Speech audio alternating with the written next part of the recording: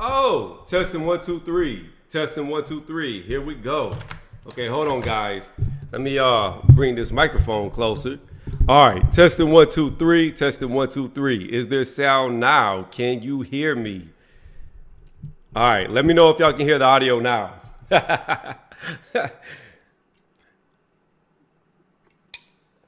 So, does it sound good?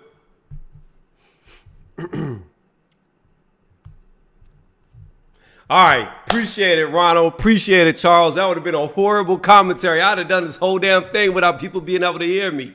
Who would have thought that a microphone is what you need to be able to talk into for people to hear you? Who would have thought that? Anyways, I said thank you for coming through, Charles. I appreciate it. Every thumbs up helps. What's going on, Ronald? How you doing? In the meantime, while we're waiting, I'm eating clam chowder because I'm going to be talking a lot.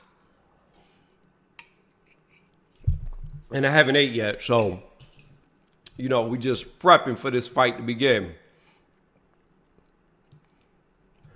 And like always, we're going to be pulling over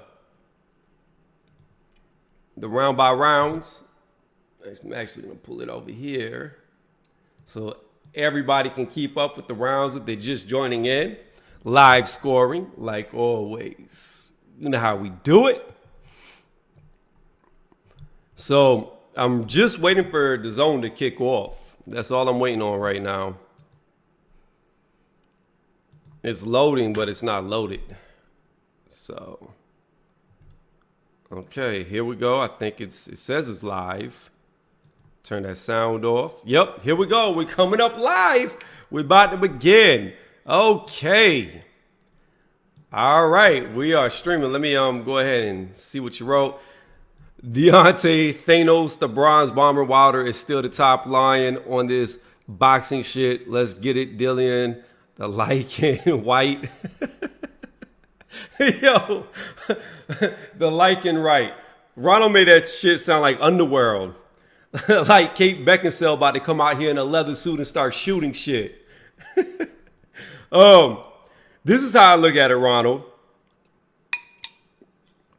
Is Deontay Wilder still boxing? Is he even still fighting? I don't know if Deontay Wilder's still fighting because Tyson Fury's talking about fighting somebody else, and the fight has not been announced for a date yet. We're getting closer and closer to the end of the year, and it doesn't look like the Fury Wilder 3 is happening. So, again, Wilder's not doing any interviews. He's not out there talking. You don't see him out there training. Is she actually going to fight Tyson Fury for a rematch?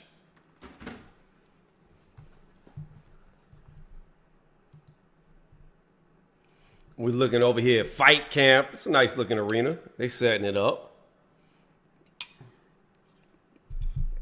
Now, I will say this for all the people who catch us on the playback while we're waiting. What's going on, regulator? Welcome. The one thing that I hate about the zone is they put too many fight cards on their pay-per-views. In my opinion, a pay-per-view should have no more than 3 fights. That's it. I don't want to wait all night to see the main event. I love boxing, but if you want to do other fights, you do that other times. You don't put on 5 fights before the main event card or 4 fights before the main event card. You don't do that. And then another thing that the zone tends to do is in between fights, they drag their feet before the next set of fighters come out. So they really need to start looking at PBC, how they put on their fight cards. Yeah, they cram unnecessary stuff in there. There's that such thing. Too much of a good thing is too much. Like, it's just too much.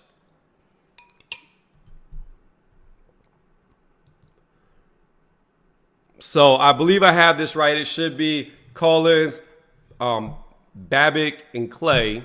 Then Taylor and Whyte. That should be the order if I did this correctly. I'm going to tell you this. There was rumors out there, and I fell victim to this, that there was no testing for the Dillian Whyte fight, and that is incorrect. VADA put out that they have been testing this whole time. So him and Povetkin both have been testing. They just came in phenomenal shape. So I know there was rumors out there saying, oh, Whyte's on the juice again, even though he never got caught on juice. But that's not the case. They just took the shit serious and both men got in great shape. So I like that whenever you have people like Charlo who says there's not enough time for testing.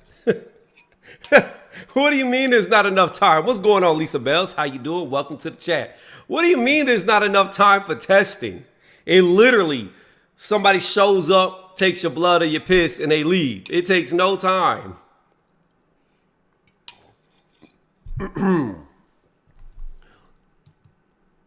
So I will tell you though, I'm telling y'all this right now and I'm going to say it again. If Dillian Whyte fights Anthony Joshua and beats Anthony Joshua, he needs to leave Matchroom. He's on a fight-by-fight contract. I've always felt like Eddie treats AJ way better than Whyte. He's always looked out for for AJ. And I don't think AJ would have got dicked around like Whyte's getting dicked around by the WBC if it would have been AJ. So I'm going to say this. I think Whyte should be looking at going to Top Rank or PBC. In all honesty, I think he should get the fuck out of there because his best interest has never been at the top of Eddie's priorities.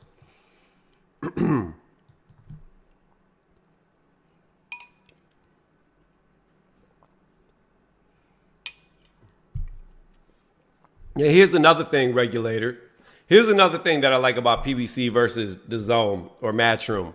When a fight card starts, like 2 p.m., they said this starts, right? You can guarantee at 2 p.m., your PBC fights will start kicking off. They'll start getting the guys to the ring. We're already 5 minutes in and there's no mention of a fight starting. No mention. People don't tune in to see y'all set up the arena. People don't tune in to see empty seats. People don't tune in to see a light show. They tune in to see fights. So if you're going to do fights, you need to have the fight starting when the event starts, period. Like that's really what it grinds my gears very badly about DAZN. Everything is drug out for so long. They turn a 2-hour event into a 5-hour event. I remember with the one Canelo fight, I fell asleep. I didn't even see the Canelo fight till the next morning on the playback.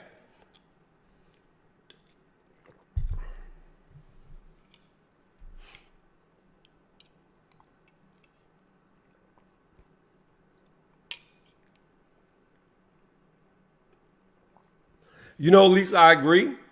I agree that AJ is the money man. However, Dillian Whyte is contracted to them. He's contracted to them each fight. So when you've got a guy who's pretty much a free agent, I think you would be in your best interest to look out for that guy too, because he could walk away at any time. He could beat AJ for Undisputed and leave Matchroom because you haven't put his best interest as a top priority. So that's why guys like that, you need to put a little more time and investment in. I have DAZN, but I can't play the sound or else I'll get a copyright strike. I see that Dillian Whyte's talking, but that's about it. If you're just joining me, we're still waiting for this fight to kick off. You know, it's DAZN, so they say it starts at 2. It probably won't start till 3.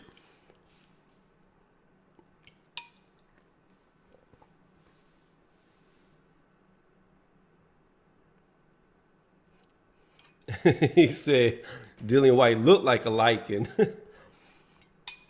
Big old werewolf looking dude. No, but you know what's funny though, Ronald? I remember I was on somebody's live panel. I can't remember whose live panel it was, but I mentioned that to me, Dillian Whyte is best when he's around 250 to 255. He came in at 252 because you have to convert over from, I think he was 16 stones, some ounces. Or no, he was 18 stones. I don't remember. He was some amount of stones. But when you converted it over, he was 252. So I find it funny that he's right in that range of where I said I think his best weight is. And he looks so spectacular. Look, Lisa, I'm going to lose a lot of UK fans, but I want Katie Taylor to lose. I want Delphine to get that win that she deserved a long time ago. And I don't have anything against Katie Taylor, but I've seen a couple of fights to where I was suspect on if she really won the fight or not. Like, people can disagree with me, though. When she fought Medusa, I thought Medusa beat her. I thought that Greek girl beat her. I did not see her beating Medusa. I watched the fight several times, and I don't see her beating Medusa. Pursoon beat her. That was clear. Like, you could have been in the other room, not even seen the fight, and knew who won the fight. That's how clear of a victory it was. So we're going to see what Katie Taylor does. I'm just not sold on her.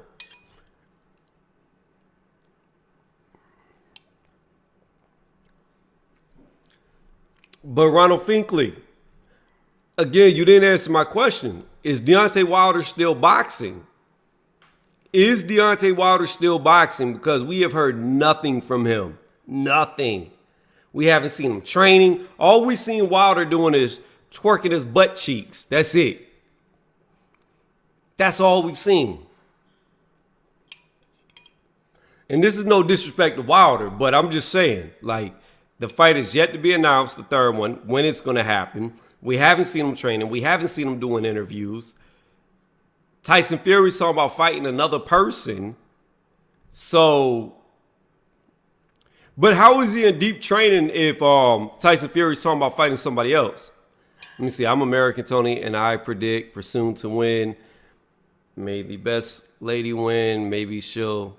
So, hey, Lisa, let me say this because you are a lady. So this is what I want to make a statement of. And you can disagree with me if you feel inclined to. But here's the thing what I mean about Eddie Hearn not having Dillian Whyte's best interest at heart, right? This fight, really, the real reason why people are watching this fight. Now, you have diehard fans who like Katie Taylor and Delphine Pursoon. But the majority of people don't know who either girl is, right? I'm talking about the casual. They're watching it for Dillian Whyte, Povetkin. That's where the majority of the money for this fight is coming from them two men, right?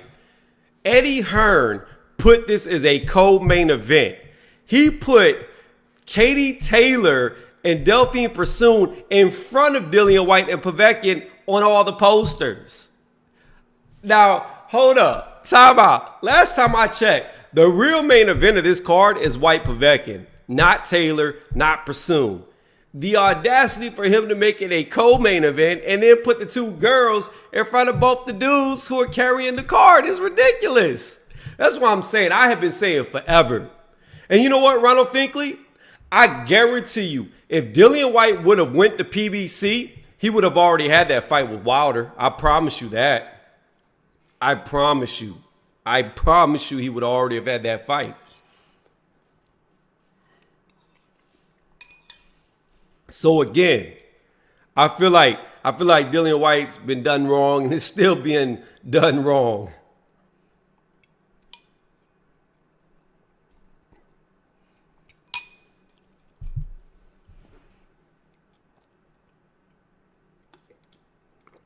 Yeah, he's been down in Portugal training. And you know, he got rid of Mark Tibbs, his old trainer. So that's the other aspect too. How's he going to perform without the guy who got him to where he's at? Because if I'm not mistaken, Mark Tibbs became his trainer after Whyte lost to AJ. And then what you see from the time Whyte lost to AJ till now is a night and day transformation. So he got rid of the guy that made him look better than he's ever looked. So I don't know how this is going to play out. You know, at some point in time, when you do fight, you become skilled enough to where you don't need to rely on a coach because you pretty much know the ins and outs of it. You got the muscle memory. You've watched how you've trained in the past, so you know how to train in the future. But still, the thing is, when you get into the corner in between rounds, you need somebody who's tactically sound. Because when you're in there and you're fighting somebody, you might not see what's all going on. You're in first person. So somebody from a vantage point of a third person view can always see more of what's going on than you can inside the ring. And that's when the experience of Mark Tibbs may be needed. And if he needs that, those words of advice, those words of strategy, they're not going to be there. How is he going to deal with that? So again, you know, I don't know how this fight is going to go with Povetkin. I don't think this was the fight to get rid of his trainer. I'm not saying he's going to lose. I want him to win. Everybody knows I've been supporting Whyte for the longest, but this is a dangerous fight stylistically for Dillian Whyte.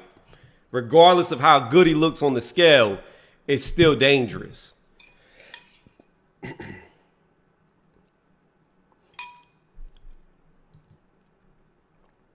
I wish this fight card would start. Here we are, 13 minutes in, nobody's coming out.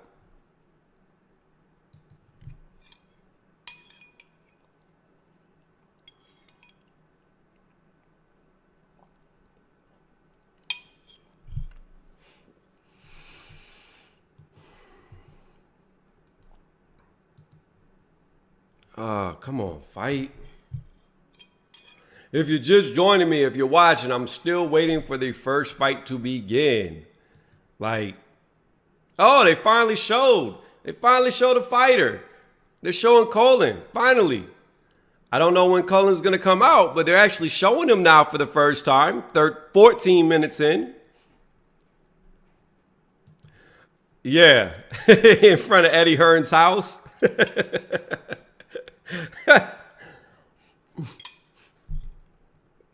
They do have a very good setup. Now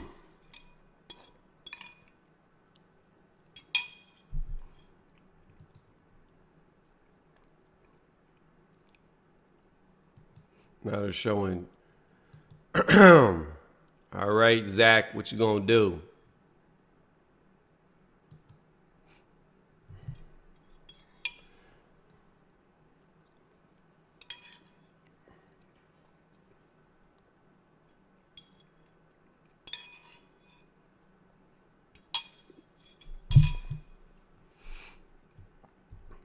Yep, Ronald, that's the first fight on the ballot.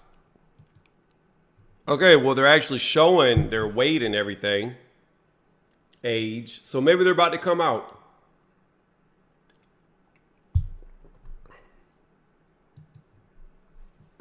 We about to find out.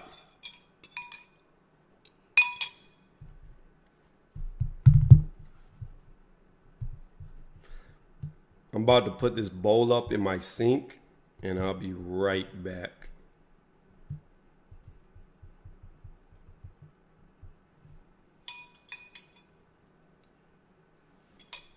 All right, I'll be right back, y'all. Because we ain't doing nothing but waiting anyways.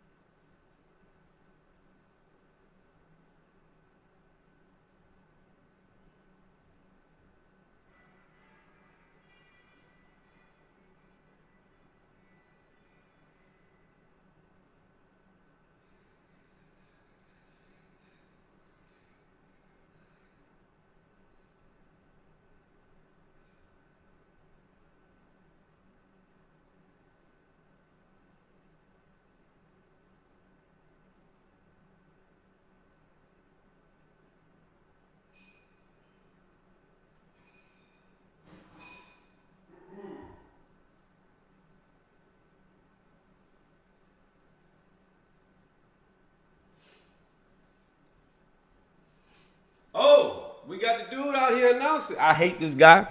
I want to say this. I do not like this guy with the dreads.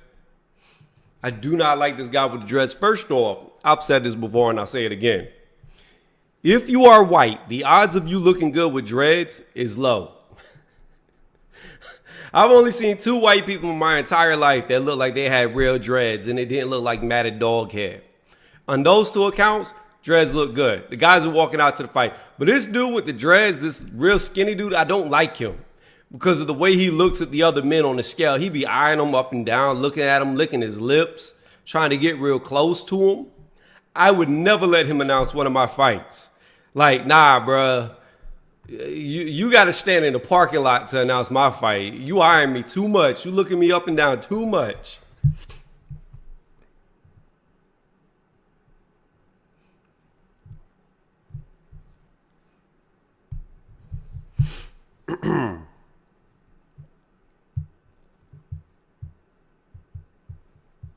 What's going on, Antonio Mosley? How you doing?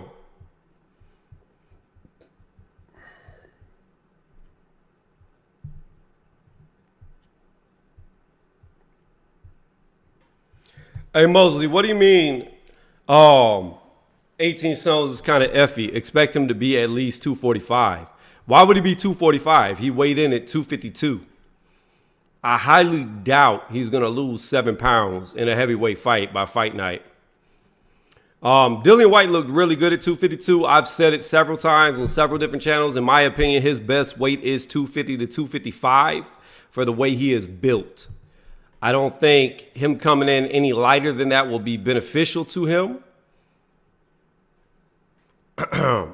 I really like Whyte around that 250. So here we go. We about to get into it. We got both men in the ring. We got Cullen versus Chelly. I'm going to call this blow by blow, round by round. Y'all know how it goes. I will not be able to see the chat while the fight is going on because I'm going to make this big so I don't miss punches. Who do y'all have, Chelly or Cullen? Do y'all even care? Should this have even been on this fight card? I don't know.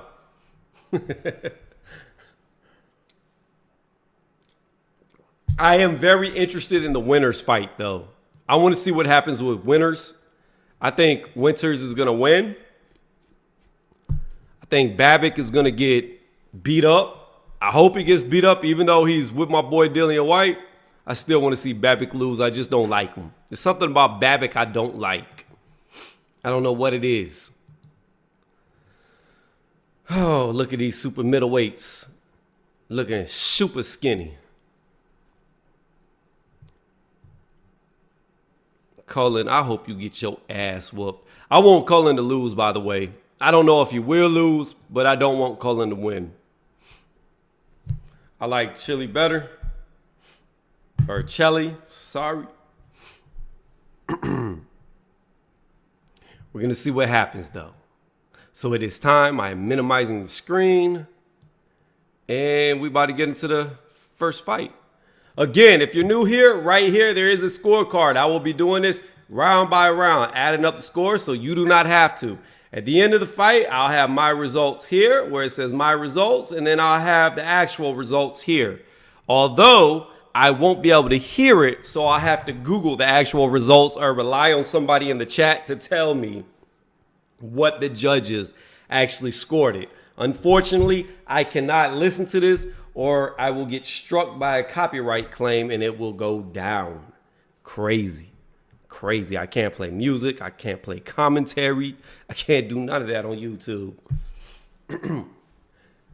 And if you've been to my channel before, this is just randomly being thrown out there. Eventually, I am going to be converting over to Twitch when I do my live workouts at 9 p.m. on Tuesday, Thursdays, and Saturday nights. It will start to convert over to Twitch because on Twitch, I could play whatever the hell I want and don't have to worry about it.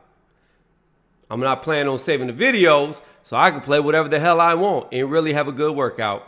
So because of that, I will be eventually converting over to Twitch for live workouts as I get more and more in shape, body get more and more chiseled and harder like a rock. All right, guys, it looks like they're about to bring the two together. They're making some final adjustments on Cullen's gloves. They're done. Referee got him in the middle. He's talking to him with his Corona mask on. They can't understand him. They're like, please take off your surgical mask.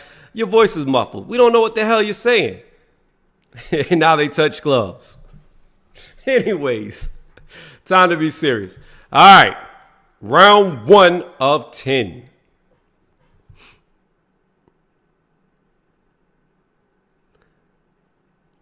In the fight song, both men come to the center of the ring. Both men throw jabs at each other. Neither man lands. Cullen seems to be looking for an opening to land a jab. Cullen landed a good straight jab. Chelly kind of landed a grazing hook, but Cullen had the better exchange as they was throwing. Cullen throws another jab that was just slightly parried out of the way by Chelly. Chelly's inching forward. Oh, good straight by Chelly, but then a counter by Cullen. So far, a Cullen round, even though I want him to lose. Oh, Cullen caught Chelly coming in with a good one. Backed him up. Oh, I don't know if Chelly going to be able to do this. I don't know. He getting countered hard. A double jab by Cullen. The first one missed. Jab to the chest landed. Then he just landed another jab to Chelly's chest. Chelly threw a 1-2 that was all blocked by Cullen. Still a Cullen round with 2 minutes to go. Oh, good overhand left. Yes, left by Chelly. as Cullen was coming forward with jabs that missed.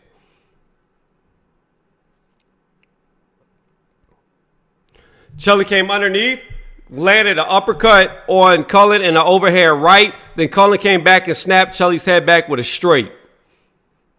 1:30 left in the first round. Still a Cullen round in my opinion.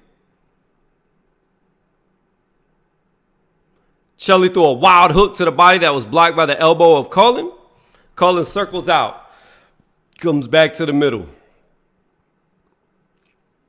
Double jab thrown by Cullen. Everything misses. Chelly throws a jab of his own that lands. Cullen just lands a jab on Chelly's face as Chelly backs away. Cullen looks to be switching stances, then goes back to traditional. That was weird. Both men land hooks. Cullen's was to the body. Chelly was to the face. Even exchange. Chelly just landed a jab to Cullen's chest, threw a wild hook that missed. Cullen threw a hook back. I could not tell if it landed. In the clinch, Cullen lands a short punch to the left hook to the face of Chelly. Referee separates with 40 seconds left to go. Cullen threw a jab that was parried. Cullen is backing up. Chelly's inching forward. Cullen threw a jab that missed. A counter jab landed by Chelly. Very close round now. This last 20 seconds could seal the deal for either fighter.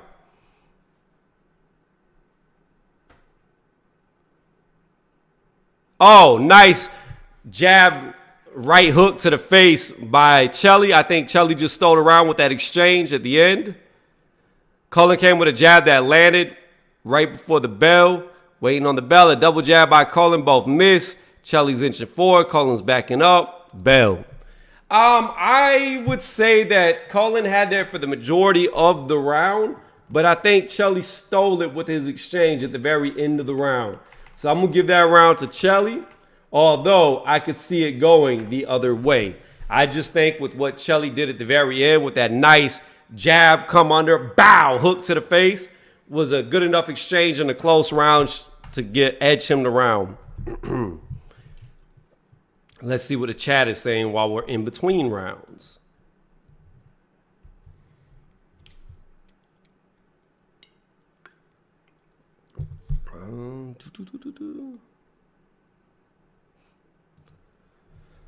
All right, going to round two.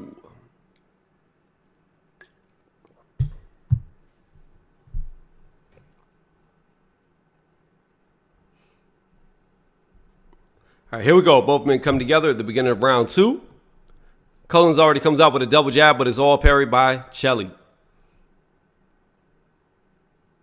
Another double jab thrown by Cullen's. It all misses. Chelly's starting to inch forward. Chelly looks like he's trying to load up on his shots when he's throwing them.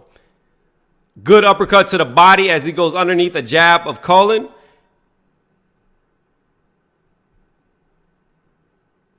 Chelly throws a jab that was blocked by Cullen. Cullen's inching forward. Chelly throws another jab that was blocked. Cullen threw a double jab, just cannot find his range at the moment. It all misses. Is Chelly backed up? Another double jab. Oh, good counters. So in that exchange, what happened was Cullen came forward with a double jab. It all misses. Chelly backed up. Chelly caught Cullen with very good hooks. And again, just now he caught Cullen with another left-right hook to the face after Cullen came in with a jab. Chelly is finding a way to get these hooks off as Cullen is coming forward with his sloppy double jab that he keeps throwing. Problem with Cullen is he's not changing up his attack. Again, another left hook, right hook landed on the face of Cullen, but it doesn't look to be hurting him. They both exchange jabs at the same time.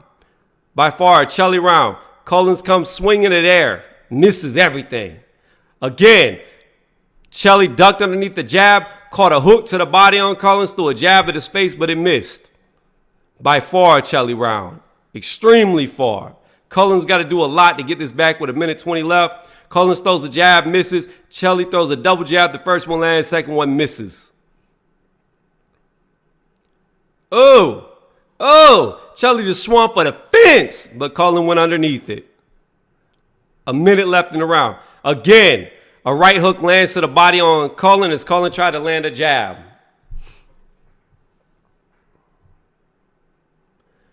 Cullen threw a jab that was parried. Chelly threw a jab that was blocked. Chelly came with a double jab that was blocked. Straight, barely got through the guard of Cullen. Threw another jab after that was blocked. 40 seconds left in the round. Cullen throws a jab that was parried.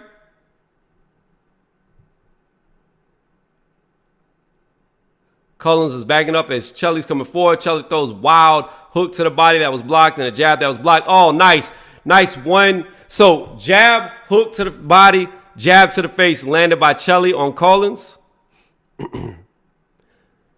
Collins again throws a double jab that was all parried. Wild hook thrown by Chelly that all missed. Good uppercut landed on Cullen. Cullen immediately clinches. They're in the clinch with 10 seconds left. They're trying to fight in the pocket. Both men are throwing sloppy punches. The referee separates, warns both guys don't hit behind the head. The bell is about to go off. By far, Chelly round. A dominant Chelly round. What I do not like about Chelly is, though, every punch he's throwing with mean intentions, but he almost looks to be loading up before he throws those punches. If Cullen would just backstep him whenever he sees him loaded, he could catch him with a good counter straight, but he's yet to do it. Another thing I don't like about Chelly is looking to load up and come in. What that means is he's throwing wild hooks to get in. Instead of bobbing and weaving and working his way in or jabbing his way in, he's just unloading hard shots to get in. So far, it's working against Collins, but it's very easily to sidestep or backstep and counter with straights.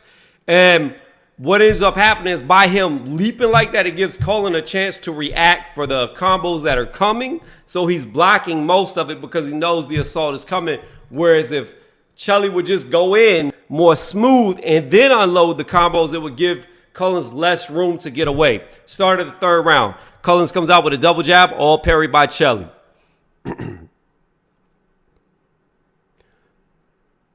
Finally, Cullen lands a jab to the body of Chelly. Chelly's against the corner, dodges everything, swings a wild hook of his own. Cullen swings around as the punch misses. Cullen came with a double jab that all misses.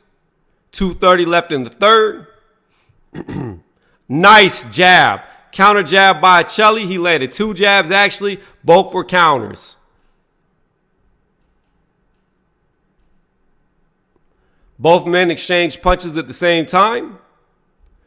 Cullen threw a jab that Chelly ducked underneath. Chelly throws a jab that Cullen blocks. Chelly needs to learn he's the shorter man and get closer and work him. Good double jab by Chelly landed, and another jab landed on the top of the head of Collins. So far, Chelly is being dominant. 2 minutes to go.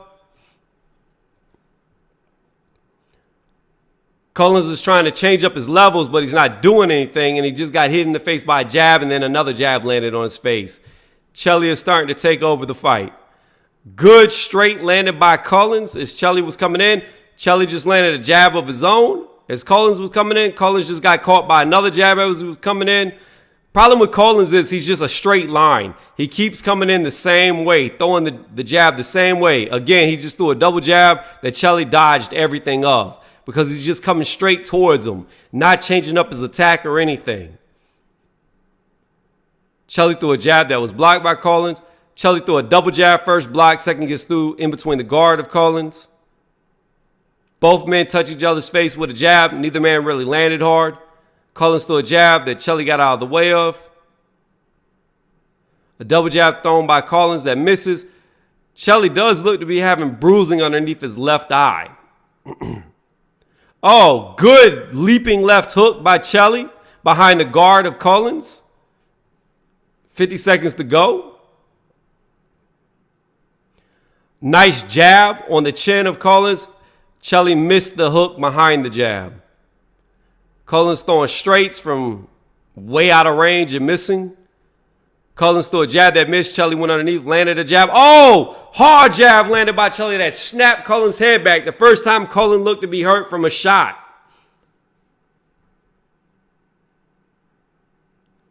Double jab again by Chelly. First one blocked. Second one gets through the guard just like last time. Both men land jabs at the same time on each other. 10 seconds left in the third round. Good straight landed to the chest on Collins. Collins comes in crazy with some winging shots. Chelly wings one back. Lands the right hook. Both men are circling each other. And that's the end of the round. I'm not sure what hit Chelly in the face to swell up his eye so bad, but it is swollen pretty bad. I give that round to Chelly. So I have it 27-30 for Chelly. Although the first round could have went either way. Let's see if anything's been wrote in the chat.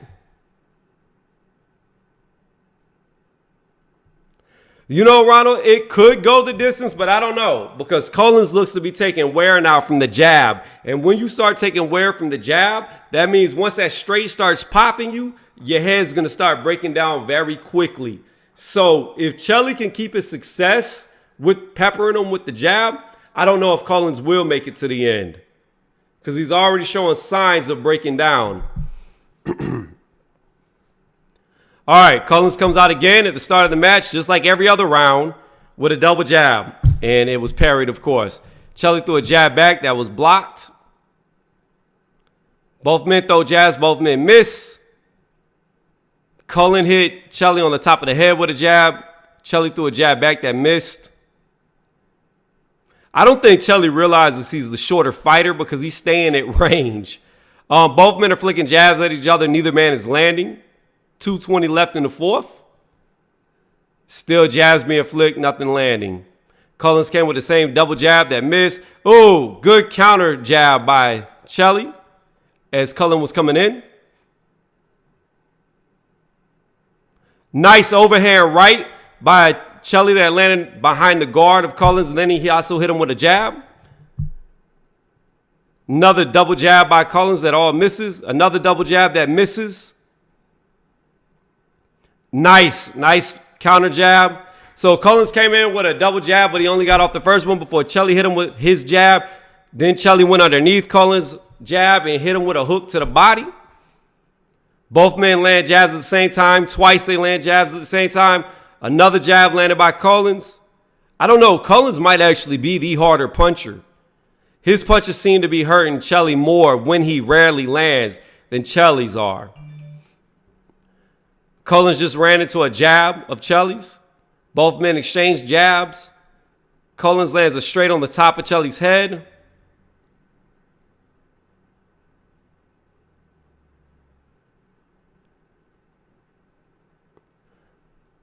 Collins lands a jab to Chelly's body, but then has a jab landed to his face. Again, Chelly lands a jab to Collins' face, then hits him with a left-right hook to the body that looked to hurt him. Hit him with a straight to the body. He backs up. Chelly lands a jab to Collins' face. 50 seconds left in the round.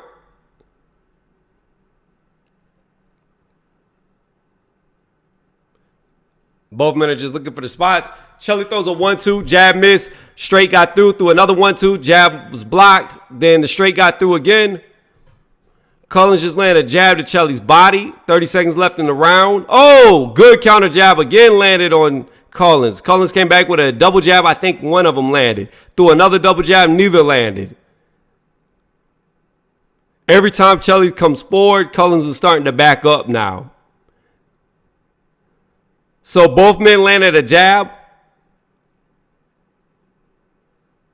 Oh, good overhand right. Oh, another good overhand right. Oh, a good short uppercut. A jab and a straight landed on Collins. A jab to the chest, a straight to the body landed on Collins at the bell. Ooh, he unloaded on him there. That's what Chelly needs to do. He needs to fight like the short man he is. When you live in Oompa Loompa Town, you have to get on that yellow brick road. You have to close the distance. You cannot stay away. You have to get close to him. You are a lollipop kid. You've got to understand that. You cannot be fighting at range. You have your most success when you close the gap on the counter. So stay close to him like glue. So with that being said, that is a Chelly round.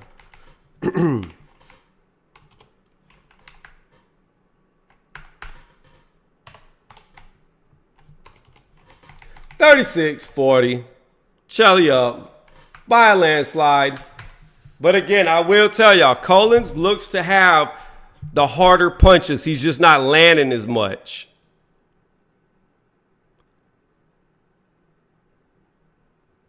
All right, here we go. Both men back in the center of the ring at the start of the fifth. Collins again comes out with the same double jab, and it was all parried. Another flick jab by Collins. Nothing landed. A jab thrown by Chelly. It missed. Chelly lands a jab on Collins as Collins came forward. I think Collins landed a jab of his own to the chest of Chelly.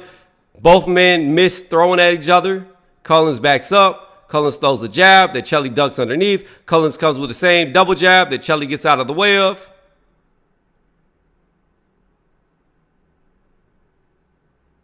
Chelly throws a double jab of his own that was all blocked. Throws a jab that was blocked. Oh, good leaping left hook followed by a straight. Landed on Collins. Then a jab and a straight get through the middle of the guard of Collins. Both men are clinched together as Collins was trying to come forward. Collins is trying to get loose. Chelly is holding on. I don't know why Chelly's holding on so much. I don't think he was hurt by anything, but he was holding on for some weird reason. A minute 50 left. Collins comes with a double jab. It missed. They're back in the clinch. Oh, good left hook to the body. Landed by Chelly on Collins. Collins is looking to start getting more aggressive as he's coming forward more this round. Good uppercut to the body followed by a 1-2 to the face by Chelly as Collins came in with a jab. Collins just landed a jab on Chelly's face that backed him up.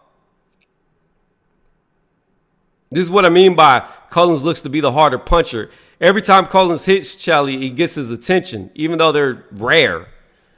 Both men had some exchanges. They're clinched up. They break through on their own. Nothing really landed of any significance. Good left-right hook to the face landed by by Chelly. Before that, he landed a left hook to the body on Collins. Landed a right hook to the body on Collins as Collins was trying to jab.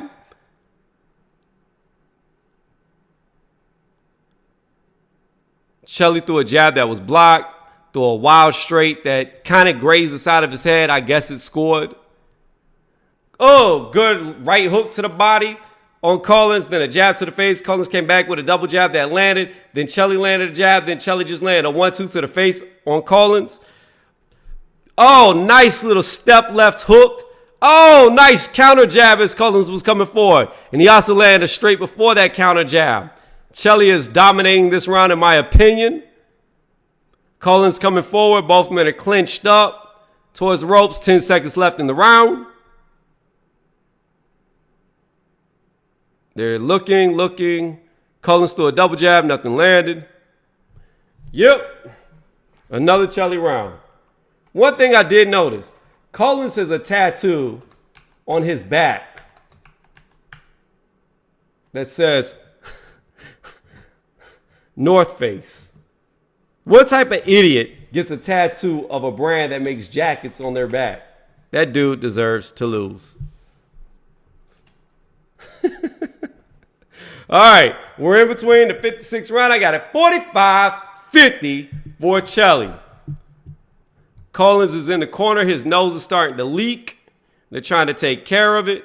His eyes are closed. He's breathing a little heavy. Ronald might be right. This might be going the distance, but it just depends. Because Collins looks to be getting hurt more and more with every punch.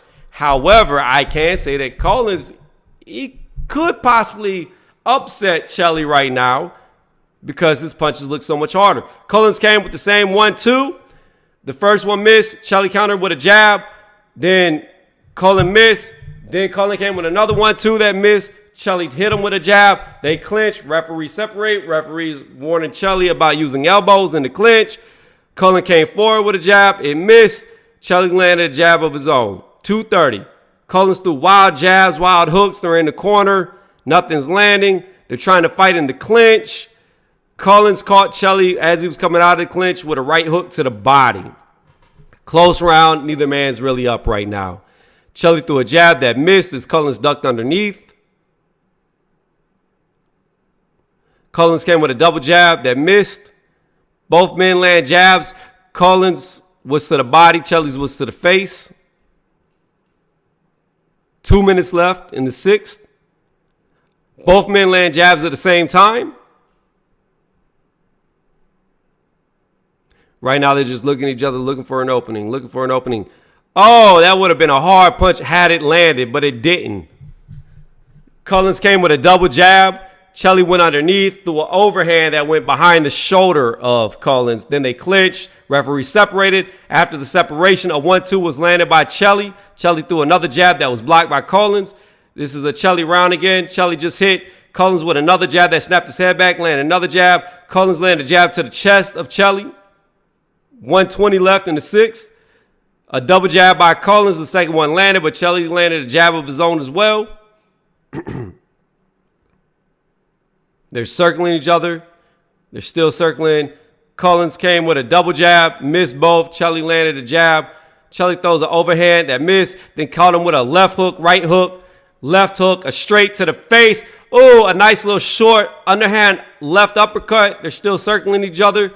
Collins is looking to fight him, but Chelly backed out. Chelly lands another jab to Collins' face. They clinch. Referee separates. 50 seconds left in the round. Chelly's getting the better of the exchanges. Collins landed a jab, but Chelly landed a hook. I think it was a right hook to the body of Collins. They're circling each other again. A double jab landed on Collins' face by Chelly. Collins came with a double jab that missed. Collins came in, landed a jab to the body of Chelly. Chelly landed a jab on Collins' face. Both men landed jabs again. There was an exchange in between my words, but I couldn't keep up with it. I would say Collins got the better of that exchange. This idiot with this North Face tattoo.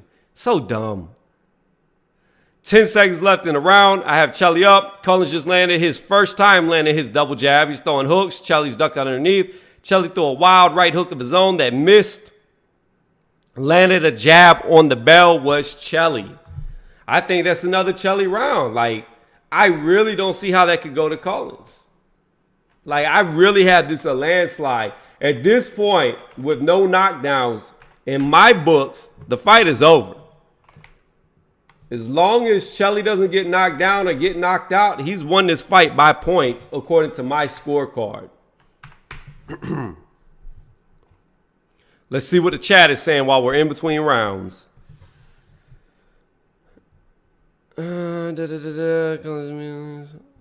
Lee. He's got the tattoo because he lost the bet. Let me tell you something. John King, I don't care what bet I lose. I'm not putting that damn tattoo on my back. That would be the first time I renege out of a belt. I mean, out of a bet. I don't know why I said belt. But I would renege so hard out of that bet. I go to that tattoo parlor. He's about to do that. I'd be like, nah, I ain't doing that. I just get his man money. Fuck that. Here they go. Center of the ring. 7th round. Chelly lands a jab as Collins comes forward. They're clinched up. Chelly looks to be complaining because Collins hit him with a hook in the clinch, but that's legal. Collins just caught Chelly with her left hook, another left hook. Chelly is throwing wildly. Chelly is complaining to the referee. The referee's not trying to hear that. Collins is using some roughhouse tactics. Collins just landed 2 jabs to Chelly. Chelly grabs immediately. This is what I mean by Collins looking like the harder hitter. Collins just landed 2 left hooks to the body on Chelly. Chelly throws back wildly. I don't think anything landed. Both men exchanged jabs at the same time. Chelly just landed a jab. Both men landed jabs at the same time. Both men landed jabs at the same time. Chelly just landed 2 unanswered jabs. Collins is throwing wild left hooks that all missed. Collins came with a double jab. 2 minutes left. I still think this is a Collins round so far.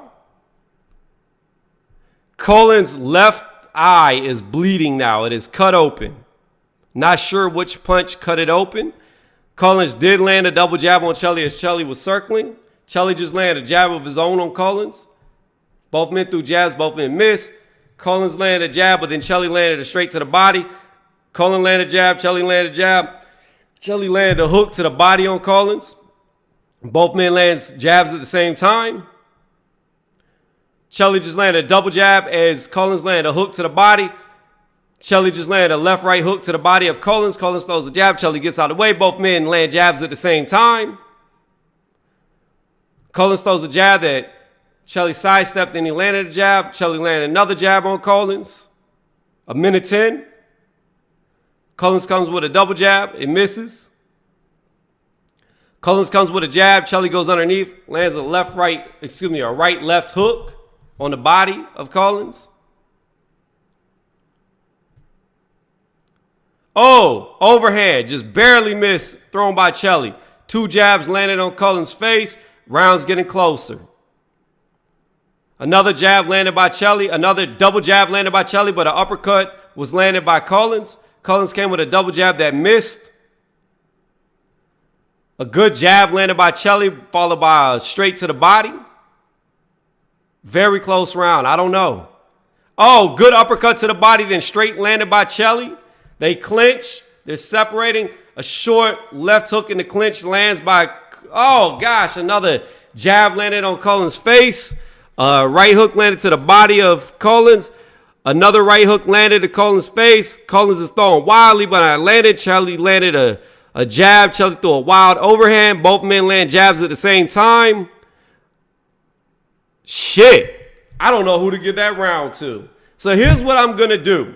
Because I have no idea who actually won that round, it was that tight. This is what I'm going to call a pity round. That's right. Out of pity for how bad Collins has been losing, I'm going to give Collins this round. I feel like the first round could have went either way. This one could go either way. So in all actuality, I'm just balancing out my either ways.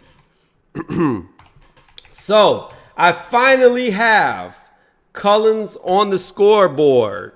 He's finally won a round, in my opinion, which he could have lost on all the judges. So I'm not sure. This still could be a shutout, but he could have won that round. All right, we're getting ready for the 8th round, y'all. 3 rounds to go.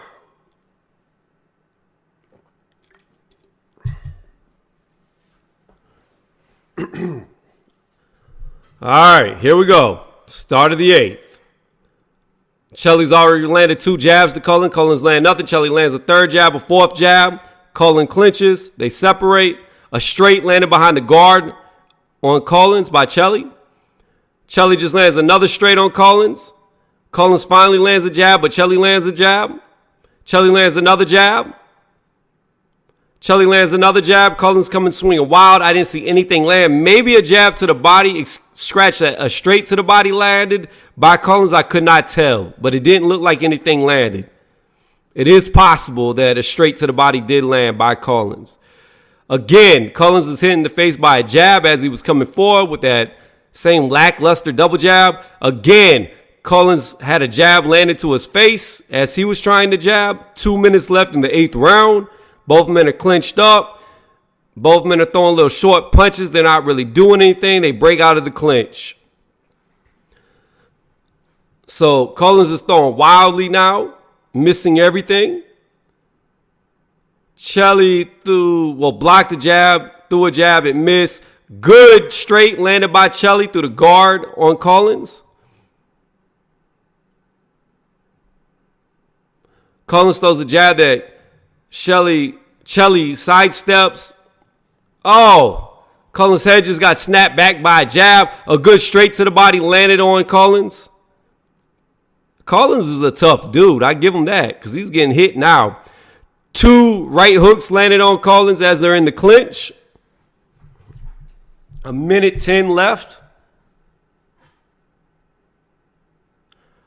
A wild uppercut thrown by Chelly that missed. Chelly lands an overhand right that lands. Collins really hasn't landed anything in a while. Collins throws a jab that was parried. Then Chelly landed a jab. Landed another jab on him through an uppercut that missed. Collins comes with a jab that missed. Chelly lands a jab. Then Collins lands a jab. Collins throws a straight that grazes. I'll count it. Still a Chelly round. Chelly throws a wild right hook. Couldn't tell if it landed or not. They clinched up, separate. 30 seconds left in the 8th round. Good straight to the body on Collins as Collins was trying to come with a punch. Chelly throws a straight that was blocked. Oh, good leaping left uppercut followed by a straight landed by Chelly. Nice 1-2 landed by Chelly. Another jab landed by Chelly. Collins throws a jab that Chelly ducks underneath.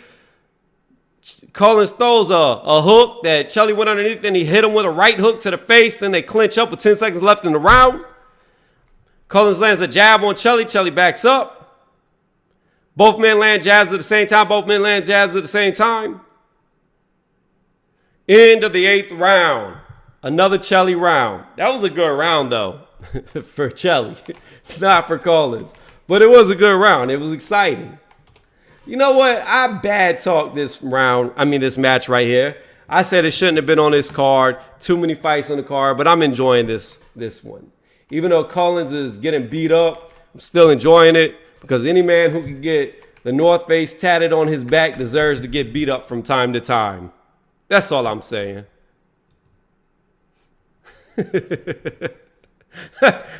These are jokes. Don't take it personal if you're a fan of Collins.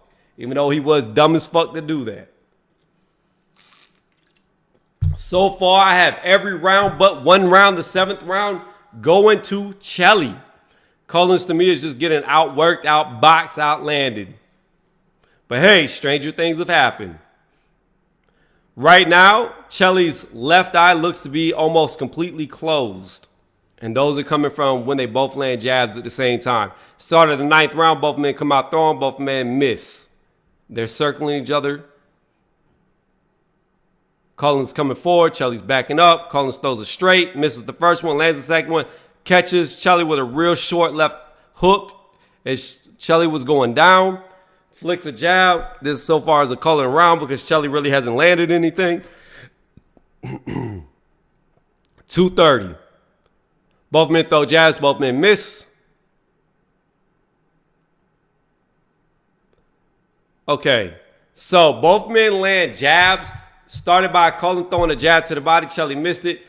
Chelly blocked it, landed a jab. Then Collins landed a jab after that. They clinched. They got separated with 2:07 left on the clock. Still a Collins round. 2-minute marker. Collins comes forward with some wild straights, misses everything. Chelly lands a good left hook, followed by a right uppercut. Then Collins lands a hook to the face of Chelly in the clinch. They get separated, 140 left. I still think this is a Collins round.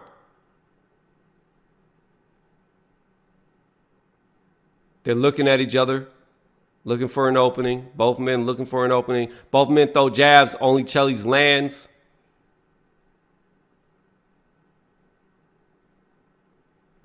Chelly throws a jab that misses, but then lands a really good right hook to the body on Collins. Collins against the rope, got tagged hard. Collins is throwing back. Chelly's throwing wildly, hits him with a hook. Another right hook. 2 right hooks back to back, landed in the clinch. They separate. I think Chelly just stole it around. Another jab landed on Collins' face. Collins coming forward. Another jab landed on Collins. Collins lands a jab of his own. Then Chelly lands a jab. They clinch. They separate. Collins lands a short little tap jab as they're separating. 50 seconds left. I think still Chelly stole the round. Collins is throwing punches. Chelly ducks underneath, grabs him. Collins hits him with a little short straight as they separate. A jab landed by Chelly. Collins came with a double jab that Chelly dodged everything off. 40 seconds left. A jab thrown by Chelly that missed. A short uppercut missed by Chelly. Chelly does land a jab after that. Another jab landed by Chelly. Collins lands a good jab on Chelly. Throws a jab, misses, lands a little short right hook to the body. They come together. 20 seconds. All right, rounds up for grabs. Good right hook landed by Chelly as Collins was trying to jab. Both men land jabs. Chelly throws a jab that was blocked. Collins throws a jab that was missed. Collins throws a jab. Chelly lands a jab on the bell. As Collins missed his jab at the bell, I have to give it to Chelly. Chelly stole it for me. Chelly stole it. There is a possibility that Collins has not won a single round of this match. There's a possibility that he might have won 3 rounds because that round was close, but I had to edge it. So I'm curious to see how the official scorecards are going to look because there's several different ways that this could play out. It could be a landslide so far, or I have 3 rounds that possibly could have went to Collins max. Either way you look at it, Chelly is dominating the fight, in my opinion. We're going to see how they score it, though. So if y'all are watching this live, please be so kind, oh so kind if you would, to put the actual official scores in the chat. I always go with the majority. So if two judges have it the same, that's the one I'll pick over the one that may or may not match mine. Here we go. Start of the final round, 10th round. Already Chelly has landed a jab, landed a straight to the body, landed another straight to the body on Collins. They clinch together. Collins really hasn't landed anything yet. 2:45 left in the 10th round. They're still clinched together. Chelly backs out of the clinch. Collins throws a straight that missed. Then Chelly comes underneath with a straight to the body that lands and a jab to the face that lands on Collins. They come back together as Chelly lands a jab to the chest of Collins. Collins is trying to get free. Chelly is holding him, pushing him to the ropes. Referee separates him with 2:20 left in the 10th round. Both men throw wild hooks. Neither man lands. Both men land jabs at the same time. Collins threw a jab that was parried. Then Chelly landed a jab. Chelly's swinging for the fence, so it's Collins. Neither man landed. Collins just hit Chelly with a good left hook as they clinched together. A straight landed on the chest of Collins. Boy, I can't talk. My throat getting dry. Referee separates them from the clinch. Both men throw wild. Neither man land. Overhand right landed on on Collins. Collins just got hit by another right hook by Chelly. Threw a right hook of his own that missed. 130. Oh, good counter straight landed by Chelly. Good hook to the body landed by Chelly. Another jab landed by Chelly. Chelly's throwing a 1-2 and a hook, all missed. Chelly just landed a jab straight, which is a 1-2 to Collins' face. Threw an overhand that missed Collins. Collins threw a jab that missed Chelly. Oh, nice little flurry combo by Collins. He hit him with a jab straight jab. Both men land jabs at the same time. They clinch. A minute left in the 10th round. A double jab landed by Chelly. Straight missed. It was blocked. Cullen came with the same double jab. It all missed. Threw another jab that missed. Cullen got hit by a straight to his side. Chelly landed straight on Collins. Something just happened. I think a mouthpiece fell out. Yep, a mouthpiece fell out. And we have like 30-something seconds left on the time. 36 seconds left on the clock. Here we go, 30 seconds. Oh, both men hit each other hard, but Chelly got the better because he hit him with a double jab, a straight, and a jab, whereas Cullen just hit him with a straight. Nice straight to the body, left hook to the body landed by Chelly. Both men land jabs at the same time. A jab landed by Chelly, the straight missed. Both men land jabs on each other's face. Straight landed by Chelly, but the jab missed. Collins just landed a little short jab. Actually, it was a straight at the time because his body shifted and landed a straight left to the body of Chelly. That was a Chelly round, in my opinion. End of the fight. So this is not right. That should be an 82, not a 72. I had Chelly winning that round as well. So again, this could be a landslide if it reflects what I did. So I have it 91-99 for your winner, Chelly. Now, if y'all people in the chat would be oh so kind to let me know what the official scoring is, I would appreciate it.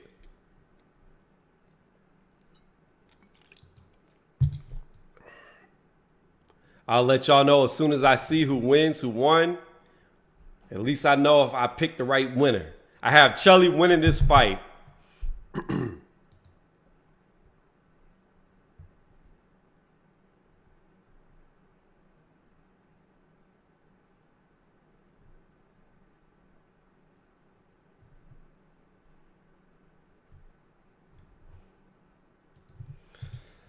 All right, guys, if you're just now joining me, we're waiting on the results of the Collins versus Chelly fight.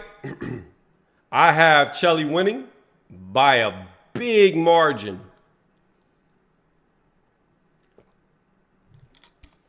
I do not think this is one of them close fights, and I do not think this was close enough to where they could rob Chelly. I really don't.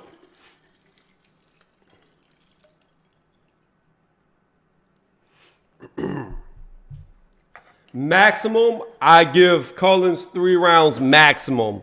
If you give him the 3 rounds, I thought that were very close. I only gave Collins 1 round because I had the first round could go either way. And then I had another round. I think it was like the 7th round, I think. It could have went either way. So I just evened it out. I gave Chelly the early one that could have went either way. And I gave Collins the late one that could have went either way. They're showing Dillian Whyte walking with the security guard, but he's bigger than the security guard. So who's really the security guard? I don't know. Y'all tell me. All right, here we go. They're about to announce the winner. Let's hear it. I can't hear the scorecards. Somebody write the numbers, please. I like to see how accurate I am. Even if I pick the right winner, it doesn't matter. It looked like a split decision how they're standing. It should be no split decision. I think they just gave a round to Cullen because I seen him do his hand like this. Oh, this better not be no bullshit. Oh, I hate this dude with the dreads. Oh, I hate this dude. He done grown out a beard. Looking like somebody's gay uncle. All right. Who won the fight? Who won the fight? Come on. A draw? They called it a draw? What was it? 95-95? Get the fuck out of here. Get the fuck out of here. It had to be 95-95 on one of the scorecards because it was a draw. No. I need Mutombo to do that old commercial. No.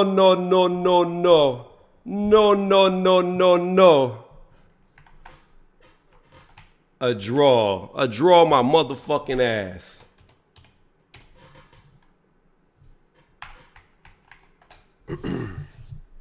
All right, so we have Miss Lisa Bells, the queen of boxing, 97-93, Chelly, 96-95, Collins, 95-95, split draw.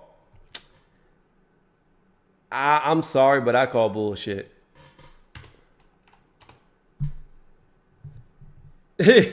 Lisa said, this is blasphemy. Blasphemy. Got to do my hairline up here, though. Blasphemy. No idea what just happened there. Collins lost that fight. He lost that fight. Now, again, I could agree with the 97-93 because remember what I told y'all.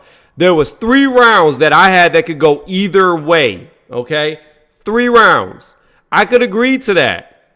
I could definitely see 97-93. I had it 91-99, but like I said, my disclaimer was I could see 3 rounds in there that could have possibly went to Collins depending on how they wanted to score it. Again, I don't see that a draw. Best case scenario was 97-93. It is what it is. That's what they said it was. Nothing I can do about it, but it was bullshit. Collins lost that fight.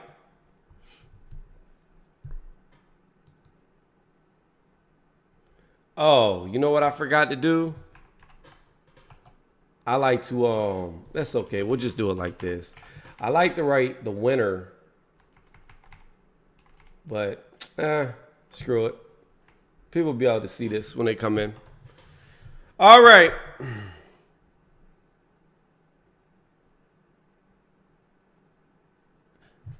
Lisa said, I do too. Tony's reviews, and I predicted Cullen to win. That scorecard was trash. Okay, so I believe the next fight, if I had this set up correctly, should be winners. I think winners is next. So we're going to do something a little handy dandy, something a little cool. Let me just make sure I do this right. So I'm doing the right one. Hold on. Here we go. All right. We're going to go here. And then we're going to go here. Boom. Look at that. Next fight. Oh, y'all like how that changed pictures. I know. Let's get the next scorecard up there. Here we go. Boom. 8-round fight.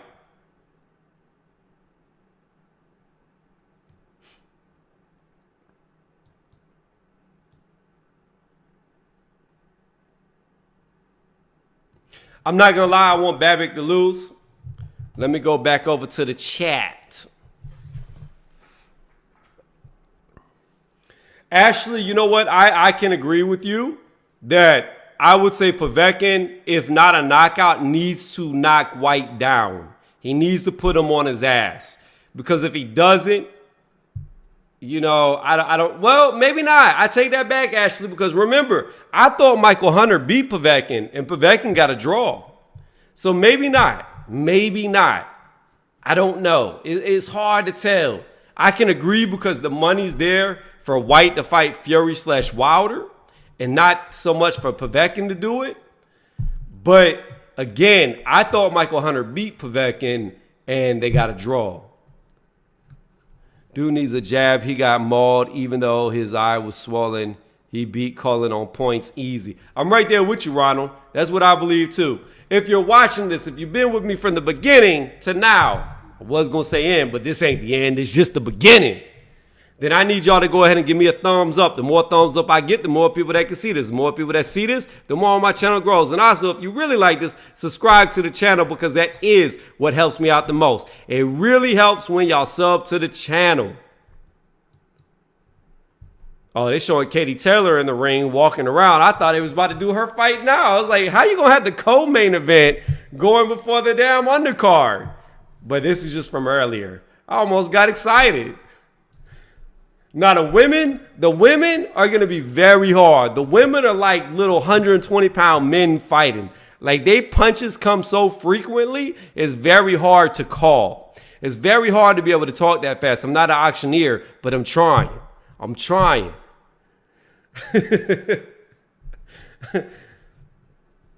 All right.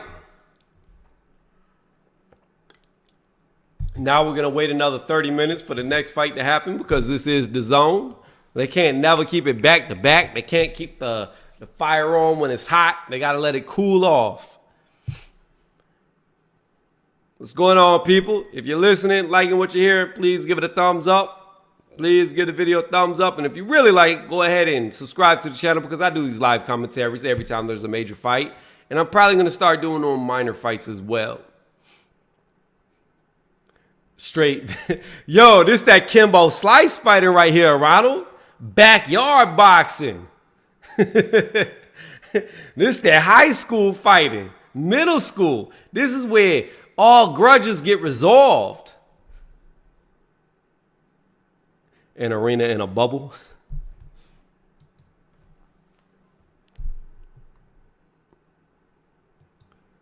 Yo, how old is Povetkin? I want to say looking at him, he's probably like somewhere in between 24 to 26. But he's one of them dudes that just look old as shit, even though he's young. He looks like he's about 35 years old, but I'm thinking he's around what, 24, 26, somewhere in there. Who knows his age? How old is Povetkin? I don't know a lot about him other than he trains with Dillian Whyte and he's 3-0. I think he's won every fight by knockout too. He's younger than old Naki. Oh my goodness.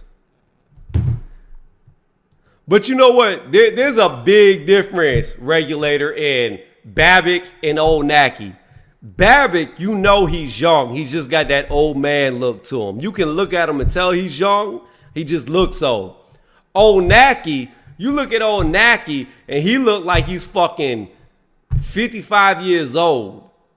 Like, he don't even look like he belongs in a gym, in a ring. He doesn't look like he belongs anywhere near boxing gloves. He looked like somebody that just got rolled out of a nursing home. And then he has the audacity. This is why I don't like old Naki. How you gonna have the audacity to call yourself babyface when you look that old? You look like a newly born English bulldog. Like, you are way too old. Way too old looking to be called babyface. Nah, bruh. You look like one of them fat sumo wrestler babies. Like, you all wrinkled up, dude. Too old looking. I don't like it.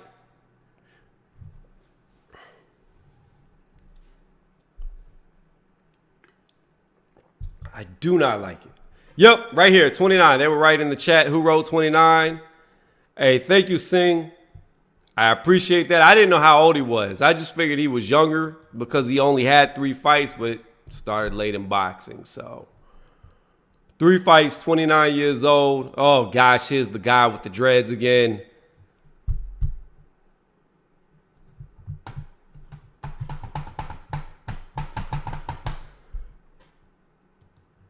You know what this guy with the dread reminds me of?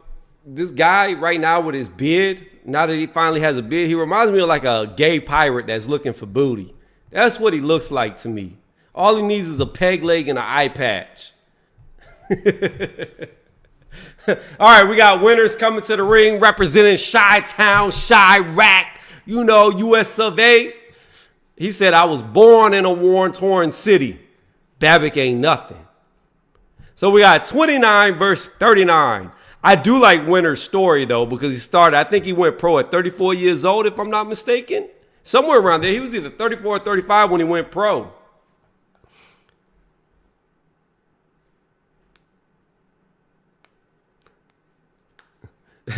Ronald said, old Nacky needs some spinach. He can't stay aggressive for 12.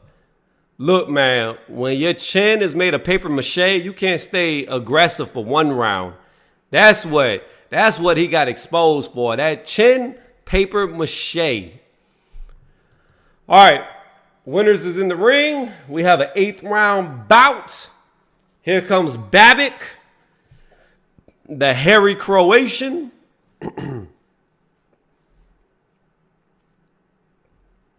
And I guess this is the battle of the beards. Yo, I want winners to win. I'm not even going to lie. I'm pulling for the US of A for this one. I don't like Babbitt. He too cocky to me. I don't mind people like Floyd Mayweather being cocky, but you're backing it. You're established. You make people look like sub-tier opponents. Like, they don't look like they're on your level. I don't mind that if you're cocky and you're winning. Babbitt, he's too cocky for not doing anything. I would like to see him lose. I don't like that. But we're going to see. Can the 39-year-old beat the 29-year-old? Is age a factor? Did winners get old overnight? I don't think he did because he started so late in boxing. He doesn't have a lot of wear and tear on his body. That's the biggest thing, wear and tear. He should have very little. Yeah, man, this looks like a real prison fight right here. They own a yard and they got beards.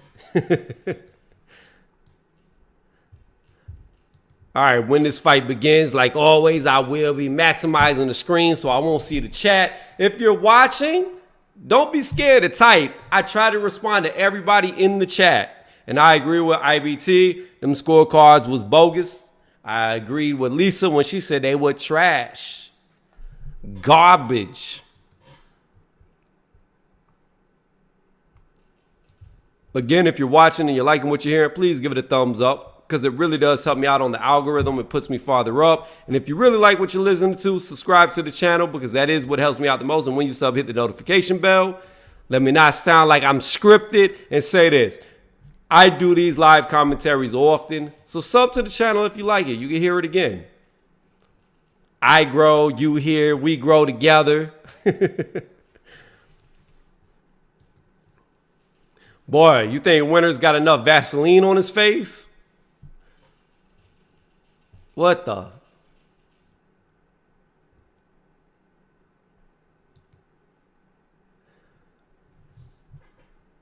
Yo, Ronald, there's an old movie, or even anybody in the chat, Regulator, Antonio, have y'all ever seen that old movie called Congo with Amy, good gorilla? All right. There was that one African tribe that had all that white face paint on. That's how Winners is looking right now with this Vaseline.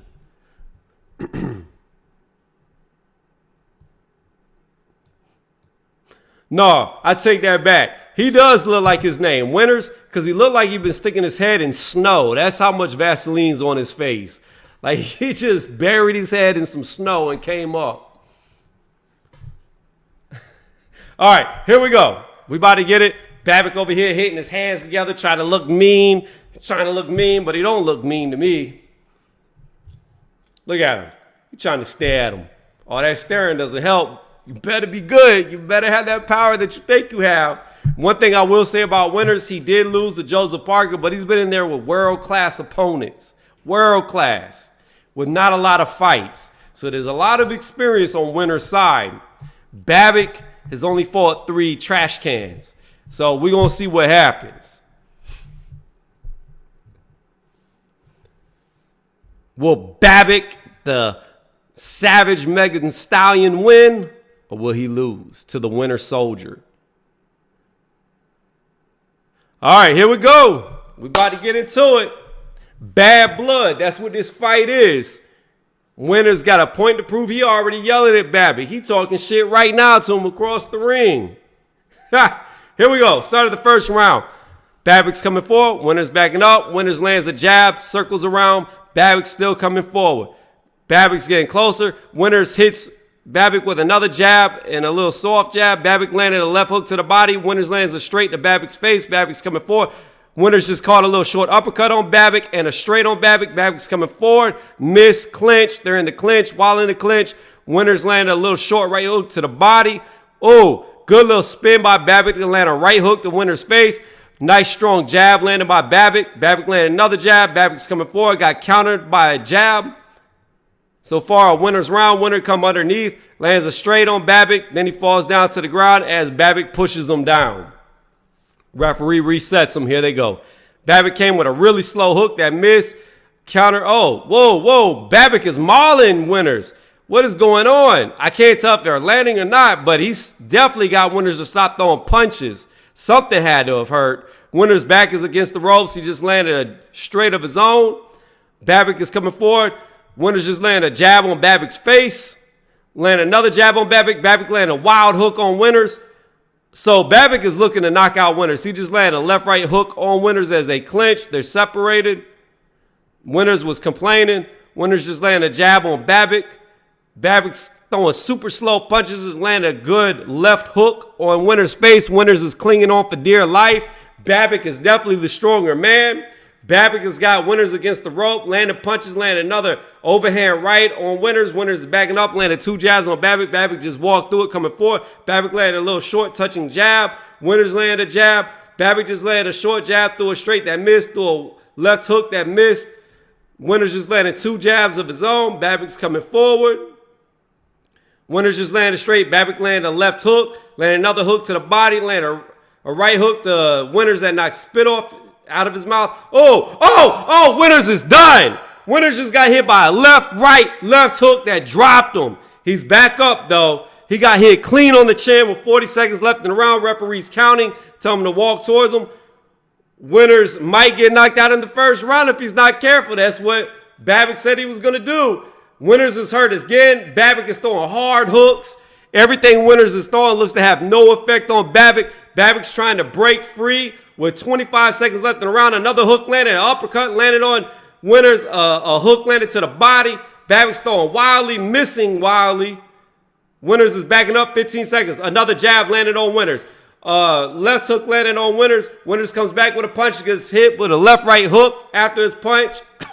Povetkin is throwing wildly. Povetkin just landed a jab on Winters that knocked him up. Winters threw a straight back that landed, a jab that landed on Povetkin, another jab that landed on Povetkin. Winters' punches is having zero effect on Povetkin. By far, a 10-8 round for Povetkin. I was not expecting Winters to do this. Winters looks like a child in there with his father. His punches have no effect. Zero effect on Povetkin. Povetkin looks slow as hell. He looks like a turtle. Winters looks faster, but Winters doesn't have anything that is hurting Povetkin. And Povetkin is just walking right through him. Ooh. Well, maybe Povetkin wasn't all smoke. Maybe there was fire behind them words.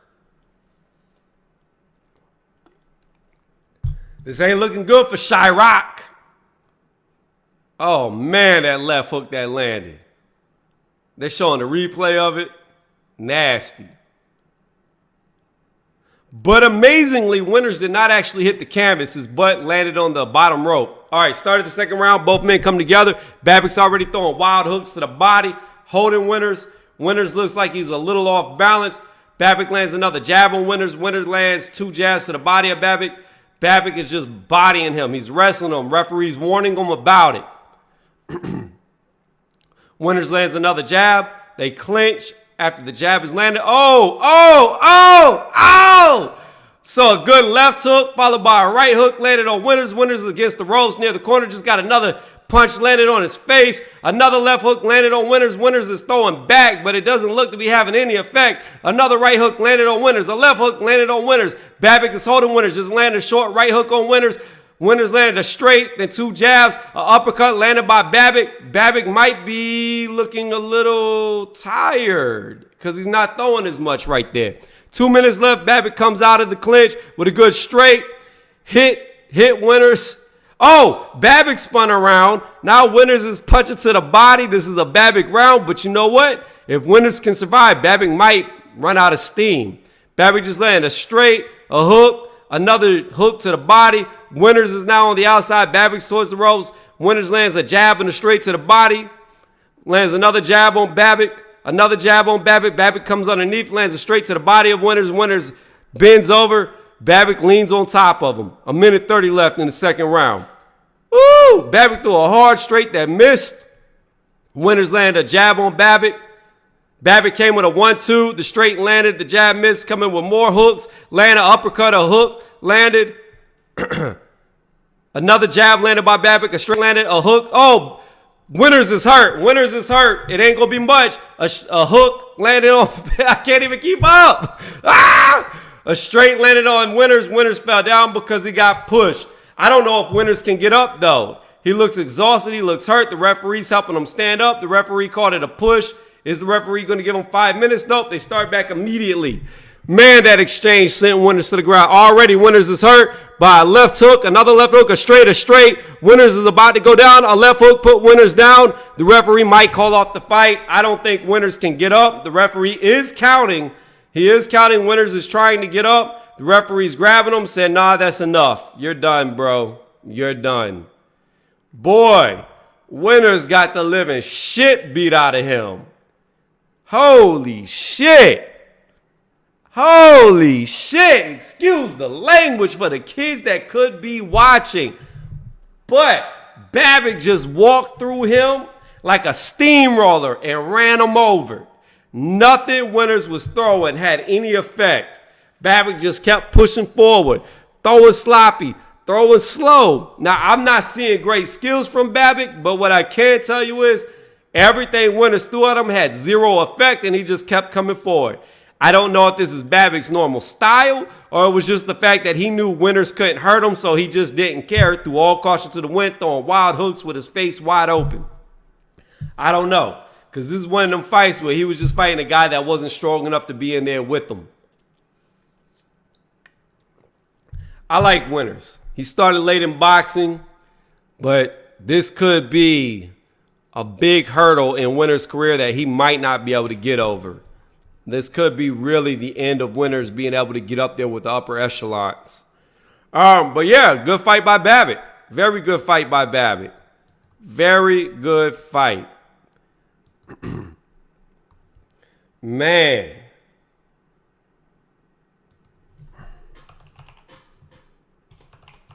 Let me hit this real fast.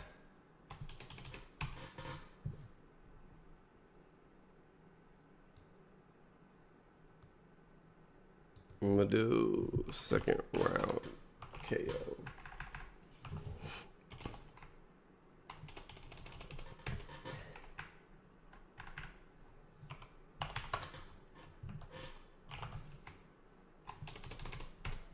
Boy, that was so exciting. I couldn't even talk. I couldn't even keep up with the punches. I became a spectator. That's not good. That's not good at all. I'm supposed to be commentating, not spectating. But hey, it is what it is. That one got me excited. I'm not even going to lie. I was not expecting it to turn out that way. Not at all. Woo! 4 KOs. Hey, Babbitt might be the savage. He might be. Like I said, he gave him that Megan Thee Stallion work. That's savage. All right. Well, there's that. Let's go ahead and get ready for the next fight. That was short-lived. Man. Winners. Oh, man. Whew. All right, we're going to have Clay and Congo coming up next. This was the only one I couldn't find that look as good, but at least you can see them. All right. We're going to bring up their scorecard. Here it is. The only thing I miss about doing these live commentaries is I can't play the sound, so I can't hear their post-fight interviews. I would really like to hear what they have to say, but it is what it is.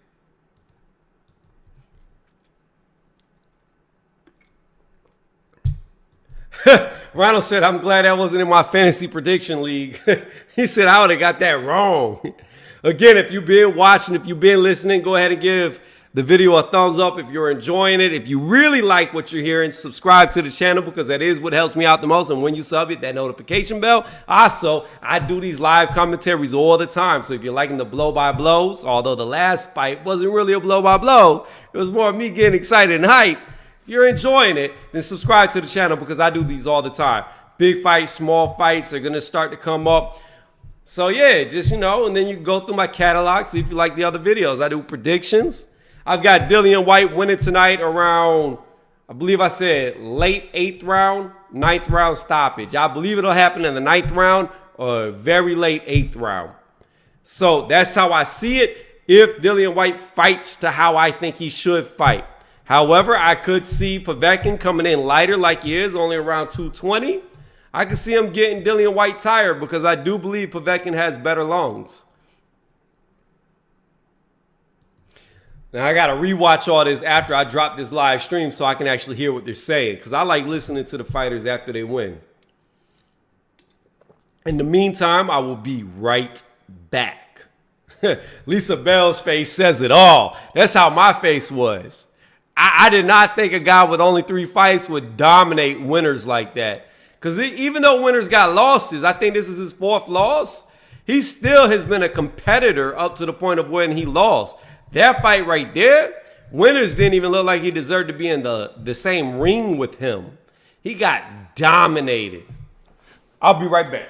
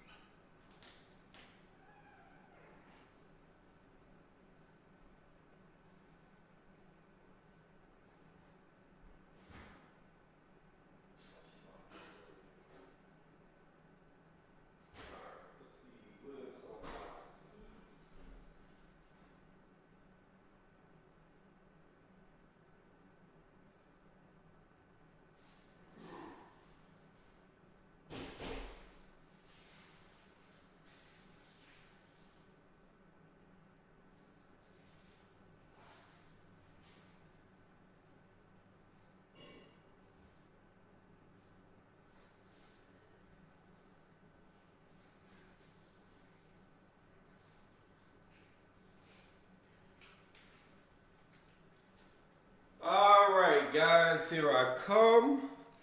Let's see what's going on. Let me see. Styles makes fights. Ronald said he say when in the ring he want to kill you at Tony's reviews. That is his post-fight talk. He said, "I want the top guys. AJ gonna be pissed."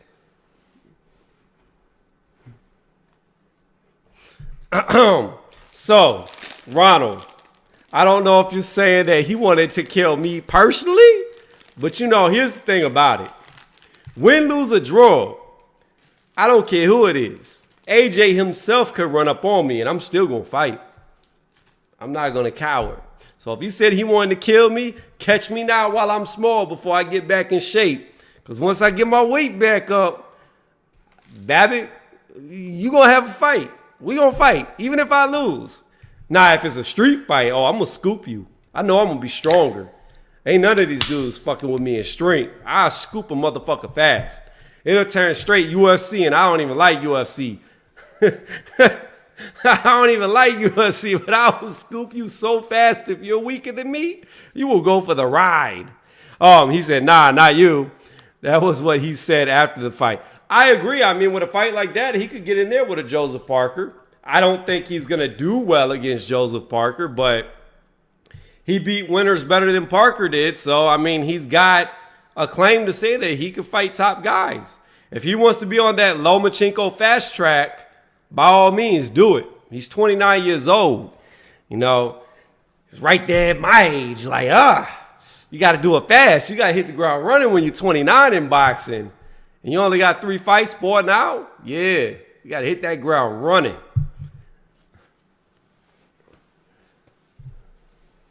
Boy, I tell you what.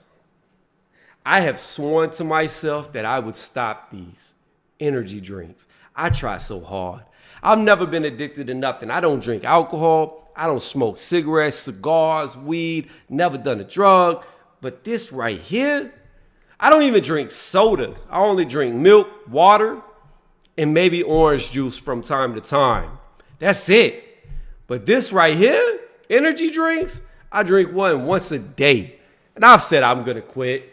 I said, hey, look, Regulator, that guy right there. He's that guy. Whenever you get out of jail, he's that guy that's going to be like, oh, you'll be back. That's Regulator. You that guy right there. No faith. Nah, man. After this energy drink, I will reform my life. I will be rehabilitated and clean. Yo, I've been saying I'm going to stop energy drinks for like 5 years. Ever since I drank my first one, I was like, yo, I'm only going to drink that Red Bull one time. And then that Red Bull was like the gateway drug. They introduced me to the Bangs, the Monsters, the Nazes. And yeah, it was over. Like 5 years. I've been stuck. 5 years. I've been saying only one. This the last one. And here we are 5 years later, still drinking them. All right, so I'm going to attempt to eat some sunflower seeds because I love them. I like the ranch ones, but they only had the salted ones. And drink some energy drink before this next fight. It's going to help get my throat better. In the meantime, I'm going to be reading the chat. The corona death toll globally is 800,000. Stay safe, people. Wear your mask. See, you know, Ronald, I'm not going to get into the corona mask debate discussion on here because I know YouTube's been flagging people for being anti-mask. So I'm going to keep my mouth shut because I've worked too hard to get to where I'm at, even though these numbers are still small. But I'm going to say I don't really fully agree with that. And what is 800,000 to 7 billion? What percentage is that? Look it up. How many people die from the... No, you're good. You can leave that up. They like that. They want you to say, wear a mask. That's the agenda that needs to be pushed for them. Put on your mask. Don't take it off. But I could break it down into science, but I won't. I'm probably gonna get like 500 thumbs downs. Oh, you insinuated that masks were bad. YouTube, flood them with thumbs downs. All right. So, you know what I've always wondered? I've always wondered this when it comes to boxing, and I've never understood this. Why do fighters put their last name on their trunks? Is it because they believe that more casuals watch than fans and people won't know who they're looking at without their name on their trunks? Is it kind of like a team jersey? Is that why the names have always been on the pants? Because I've never understood it. Like, when I had my own custom-made boxing shorts, I didn't have my last name on my shorts. It just said no respect on them. That's it. I never had my name on my shorts, but everybody puts their names on their shorts. So I wonder if that's what it is. It started because people didn't think that they would know who was who. But then I think way back when, whenever I watch old film footage in black and white, they didn't have names on their trunks. If you go back far enough. So I don't know. Just food for thought. I've always wondered why. I'm sure Antonio Mosley will tell me the year and date that names became available on trunks. That read both. Look, bro, that was not a flow. That was not a rap regulator. I was talking fast. There was no rhythm. There was no rhyming. I was just talking faster and faster and faster. Like, it's a lack of promotion for the fighter not being known, but only in his hometown, in my opinion. You're probably right. But it's like, let me give you a prime example, Ronald. Do you really think Deontay Wilder needs Wilder on the back of his shorts? Or do you think every person who sees him fight knows off top that's Wilder?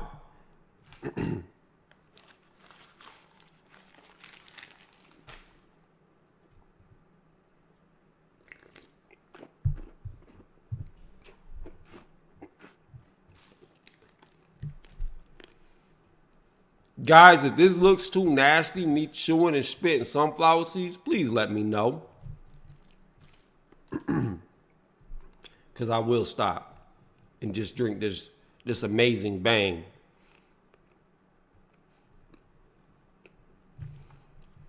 Can I get like some product placement?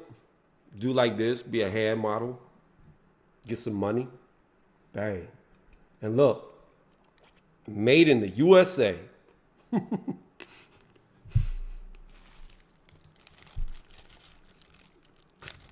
Speaking of that, on the flip side, I gotta see if this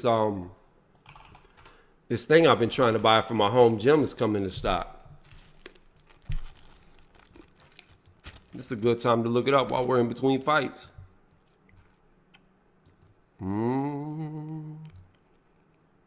Out of stock. Of course it is.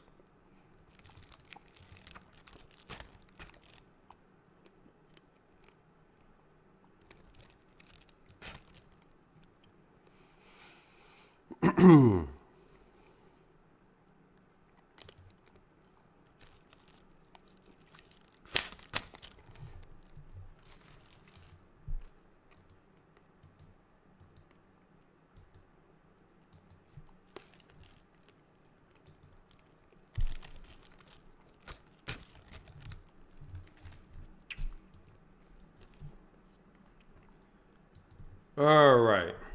Back in the day, you could walk up to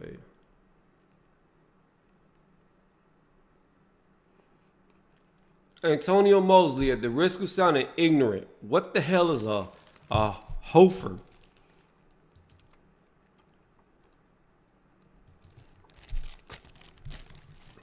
I don't even know what a hofer is.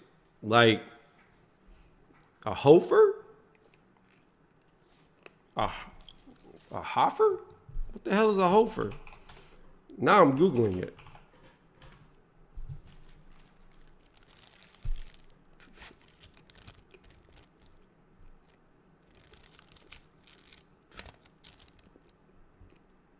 One who cannot do anything right or does it in such a way that he may be considered to be mildly retarded. What the fuck? Don't be such a hofer.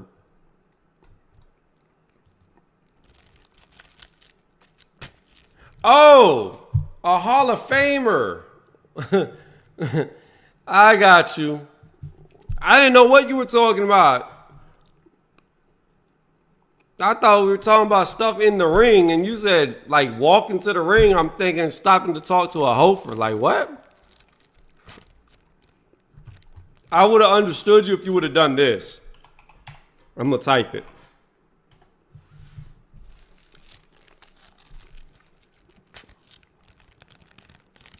If you would have typed it like that, I would have known. But now we know what a hofer is. I mean, I just looked it up on Urban Dictionary. Here's something cool. So check this out. While we're in between fights, look at this. We're going to read something from the Urban Dictionary. This is crazy. Because my name, one day I was just searching my name and it actually came up in the Urban Dictionary, which is crazy. So I'm going to show y'all that this is legit. If I can. What the heck? Hold on, guys. My shit's freezing. Look at this. Let's see. This is like legit. My name. All right. So let's read it together. Tony, the most handsome guy I've ever met. Everywhere he goes, women want him. He's always been the most cutest boy all throughout his life and knows it and doesn't care. Hold on, sunflower seeds.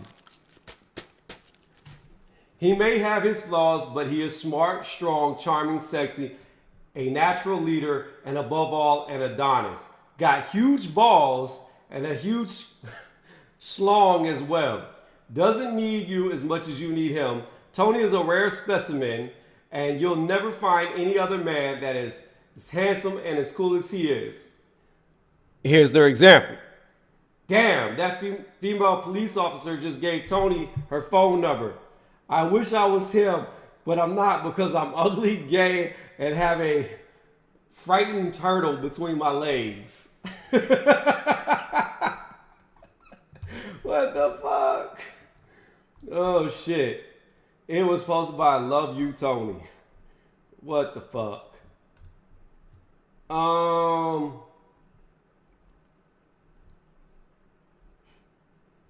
Tony, a smart person with cute potential.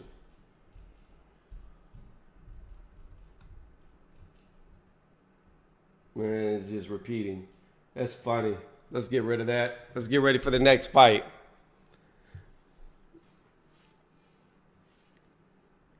Bruh, I edited it like it's Wikipedia. Bruh, that's on Urban Dictionary. I don't even think you can edit stuff on Urban Dictionary, can you? I didn't do that.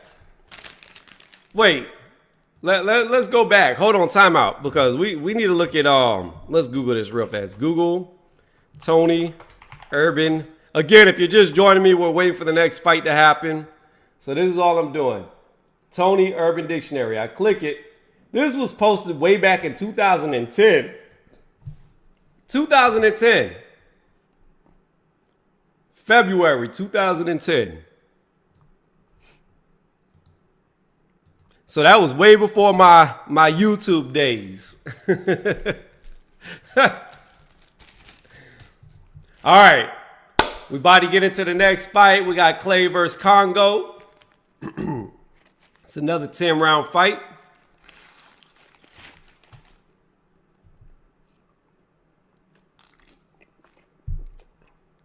Congo is in the ring. We're just waiting for Clay to come out. Clay's about to come to the ring right now.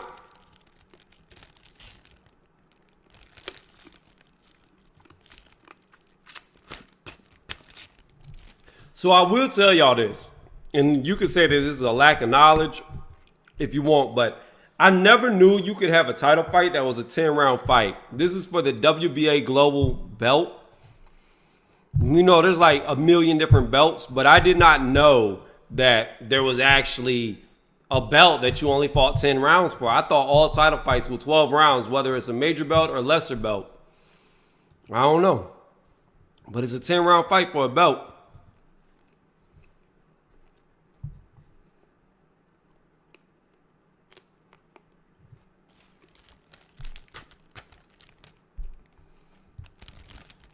All right, Clay's coming to the ring.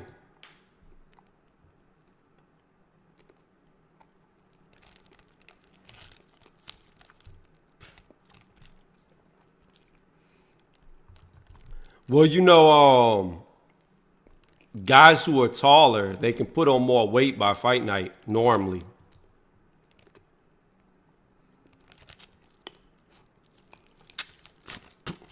Mosley said belts for everybody. He said, you get a belt, and you get a belt, and you get a belt. Hey, sir, nice to meet you. You get a belt. I know. All these belts is ridiculous nowadays. It's fucking absurd.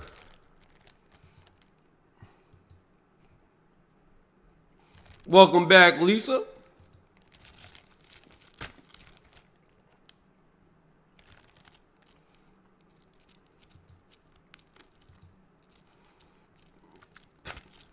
We have a goal, though, guys. I have 6 months to get back to 210. If I'm 210 by February, I will get in the ring and I will spark somebody and I will put it on the UB2B. So I will add that to my channel. And if I get sparked, I will still put it on my channel. But that ain't going to happen. It's not going to happen. Because for my first fight back, I'm going to fight a guy who's 0-32. So I know I'm going to whoop that ass. Nah, I'm joking.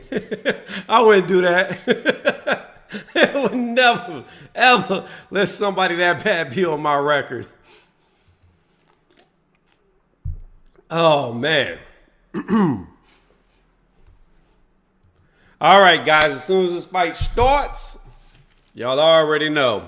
I'm going to make it big. Chat goes away. If you're listening, liking, please give it a thumbs up, as it puts me up higher on the algorithm. And if you really like it, subscribe to the channel, because that is what helps me out the most. I do these live commentaries all the time. Now that boxing's back, that is. You know what I should have done? I should have captured some insects like praying mantis and put little teeny boxing gloves on them and been doing my own boxing. In the meantime, while we didn't have boxing, I could have named them stuff like Happy Mayweather. Could have got a roach and named it something Nello, because they the same color, they're a little reddish. You look so small. Who's that, me?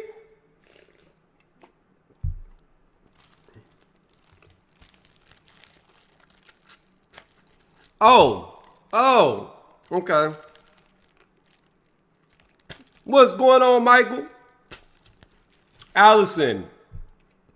I normally make myself small so people can see the scorecards. And then I got the photos. I can make myself a little bit bigger. Oh, shit. Hold on. Wait. Okay, there we go. Let me move myself. Go a little bit bigger. I don't want to go too big, as I'm trying to drop scorecards. Is that better, Allison? Is that to your liking? Let me get over here. Okay, both men just touched gloves. We're about to do the fight. I just had to wait for sunflower seeds that I didn't get a chance to chew up. Here we go. We got Clay versus Congo. Round one begins now. Both men in the center of the ring. Congo looks to be coming forward. Clay's backing up. A jab's already been thrown. Blocked. Oh, left hook thrown, but it missed. Congo just landed a really good 1-2 on Clay. As Clay's against the ropes. Clay is in the wrong spot to be if you're the shorter man. Clay is holding Congo. Hit him with two good left hooks to the body. Pretty even round, because those are scoring. Clay throws a jab that misses. Congo throws a jab that misses. Both men throw jabs. They miss again. They tie up again in the clinch. Congo is trying to push Clay off. Clay comes with a straight to the body on Congo as they separate. 2:20 left in the round. Both men throw jabs. Congo misses. Clay lands to the body. Congo throws a jab that misses.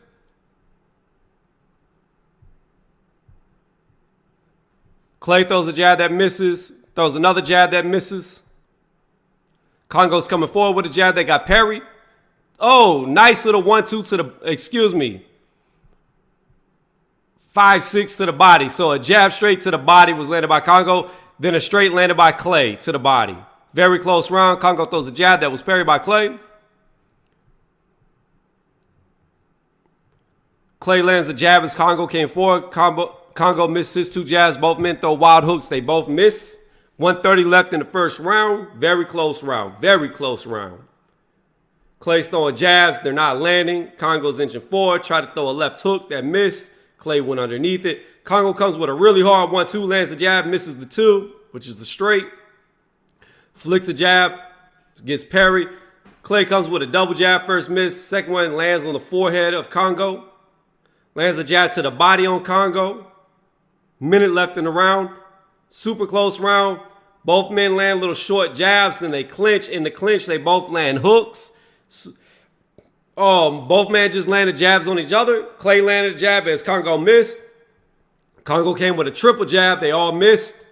Congo throws a jab again that missed. Clay threw a jab that missed. Congo landed a jab. Then Clay comes with a jab that missed. Clay does a leaping left hook to the body of Congo that lands. Clay just landed another jab on Congo's face. They clinch. Referee comes to separate with 30 seconds left in the first round. Oh, good straight landed by Clay to the body of Congo. Best punch of the round, I think. It was a counter straight to the body underneath the jab. Another jab landed by Clay, and then he hit Congo with a straight to the body. Congo landed a jab, then Clay landed a jab to the body on Congo. Good job, Clay. Use your short height as an advantage. Go low. And Clay just threw a jab that grazed the side of Congo's face. Congo parried the next jab. Clay's talking shit to Congo. I think Clay won that round, to be honest. It was very tight, very close, but I just have Clay up that round. Very close round, though. Very close round. That's another one of them ones where the round could have went either way. But I just think Clay landed the better shots.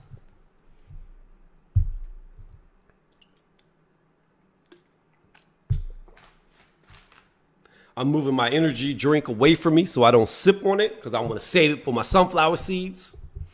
Move this mic cable out the way. All right, y'all.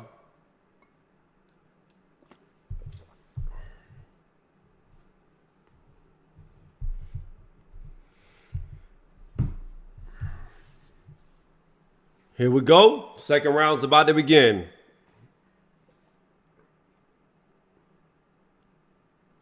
All right, started the second round. Both men come to the center of the ring. Already, Congo has landed a jab to Clay's body. Clay came back with a double jab that missed, threw another jab that missed, and landed a jab to Congo's body. Congo throws a 1-2 that missed, threw a jab that got parried, lands a jab on Clay, throws another jab that got parried, threw a double jab. Both jabs land on Clay's face. Clay throws a jab in a straight of his own that misses, throws another jab that misses. Congo threw wild jab straight and then a hook that missed. Clay came underneath with a left hook that landed. Clay just landed a jab on Congo's face as Congo was jabbing to the body of Clay that missed. Congo jabs to the face of Clay that misses. Congo comes with a jab straight that missed underneath in the clinch. Referee's about to warn Clay. Stop hitting while he's separating. While the referee was separating, Clay landed a jab straight to the body of Congo. But he got warned for it, so we'll forget that happened. Oh, nice counter 1-2 by Clay. Congo came in with a jab and a straight. Clay sidestep 1-2 to the face. 2 minutes left in the round. Nice left-right hook landed on Congo's body, but Congo comes over the top with a right hook that lands on Clay's face. A double jab by Clay. First one missed, second one lands. Another jab landed by Clay, then a straight to the body, then a left hook to the body. Both men exchange jabs. Both men land. Both men throw jabs. Both men miss. The zone's going all digital on me. Congo throws a 1-2. I could not tell if the straight landed. It looked like it did. Clay comes underneath, lands a straight to the body, then a jab to the face. lands another jab to the face on Congo. Clay threw a 1-2 to the body that missed. Congo just came with a good left hook straight to the face. They clinch up. In the clinch, Clay's landing hooks. Landed 2 short hooks to the face. Those do count. Both men land jabs at the same time. Congo throws a jab that missed. Clay kind of sidestep, landed jab of his own. They're in the clinch. In the clinch, Clay's landing little short hooks. Another hook to the body, hook to the face, hook to the face. Referee warned him again about hitting on the break. If he does it again, Clay will get a point deducted. Congo threw a jab that was parried. Clay does a leaping left hook that misses to the body. Congo lands a jab, but then Clay comes back with a double jab of his own. Congo lands a jab, so does Clay. Clay knocks Congo back. Oh, good left hook by Clay as Congo was throwing a straight. Congo just landed a straight. Jab evaded by Congo. Then a jab thrown to the body that Congo gets out of the way of. Another jab straight, jab to the face, straight to the body, landed by Clay. Congo landed a jab to Clay's face, bounced back against the ropes. They both missed. They're clinched together. Referee's coming to separate end of the round. That was a Clay round. I have Clay up 2 rounds to none, although the first round could have went either way. But who knows? Clay may dominate this fight and get a draw, just like the last fight we watched. Well, the one before last fight we watched with Cullen and Shelley. You know, who knows? This is boxing. You never know how the scorecards are going to go. All right.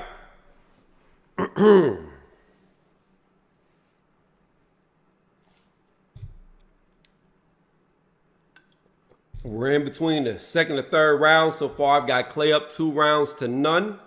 They're showing Pursoon in the back room getting her hands wrapped. They're showing Katie Taylor getting her hands taped.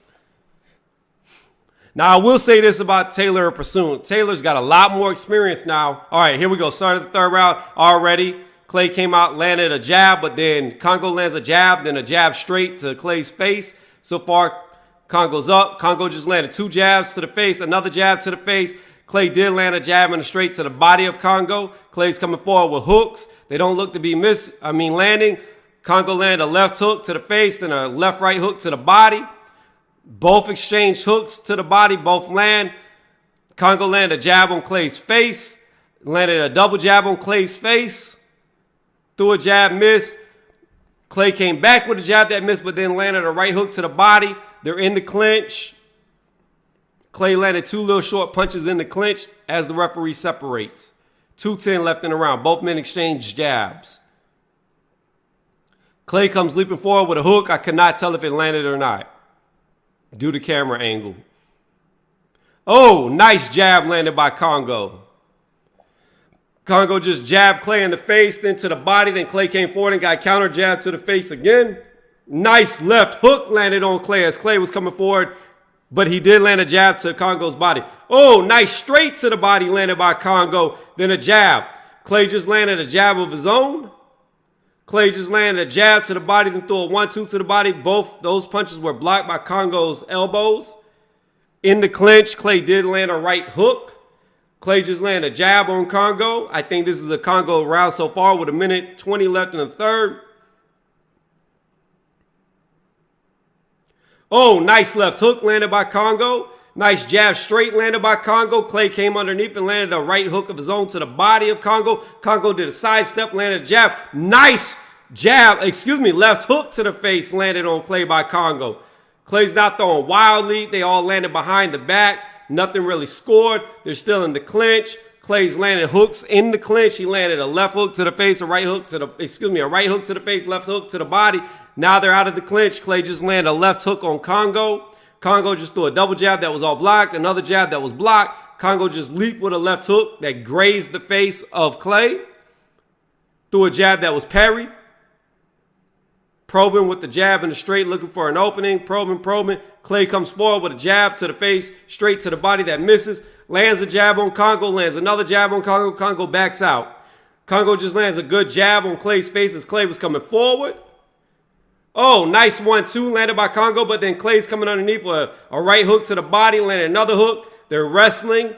As they're wrestling, the referee steps in. Clay lands a hook to Congo's face. They're separated, 10 seconds left. Double jab landed on Clay. Clay lands a jab. Oh, nice 1-2 landed on Clay's face that made him stumble a little bit. Then Clay comes forward, lands a jab. That was a Clay round in my opinion. Excuse me, a Congo round in my opinion. I give that round to Congo. Still very competitive round, very close round.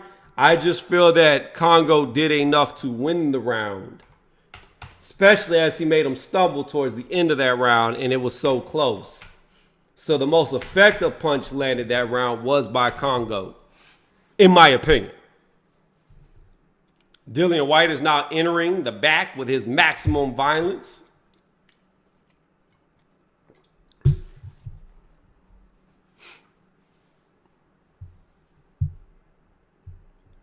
We're not, we're going, for the geeky people out there, we all know we got to pretend like maximum violence was not stole from maximum carnage. The whole logo is a rip off of that, but we're not going to talk about that. For the geeky ones out there. Here we go. Start of the fourth round. They come together. Clay comes out throwing a jab, misses. Congo lands a jab, misses a second. Now they're in the clinch. In the clinch, Clay lands a left hook. Congo breaks away, lands a jab. Clay's coming forward, throwing a jab straight, all misses. Congo throws another jab that's parried by Clay. Oh, throws a wild punch, gets countered by a little short left hook. Clay's coming forward wildly, misses everything. Congo lands a jab on Clay, lands a nice little left hook on Clay's face. Clay's coming forward, throws a wild left hook of his own to the body that misses. Clay's backing up, Congo was backing up, touched Clay with a jab, but then Clay comes with a 1-2, hits Congo in the face, then hits him with a 1-2 to the body chest. They get in the clinch. In the clinch, Clay lands an uppercut. He's landed 2 little hooks. Referee comes to separate. Clay looks to be the stronger man when they clinch. Clay lands a jab, but so does Congo to the chest of Clay. Congo throws 2 jabs that are all parried. Congo comes with a really strong 1-2. It all misses. They get in the clinch. Clay lands another hook. Clay's landed 2-3 hooks to the body. Congo comes back with hooks of his own that were blocked. Congo throws a jab that's parried. Clay returns a jab that misses. In the clinch, because they clinch after they both throw jabs, Clay lands a grazing uppercut. Referee separates, 1:30 left in the fourth. Clay round so far. Clay just lands a straight to Congo's body. Clay lands another straight at Congo's body as Congo tried to throw a hook that was blocked. Clay just landed a good straight to the side of Congo's body that slipped up and hit his face. So the shoulder doesn't count, but because it slipped up and hit the face, it does. Clay landed another little short right hook while they were in the clinch. Referee separates. Minute left. Oh, really good 1-2 landed by Congo that backs Clay up. Congo lands a nice uppercut against Clay as Clay's against the ropes. Clay's holding off for dear life. Throws a hook to the body that lands and a left hook that lands on the face of Congo. Clay throws a jab that misses. Congo lands a really good jab on Clay that backed him up. Clay might be a little hurt from the headshots. Oh, really good left hook landed on Clay. Clay's mouth is now bleeding. They clinched. They got separated. 20 seconds left in the fourth. Clay comes with a 1-2 that's blocked. A jab landed by Congo. Clay's coming forward.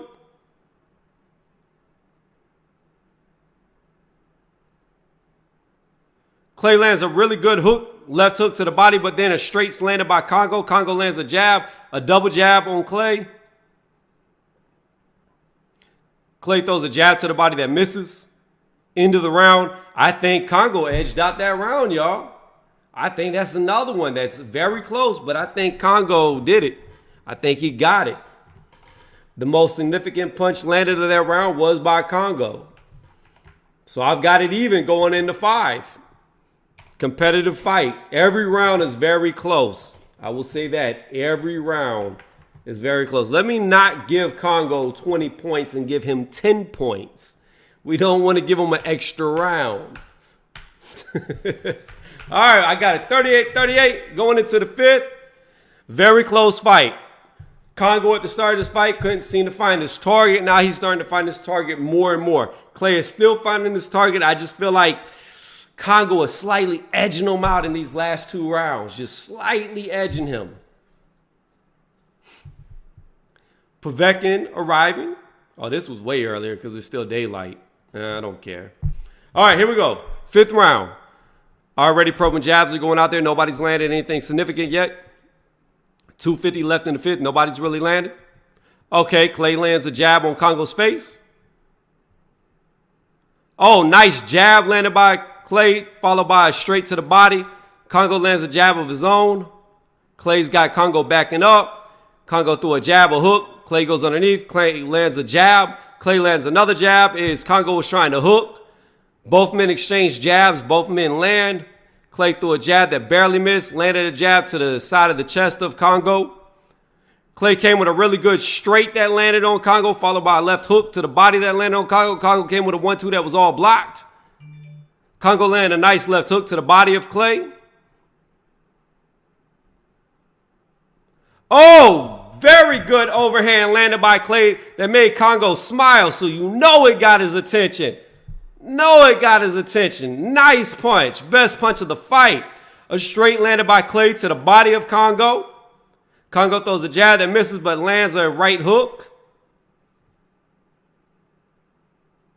Clay throws a straight that misses. Clay tried to land an uppercut that misses, then lands a straight to the body of Congo. Both men come together. Both men separate.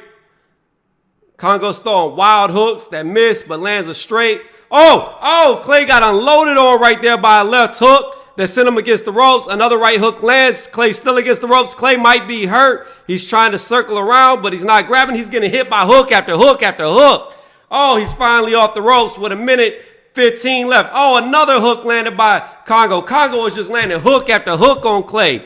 Clay, to me's eyes are wide open, which is not a good sign. Another hook landed. Uppercut landed on Clay. Clay's leaning against the ropes. Congo's coming with another left hook to the body. They finally clinch. Oh, man, Congo just stole the round from Clay. I still don't think Clay's all the way back in the fight. If Congo presses the action, he might be able to hurt him. Congo lands a jab to Clay's body, lands a left hook to Clay's face. Clay does not look like he's reacting at the same speed. They both exchange jabs, land at the same time. Congo's letting him off the hook. Clay's getting his energy back. Clay's coming forward. Congo's backing up. I don't know. That 1-2 that Clay just threw was a little off balance. Clay did land a good jab to the body, a left-right hook to the body, landed a jab to Congo's face. Congo just landed a good jab to Clay's face. They clinch up. 20 seconds left. They're still in the clinch. Referee's coming to separate. Very close round again. Clay comes leaping forward, throws a jab. Congo throws a jab that's parried. Clay's coming forward, misses. Congo lands a jab. Congo throws wildly, misses. Clay throws a right hook at the body that's blocked by the elbow of Congo. I have to give that round to Congo. Even though Clay started off good, Congo took over, unloaded hook after hook after hook after hook after hook while he had Clay against the ropes. Still, very close rounds, even with that exchange. This is very competitive. Neither man looks to be dominating the other or outperforming the other.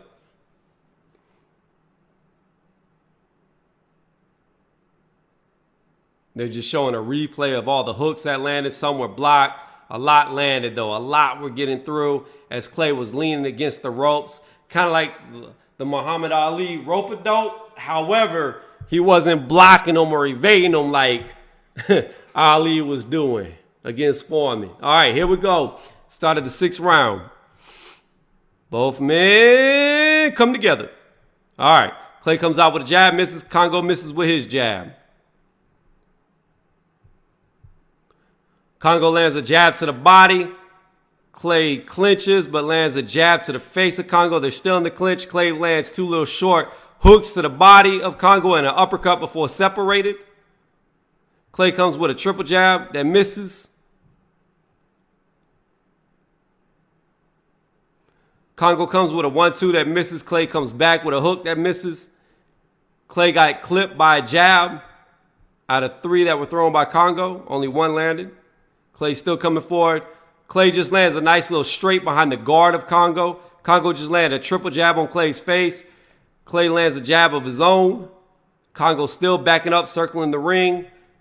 Back against the ropes as he's skimming it. Clay lands another jab on Congo. Congo still backing up. 2 minutes left in the 6th round. Congo just landed a good double jab on Clay's face as Clay was coming forward. Congo throws a double jab, first block, second one lands. Throws a double jab, then a straight. It all missed. They're in the clinch. In the clinch, Clay landed a right hook to the body, a right uppercut to the face. They separate themselves. 140 left in the 6th. Clay lands another jab on Congo's face. Short little straight was landed on Congo by Clay. Then they clinch up immediately. 130 left in the 6th. Clay's round so far. Oh, nice little hook to the body. Landed on Congo. Congo comes back with like 4 jabs. Only 1 landed on Clay. Clay threw an overhand right that missed. Immediately gets put in a headlock. Oh, shit. Is the referee going to take a point? Is he? Okay, last final warning by a referee. So Clay kind of hit Congo while his back was turned. The referee was trying to separate. He hit him 3 times. Congo just landed a jab. Clay landed a jab. Oh, nice uppercut by Congo that landed. Congo kind of spun around, looked lost for a second. Referee told him to continue because both men quit fighting. Oh, Congo landed a good jab, but then a good straight landed by Clay, and then Clay hit him again as Congo was circling away. Congo comes with a straight that missed. They're in the clinch, separated. 30 seconds left in the 6th. I still think this is a Clay round. Congo comes with a triple jab. 2 jabs land out of the triple. Clay did land a straight, though. Clay just landed a good straight to the body on Congo, then hit him with a jab to the face. Leap forward with a left hook that missed. Congo threw a jab that missed. 10 seconds. Congo's against the ropes. Clay coming forward. Clay just landed a good straight to the body of Congo. Hit him with a jab as Congo was bouncing off the rope. They clinch. Referee separates. Oh, nice little 3-punch combo landed by Congo on the bell. Congo hit Clay with a jab straight left uppercut. So it was a good end of exchange, but I still say Clay won that round. I have it now. Even once again, it is 57-57 going into the 7th round.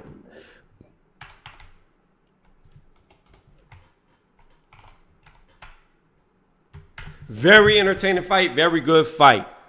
If you're just joining me, the next fight after this is going to be the Taylor fight. Taylor Pursoon. We're almost over the hump to get into the main event cards. But this is a great fight right here. This is a very good fight.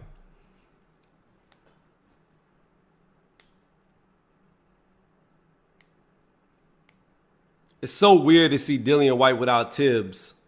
It's very weird. All right, here we go. Already Clay has landed a jab and so has Congo. Clay just landed a really soft 1-2 on Congo. Clay throws a jab that misses. Congo just landed a really good straight to the body of Clay, but Clay hits him with a 1-2. Clay's throwing wildly. Nothing's landing. 2:40 left in the 7th. Congo throws a jab that's parried. Clay lands a jab to the body of Congo. Oh, good left hook landed by Clay after he threw a 1-2 that missed. Referee separates them as they get tied up. 2:20. Congo just landed 2 jabs to Clay's face. Clay missed his jabs. Congo threw a double jab. I think both landed on the chest of Clay. Could not tell. Nice little short uppercut to the chest landed by Congo. Clay then comes around with a straight to the body, a left hook to the body, another right hook to the body, and a left hook inside of a clinch. Referee separates. Good overhand right landed by Clay after a jab hit Congo in the body. Congo throws a jab that misses. In the clinch, Clay is just dominating Congo. He's hitting him with hook after hook after a hook. They're short hooks. They're not very powerful, but they count. Referee separate them. 1:40 left in the round. Again, Clay lands a hook to the body of Congo. Congo immediately ties up. Referee immediately separates. 1:30. Oh, good jab landed by Congo to the face of Clay.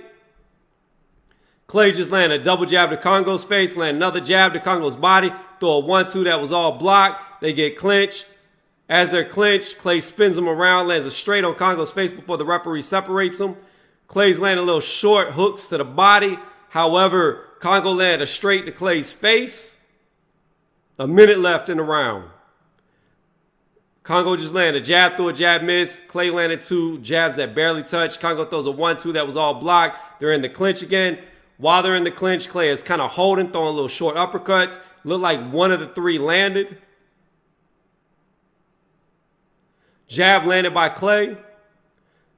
Overhand right blocked by Congo. Then he returns fire with a jab that landed. Oh, nice little straight landed by Clay. Congo lands a little touching jab on Clay's face. Clay comes underneath Congo straight and lands a straight to the body. Congo comes with a 1-2 that Clay goes underneath. Clay goes underneath again to throw a straight, but misses. A short left hook was landed on Clay's face. Clay just landed a good straight on Congo as his back touched the ropes. 10 seconds left in the round. I think this is a Clay round. Clay just landed another jab. Missed a jab to the chest of Congo. Clay's coming forward. Congo's backing up. Both men throwing punches. Neither man landing.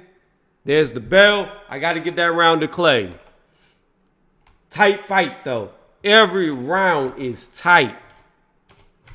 These guys are very evenly matched. Very evenly matched.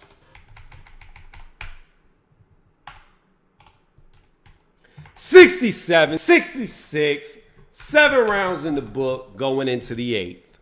We've got 2 fights to go before this fight card is over. We got Pursoon, Taylor next. Then we got Whyte, Povetkin after that.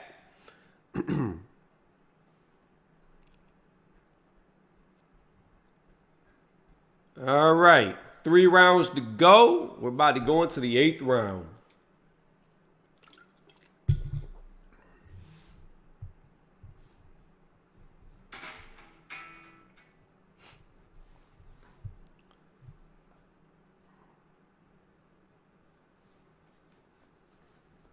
All right, at the start of the fight, Clay came out with a jab, missed, counter jab by Congo, landed. Congo just lands a good straight jab to the body of Clay. Lands a little short left hook to the face of Clay. Lands another jab on Clay, another jab on Clay.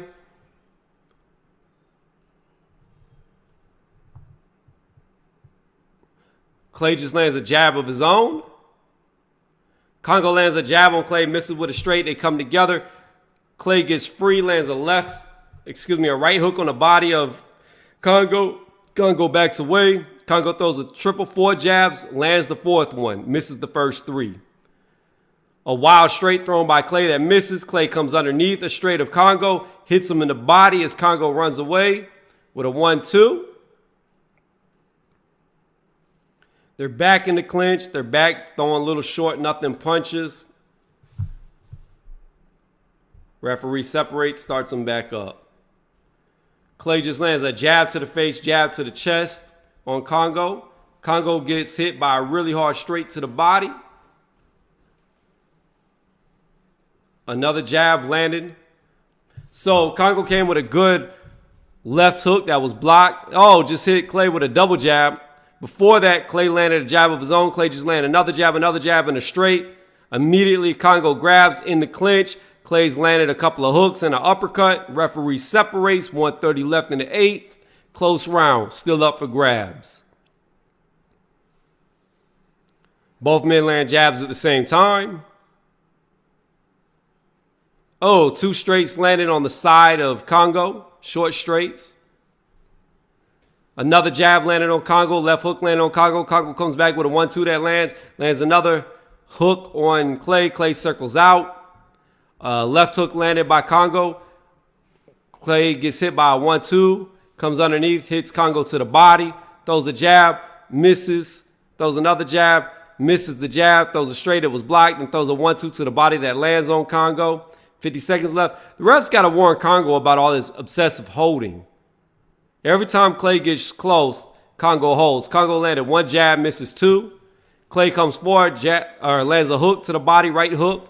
They tie up immediately in the clinch. Come on, ref. Warn this dude. A jab landed by Clay on Congo, 30 seconds. Congo lands a hook of his own to the body.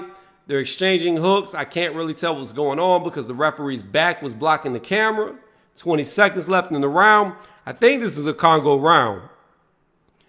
Jab thrown at Congo, parried, underneath, straight landed by Clay. They're back in the clinch. Another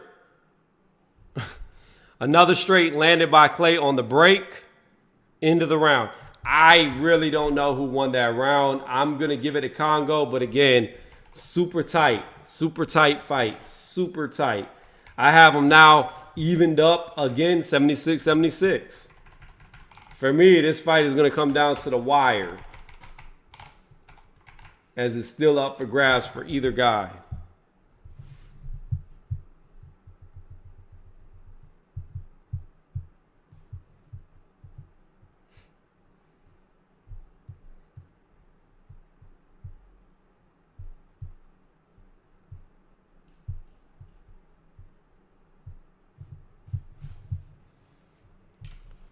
All right, guys, we're about to go into the 9th round. Let me make this look prettier. What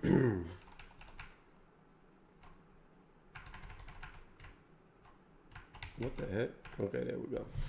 All right, here we go. Starting the 9th round. I got an even up till now. Referee's talking to both men about the roughhouse tactics.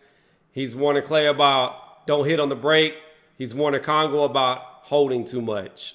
Here we go. Fight started. Congo's already landed 2 jabs. Clay missed his jabs. Clay lands a jab. Congo lands a jab.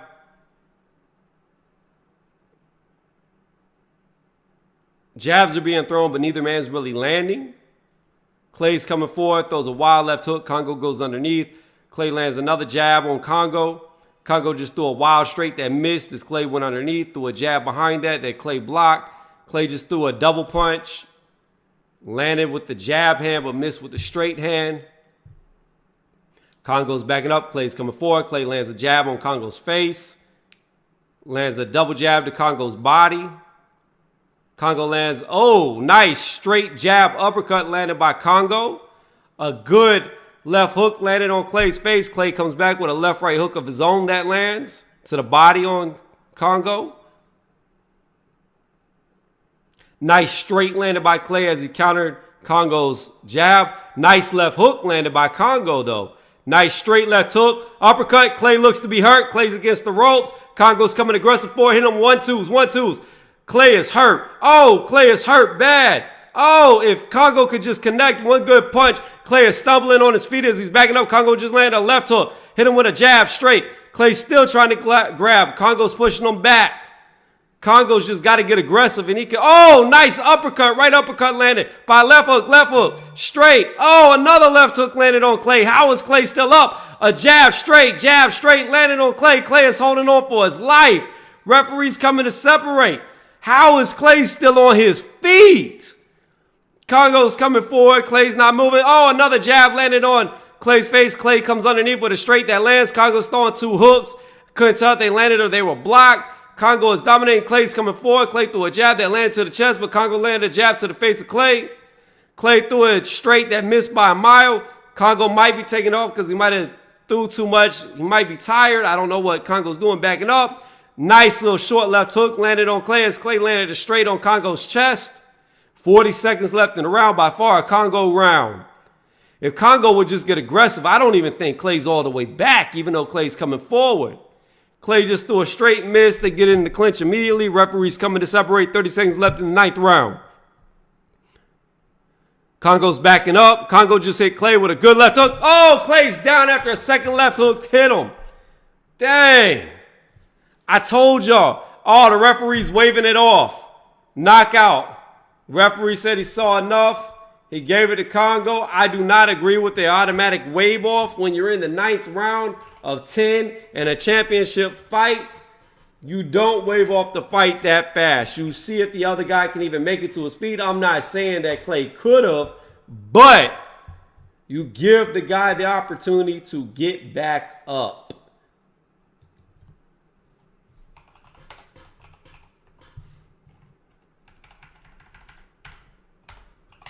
I told y'all it was coming. I told y'all Clay didn't look like he had it back. And Congo got him.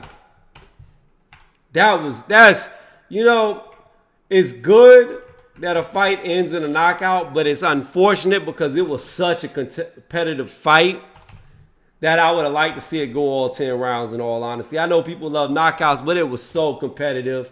I would not have minded if that would have made it down the stretch. So we got Clay getting knocked out in the 9th round by Congo.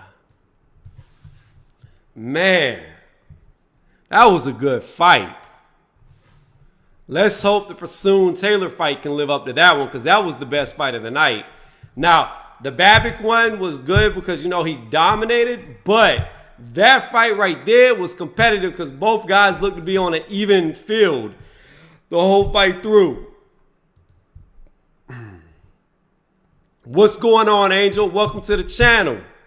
You know me, man, just doing this live commentary. That's all I'm doing. What's up, John King? How you doing? Don't forget, hit a thumbs up if you haven't done it yet. If you're still watching and you haven't done it yet, give me a thumbs up. And if you haven't done it and you're new here, sub to the channel because it really does help me. While we're waiting on the next fight to happen, which will be the Katie Taylor Pursoon fight, I will be right back. I will be right back.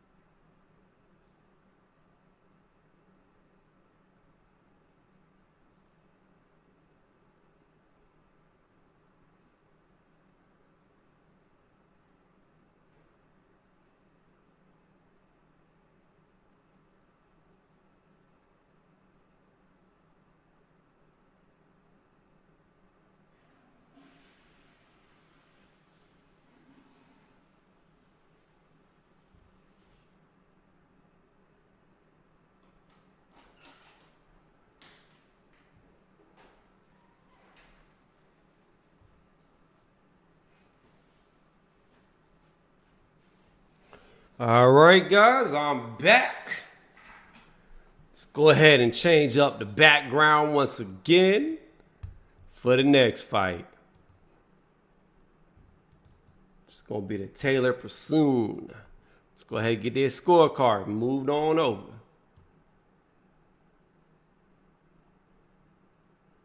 I'm running out of real estate. Let's try to make these smaller if I can. Okay, I'm just going to overlap these.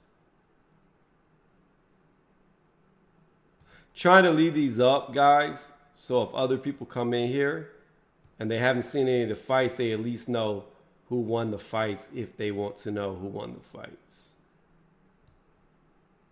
So that is why I'm not getting rid of these. All right.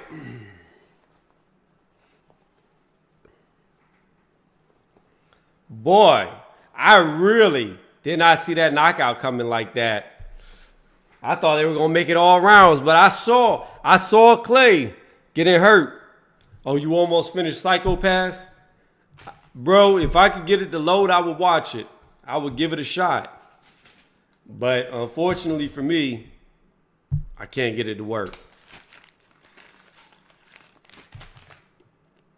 I've been watching the new season of 7 Deadly Sins. That's my anime right now. I haven't finished it yet, but I'm in the season 4.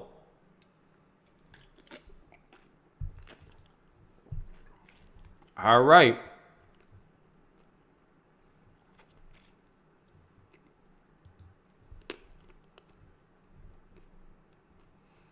No, I haven't tried it on the PS3 yet.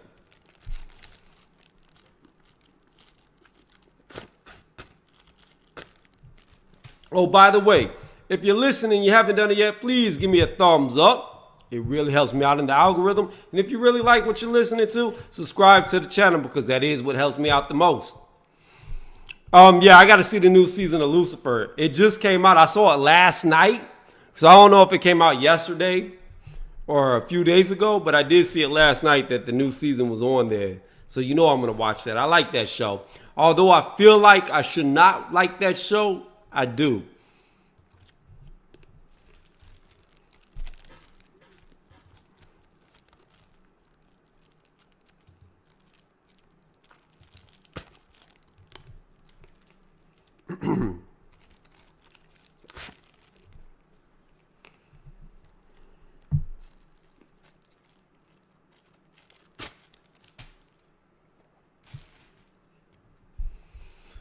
Oh, man.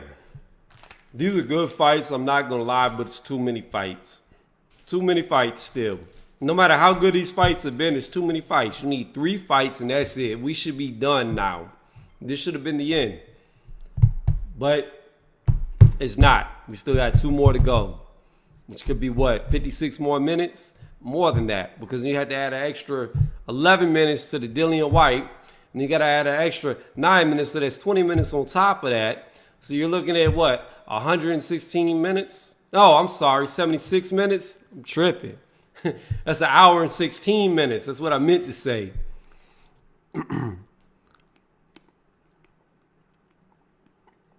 Yeah. I feel bad for the people in the UK watching this because I know it's got to be late over there.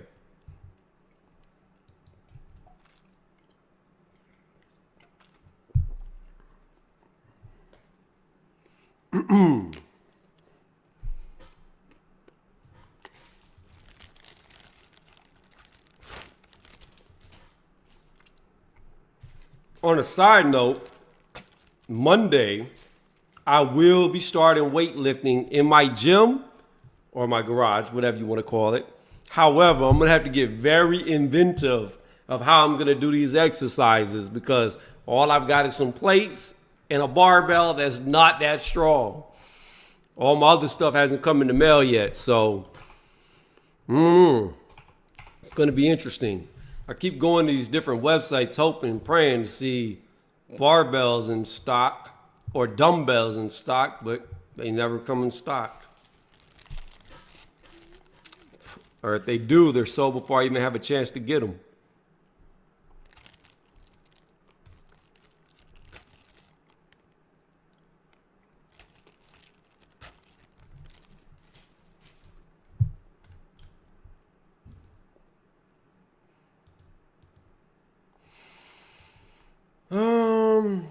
Don't mind me, guys. I'm just doing my rounds on all these sites to try to see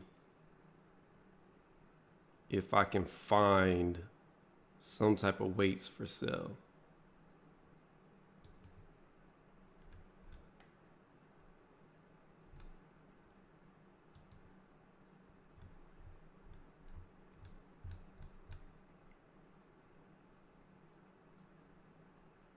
Trying to see if there's dumbbells on this website. It doesn't look like there are.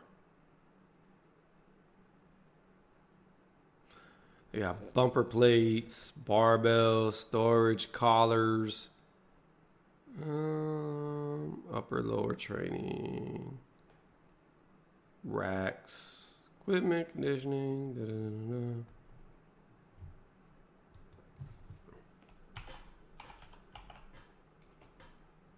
Okay, so they do have dumbbells. Why are they not in the search list? All right, let's see here.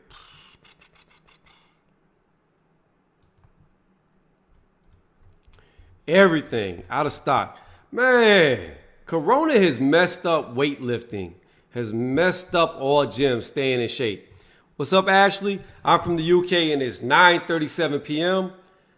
That's not that late, but we still haven't even gotten to the main event cards yet. So it's getting late. It's probably be what? Figure 11, 11:30, 12 by the time this is all said and done? Nah, not that late.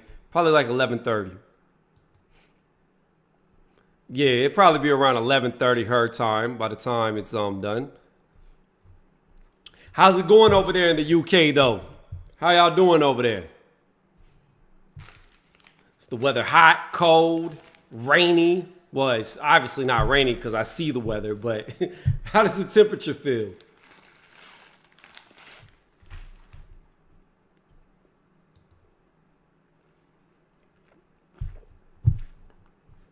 Okay, let's go checking another website, y'all. Trying to get these weights. Need to get my body back so I can piss people off when I take my shirt off like I used to. Weather is cool, to be honest. Oh, John, you're in the UK too?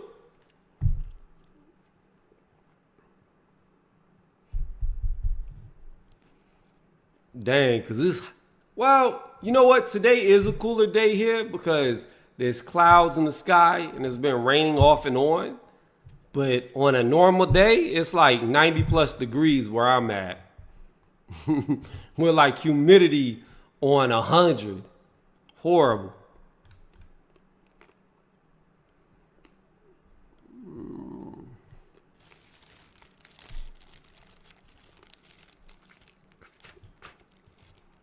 Let's go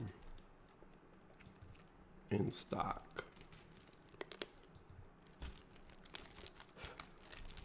This is what I hate about these websites. How are you going to have something listed as in stock, then whenever I click on it to buy it, it's out of stock? Makes no sense.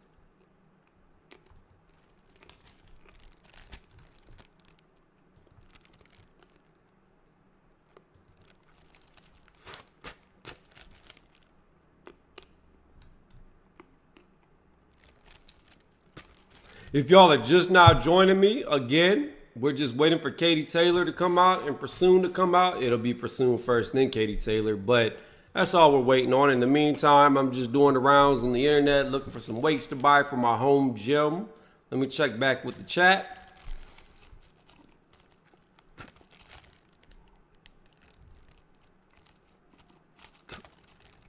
They're saying, gotcha. What do you mean by that, regulator? Gotcha. What are you talking about? Confused. I'm over here looking for weights. I've lost track of the conversation. Oh, you talking about with them saying in stock and it's out of stock and they made me click on it? That's a gotcha moment. You're right. It really is. I just had to think about what you were saying and now I understand.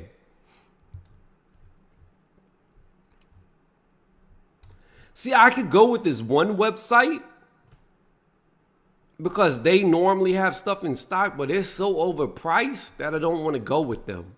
And unfortunately, they're the ones that is building my rack. I'm not going to say what the name of the brand is that's building my power rack, but they're extremely expensive. And all their stuff is extremely expensive. And that's why I'm not really trying to go with them, because there comes to a point to where it's diminishing returns. You can get something that's higher up in quality, but spending more money is just spending more money. So you're not really getting anything from your return other than a name brand. Okay. She said, I'm from the UK and a big NFL fan too. She like the National Football League. Which team is your team? That's funny because I was on a channel last night, right? And I was on another panel, and one of the dudes on there was from England, and he had on a Patriots hat. And I just thought that was ironic that you're from English, you're an Englishman, and you got on a Patriots hat. But what's your team? My team, Atlanta Falcons. I've always loved the Falcons. Even though they never win a Super Bowl, I still like them.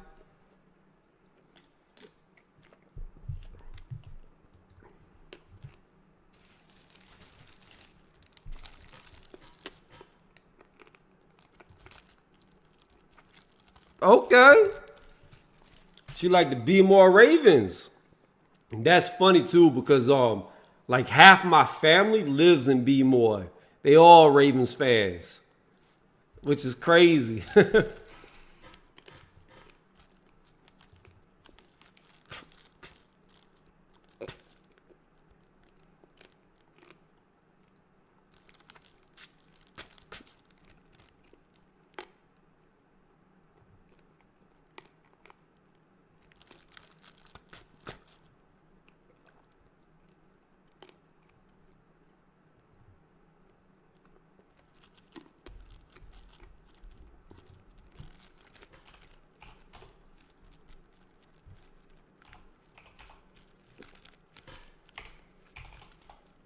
Hold on one second, y'all. I want to look up something.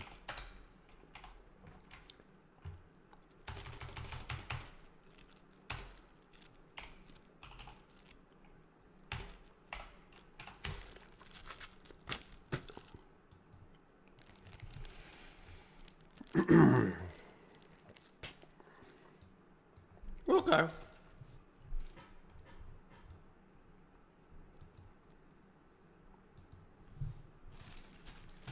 All right, y'all, I'm back. If you're watching, if you've been watching, if you're wondering why there's so much silence, it's because we're waiting for the next fighters to come out. That's all we're doing. The next fight is going to be Pursoon versus Katie Taylor. Now, here's the only thing I'm going to say about this fight, because I believe Pursoon and Taylor's last fight was last year. The thing is, Pursoon is what? 35? I think? Question mark? So that means she was 34. I'm not sure when her birthday is. She was 33, 34 when they fought last year. And now she's 35. So there is the age factor going against Pursoon in this fight, whereas Katie Taylor's young, getting stronger with age. Whereas Pursoon, she get old enough and she's going to teeter off because of her age. Pursoon looks a lot older than what she is. So I don't know if age is going to be a factor for her in this rematch, because it was only a year ago. Yeah, I thought she was 35. I had to really pull that out of my ass in my memory banks. But she looks a lot older than 35. In my opinion, she doesn't look young. She's no spring chicken. I'll give you an example. Like McCaskill, the girl that just beat Cecilia. Jessica looks a lot younger than her at the same age. They're both 35, but when you see Jessica, she's a girl who's aged well. She looks like she's in her later 20s.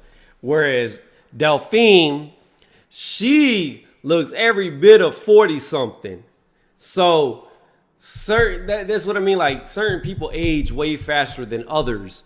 And I don't know. I'm not insinuating that Pursoon may get old overnight, but I'm just saying that that's always got to be in the back of your mind, that every year that goes on, Katie Taylor's only going to get stronger, and Pursoon is eventually, as the years go on, going to teeter off and get weaker. I'm not saying that's going to happen tonight, just saying it's a possibility. But we about to find out how real Katie Taylor is and how much she's improved, because this fight right here is going to test her at the same Delphine shows up.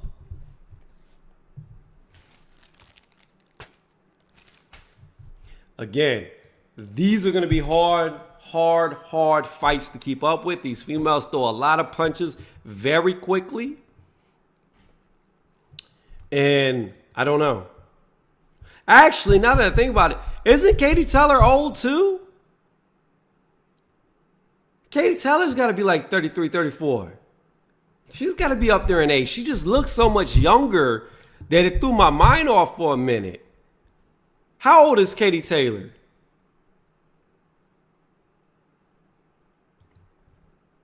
She's 34. Yeah. So she's older too.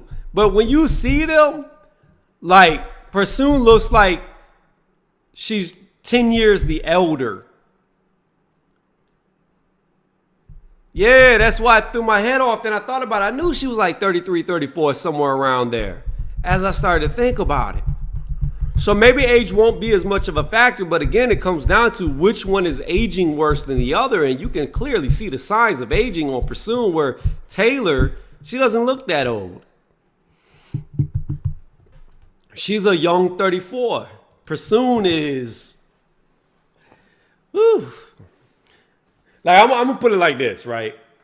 I was at a gas station the other day, and I was going up there to buy, what was I trying to buy? I think it was an energy drink, although I am trying to quit energy drinks. I really believe it was an energy drink that I was trying to buy, because I got out of my car and walked up there. So it had to be an energy drink, because I normally just touch my card to the screen and boop, boop, and then, it was good to go. So I'm pretty sure I was buying an energy drink. Anyways, the story is, I went in there, the girl in front of me, I looked at her, saw what she looked like. I thought she was like deep in her 40s, right? Bruh, she said her age to buy her cigarettes that she was smoking. We were the same motherfucking age. So that's what I'm talking about. Like some people, they hit that age clip and they just fall and hit every rock on the way down.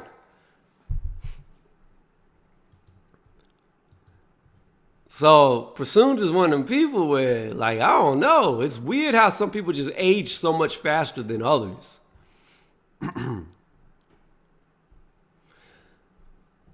I'm UK too, Ashley Dumfries, Scotland. Bruh, I'm not even gonna lie to you, Michael. When I seen Dumfries, I thought that was a type of fries until I saw the comma Scotland underneath it. I was like, what the hell are Dumfries? Never ate that.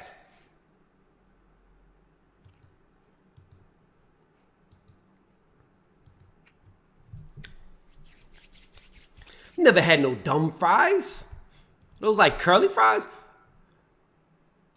See, I can tell y'all this right now. That dude with the beard and the dreads, you will never, ever, ever, ever, ever, ever hear about him in any type of sex scandal that involves a woman because he ain't even interested in them.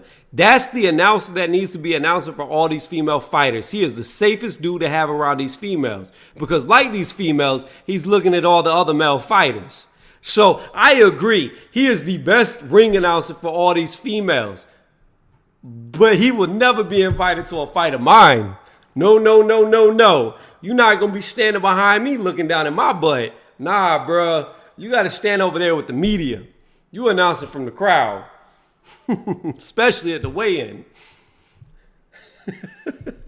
Anyways, all jokes aside, we've got Prasoon coming to the ring. If y'all don't know how boxing works is the challenger always comes to the ring first. The champion follows.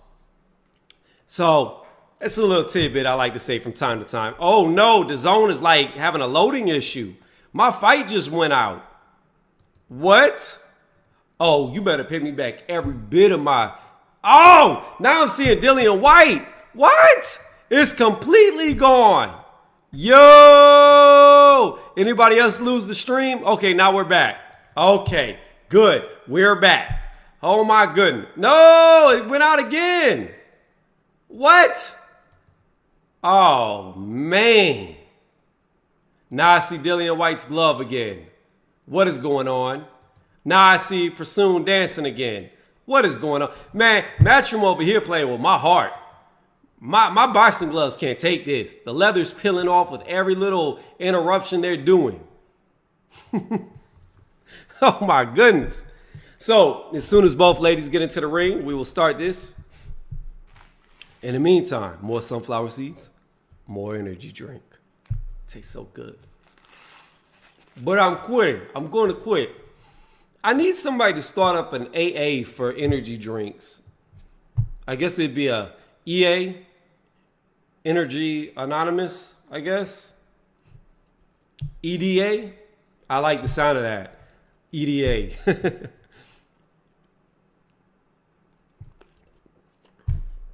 Yeah, the spinning wheel of doom.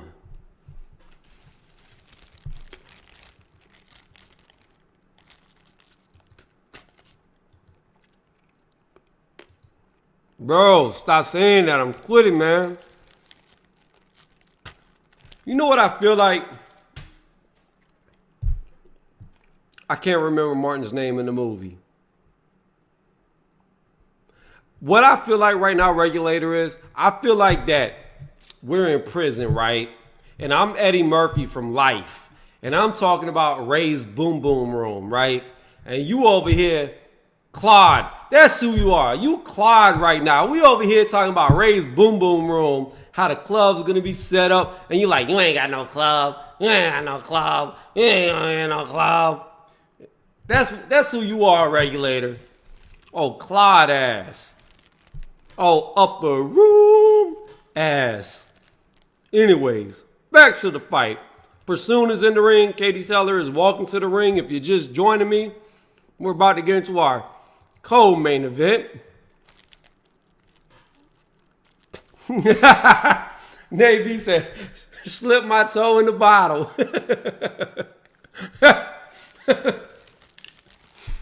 Yo, hey, why did I get retracted? I didn't do that, Navy. I don't know why I did it. That was not for me. If you haven't done it yet and you're enjoying the live commentary, go ahead and sub to the channel, please. It really does help me out a lot. I do live commentaries a lot. If you comment in my comment section, I will respond to you, whether it's on a video or on a live chat. I try my best to interact with everybody because I appreciate the views. Even if I only have one viewer, I appreciate that one viewer. So, again, don't be scared to type. Just type. If you're here looking for an illegal fight, I'm sorry. I'm not streaming it. But I am doing live commentary.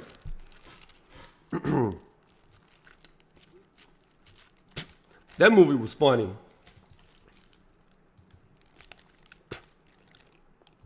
You spelled it wrong. Yeah, but I understood it. All right, Kate Teller. She's getting ready to come out. I wish Ronald was still here. I'd make a joke about Deontay Wilder. I'm going to make the joke anyways in case Ronald sees this on the playback.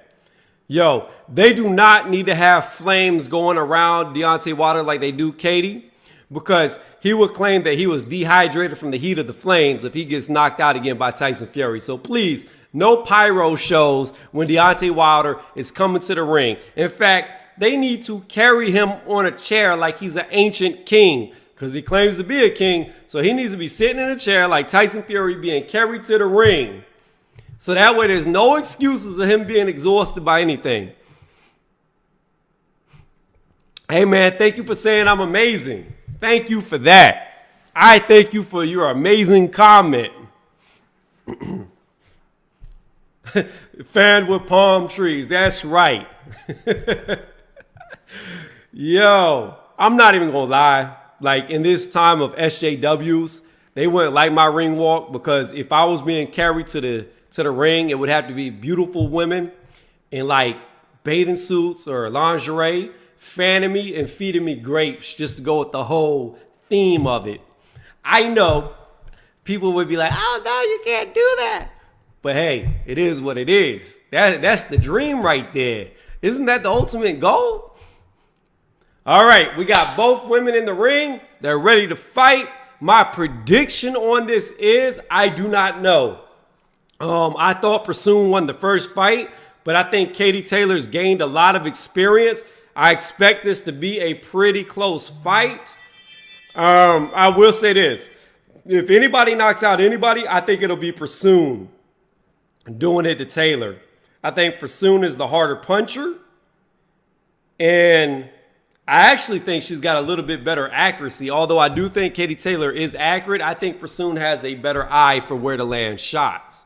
So, I don't know who this is going to go to. I expect it to be a very close fight and very controversial over the decision if Taylor wins, because I think it will be a tight fight. I could be wrong, though. Could be wrong. All right, we about to get into it, though. Don't forget, if you're just now joining me, sub to the channel, because it is what helps me out the most. And when you sub, hit that notification bell. If you like what you're listening to, please hit the thumbs up. Helps my channel grow. All right. But I give it to Katie Taylor. Katie Taylor is a true warrior, because most fighters nowadays don't take rematches like this. Katie says she wanted it. She was about it and took it on short notice. So that's impressive. Win, lose, or draw, I am impressed by Katie Taylor just for the sheer fact of her taking this fight that she did not have to take. Very impressed with her because of that. All right.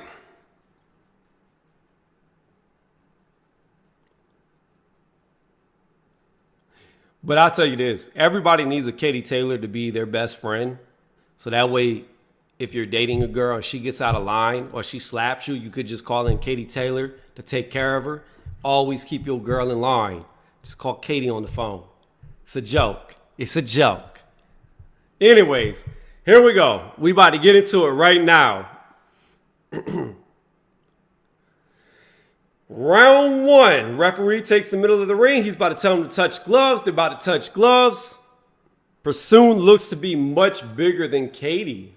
That's surprising because in the first fight, I thought Katie was pretty much the same size as her. Pursoon looks like she's got more weight on her for this fight. Meaning the night of. Pursoon looks bigger to me. All right. Let's see what happens.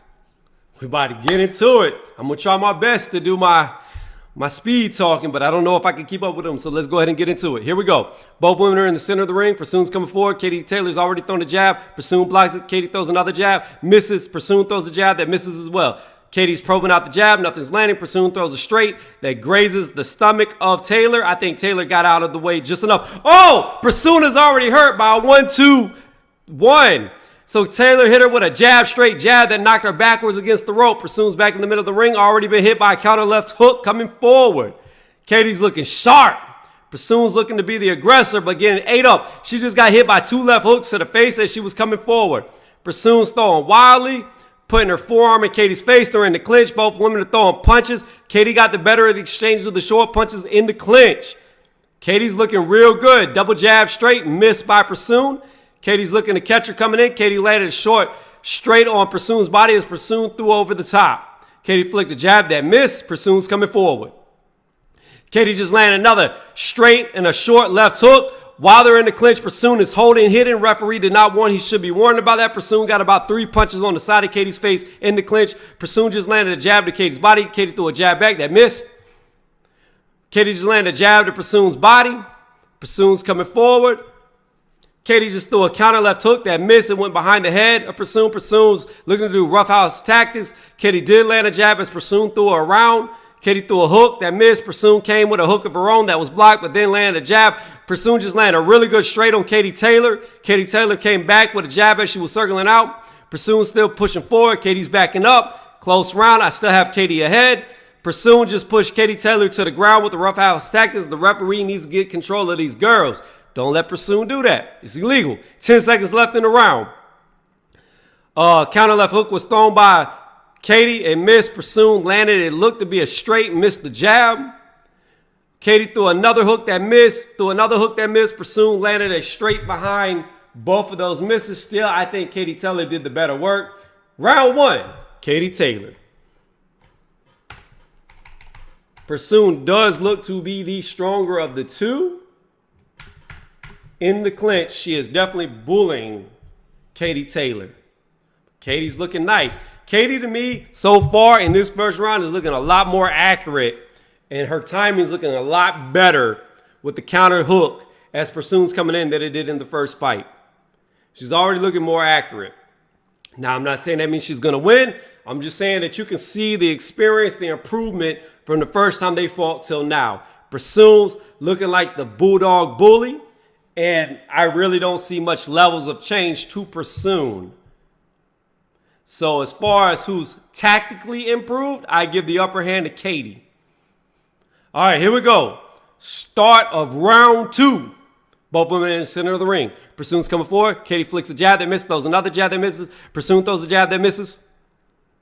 Katie comes forward. Pursoon throws a couple little short jabs that all miss. Throws another jab that lands on the chest of Katie. Katie hits her with a straight, but then Pursoon lands a punch of her own. Katie just landed a double jab that was soft. Pursoon landed a jab that was much harder. Katie just landed another left hook and a straight to Pursoon's face. Landed another hook to Pursoon's face. Landed a hook to the body. Pursoon did land a jab. Pursoon throws a jab, gets hit by a left-right hook. Pursoon's face looks to be bruising up already. Pursoon's throwing wild 1-2s over the top of the head of Katie Taylor. Nothing's landing. Katie Taylor spins out, flicks a jab that's blocked by Pursoon.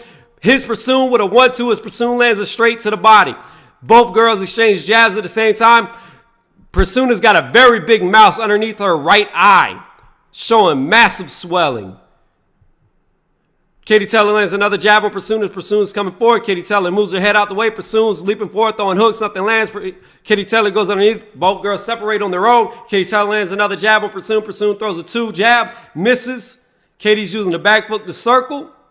Looking to be a good... Oh, nice. Nice right hook landed on Pursoon. Pursoon looked a little bit off balance. Oh, good one by Katie Taylor. Katie Taylor just hit Pursoon with another good hook as Pursoon was throwing a straight. Katie Taylor just landed a jab. Katie Taylor still in the clinch with Pursoon. Pursoon's trying to rough her up in the clinch but not landing anything. Katie Taylor's doing a good job at moving her head. They separate on their own. Another jab landed by Katie Taylor. Pursune's left cheek is starting to bleed. Right cheek is starting to bleed where the mouse is. Taylor lands another straight on Pursume. Pursune's holding, landed a straight of her own. Hit a couple of shots to the body in the clinch. They separate. On the separation right before it, Katie Taylor landed a jab to the body of Pursume. Then both girls land jabs of their own. Another glancing left hook lands on Pursune's face as Pursume threw a straight. Pursume is really looking beat up in the face right now. That is another Katie Taylor round. There are levels to this game. And right now, Taylor is showing her that she is leveled up. This reminds me of when Goku was fighting Frieza. And he gave Frieza that chance to not die. And Frieza decided to throw the fucking disc and he got cut in half. Because that's what Katie Taylor is doing. She is cutting Pursume in half. Oh man, her face is swelling up bad. She is swelling up really bad on the right side of her face. It's right underneath her right eye. It's cut open too. The referee's coming to look at it and make sure she's all right. And her nose looks to be, she might have a broken nose as well. Her nose looks to be shifted and swelling. All right, here we go. Start of round 3.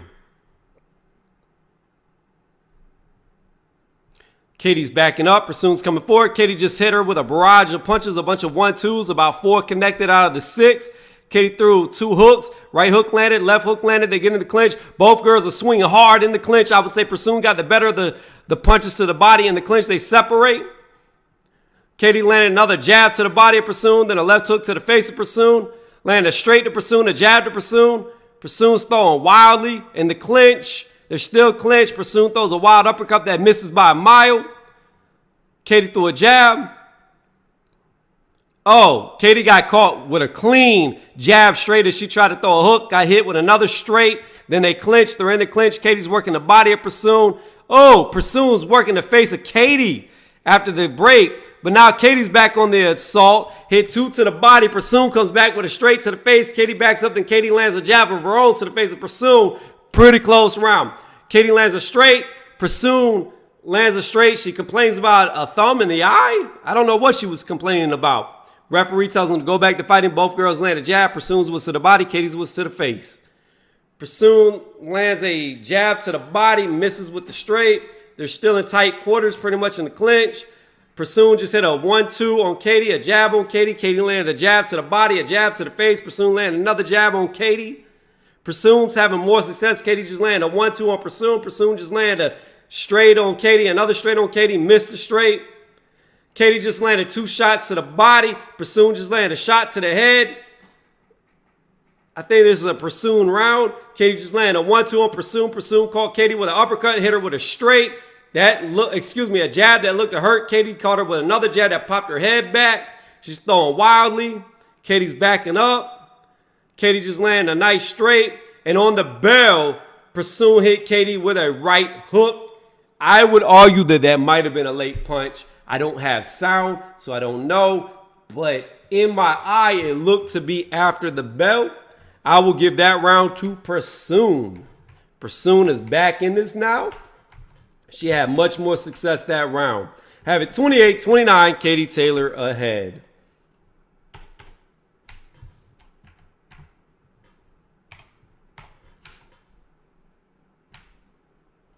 All right. I hope I'm talking fast enough to keep up with their hands because they are moving fast.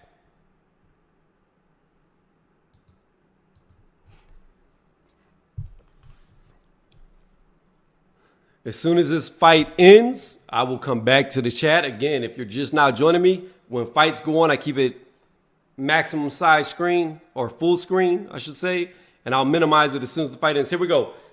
We're into the 4th round. Both girls in the center of the ring. Pursume lands a jab to the chest of Katie. Katie's flicking jabs out there. Nothing's landing. Pursume's throwing jabs. Nothing's landing. Throws a straight that missed.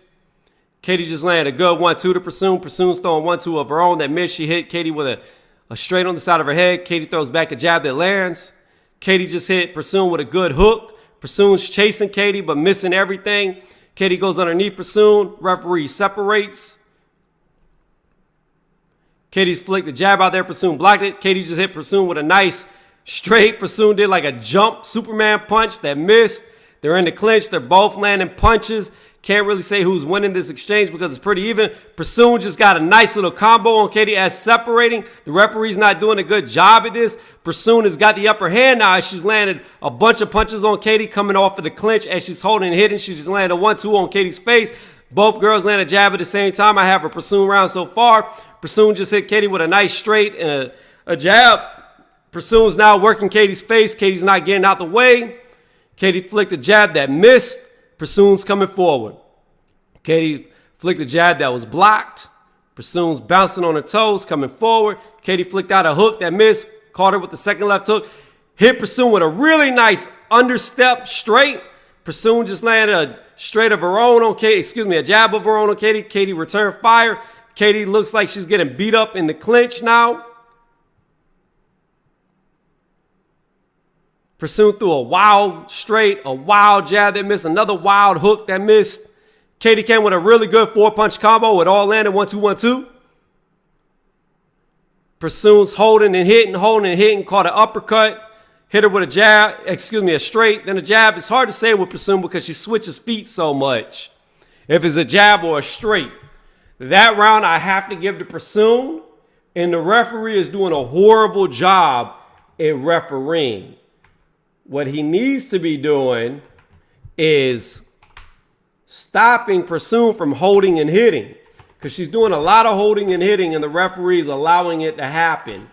Because of that, I feel Pursuit is starting to get the upper hand on Katie. Katie is clearly the weaker person when it comes to pure strength, and that's all Delphine is doing is taking advantage of that. Holding, hitting, uppercutting.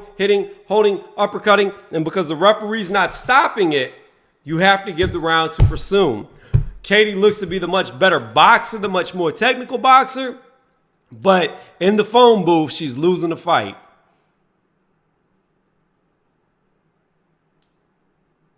All right, here we go. Start of round 5.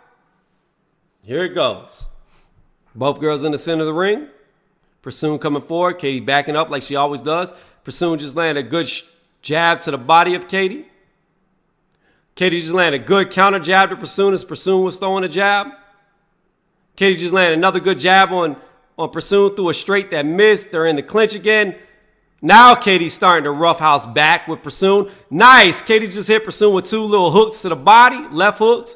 Landed a jab on Pursuit. That's what Katie needs to do, start roughhousing back. 2 straights were landed repeatedly on Pursuit. Pursuit just threw an overhand right, but it missed. Threw another overhand that missed. They're in the booth again. They're chest to chest. Pursuit's throwing little short punches. Nothing's really effectively landing. Pursuit just threw an uppercut that grazed Katie's face. It's counting. Pursuit just landed a jab on Katie. Katie sidestepped, landed a good straight on the side of Pursuit's face. Pursuit just landed a jab on Katie, threw a wild uppercut, a 1-2 that missed. Katie's doing a good job at body movement. Pursuit just landed 2 hooks to the body, another hook to the body. She's throwing 1-2s that are being blocked. Katie just came with a good left hook jab that landed that was good. Pursuit's coming with straights that missed. Good uppercut, left hook by Katie. Pursuit's hitting Katie. Pursuit threw another jab that Katie went underneath. Threw another straight that Katie went underneath. Katie just landed a good jab as Pursuit was coming forward. Good left hook by Katie. Close round. Very close round. Pursuit's throwing punches that Katie's blocking. Katie just hit her with a good counter left hook. Right hook landed by Pursuit. Katie landed a left hook. Pursuit still throwing in the phone booth. 1-2s in the phone book. Landing. Pursuit's landing. Katie landed. Katie just hit Pursuit to the body, but then Pursuit came with 1-2 to the face, 1-2 to the face. Jab, little short uppercuts to the face. Again, she hit Katie after the bell. Now, I will say this about this round. This comes down to what do you look at? Do you look at the clean precision punches that Katie was landing in that round? Or do you look at the roughhouse tactic punches that Pursuit was landing in that round? I think Prasoon landed more punches because of the roughhouse stuff, but I think Katie landed the more clean precision punches. The harder punches, I think, were landed by Katie. I'm going to edge that round to Katie. I would not argue with you if you gave it to Prasoon. But again, I think Katie was actually landing the better shots in that round. And they were both pretty close in landing total shots. So I will edge it to Katie because I like the precision better than the mauling. The maulings aren't always the cleanest punches landed. Got Katie up. Here we are, 6th round. Both girls in the center of the ring. Katie's working the outside like she always does. Prasoon coming forward with a 1-2, missed with a 1, missed. Katie threw a jab that missed. Prasoon threw a 1-2 that missed. Katie's backing up. Prasoon's coming with 1-2, 1-2, 1. That all missed. She's holding Katie down, hitting her with hooks to the side of the body. Both count. Katie's backing up. Katie just hit Prasoon with a counter left hook as Prasoon came forward. Katie just hit her with a counter jab as Prasoon threw a jab. Katie just hit her with a straight that glanced her. Again, roughhouse tactics. Prasoon is winning. In the clinch, she just landed 3 unanswered shots. Katie's jabbing. Missed. Got hit by a jab. Got hit by a jab to the body. Prasoon's pushing forward. Prasoon just landed a jab straight on Katie. Katie's not doing much. Got hit by a hook to the body. Katie just threw a left hook to the body. Prasoon just hit her with a 1-2 to the face. Another straight to the face. A hook to the body. Katie's now getting hit at will. Jab, jab landed by Prasoon. Prasoon's coming forward. Katie's not doing a lot. Prasoon hit her with a jab, a straight, a hook to the body, hook to the body, hook to the body. A straight that missed. Straight landed. Katie comes back with a hook of her own, a straight of her own that lands, but then Prasoon lands a jab straight hook to the body. Katie landed a straight jab, hook to the body. Katie came with a straight hook to the body that landed. Prasoon's landed hooks to the bodies, 1-2, 1-2, hook to the face. Prasoon landed, jab 1-2, Prasoon landed. I don't know if Katie might be getting the fight beat out of her right now by this roughhouse shit. Katie doesn't look to be stepping up. Prasoon just landed a jab. 1, 2, 2, 1. They back off of each other. Prasoon just landed another jab, another straight on Katie, another straight on Katie. Katie came with a 1-2 to the body of Prasoon. Didn't do a lot. Katie landed a good jab to Prasoon. Prasoon came back with a jab of her own, a straight of her own. Another 1-2, 1-2 hit. Katie landed a hook. Katie's not landing enough that round. I have Prasoon winning that round.